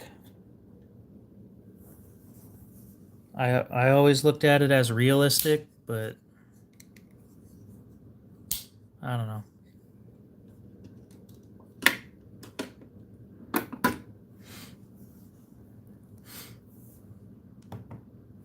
I don't trust people. And I highly doubt that I will ever trust somebody enough to marry them.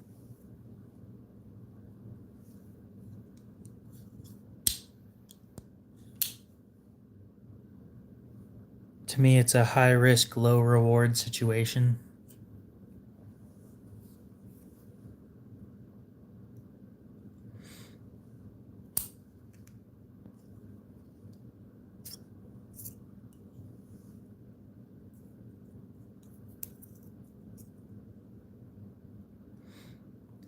Yeah, it's really hard to develop a new lock. It really is. Before somebody else does, and then patenting it. Nah. I found the one. I lost the one. And I will leave it at that.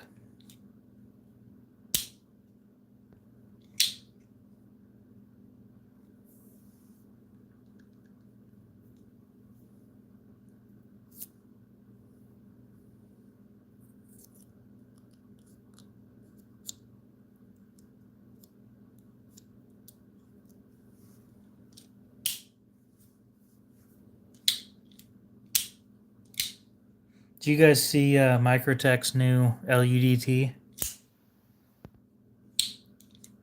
That thing was funny. I thought it was a prank until I saw them in my local knife shop.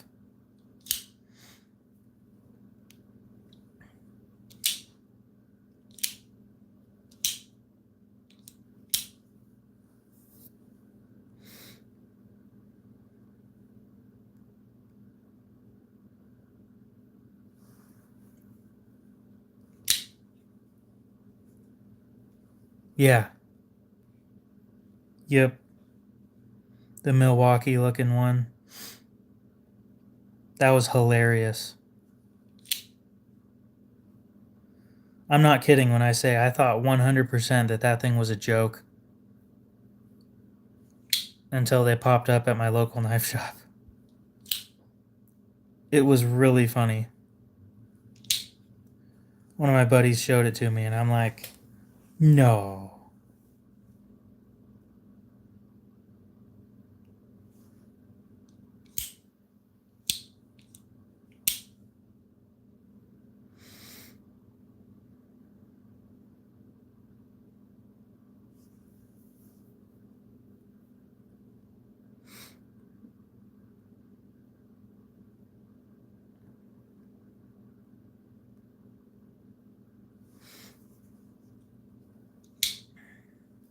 Oh, yeah, it sold out at my local knife shop in like a week.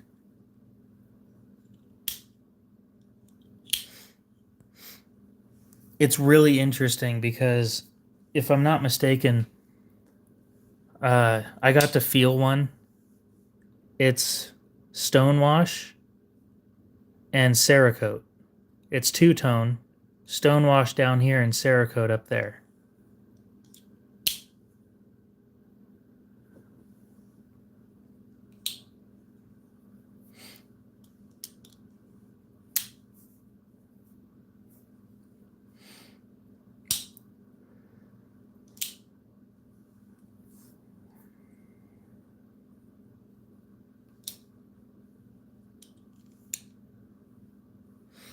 I think that's Heretic that has the Stab Nana.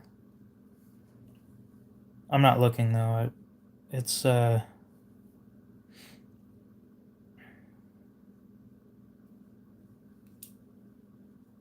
Microbe Tech.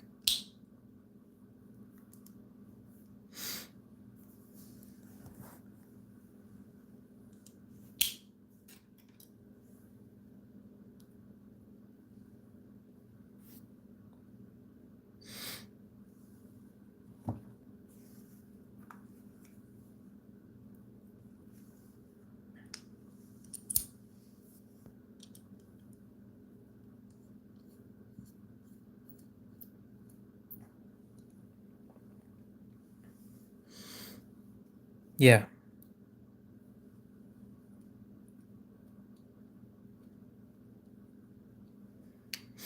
I think it's the son and the son's wife. I think they're both in on that one.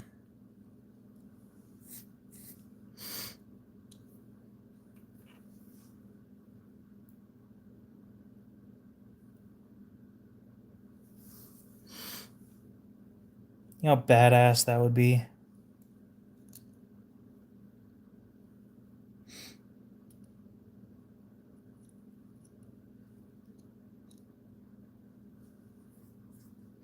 Dating somebody with the same hobby.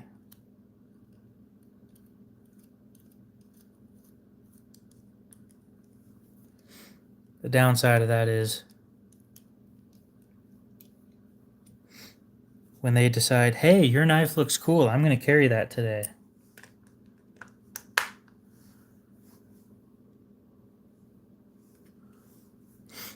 Anyway, guys, I'm probably going to go ahead and end the stream there. 4.25 hours.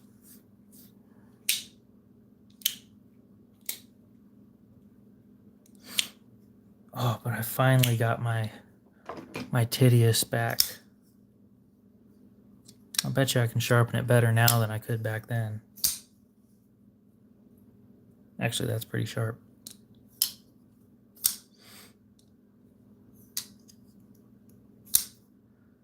I have improved Yep, you have a good one. We'll see you later.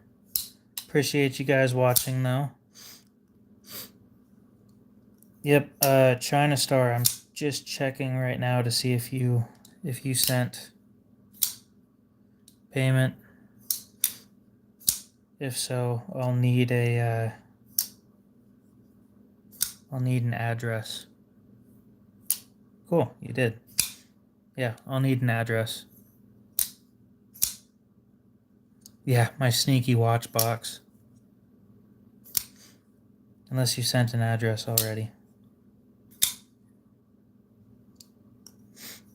That may have been my fault. Anyway, hopefully you guys have a great rest of your night, day, morning, whatever it is. And we'll see you in the next one.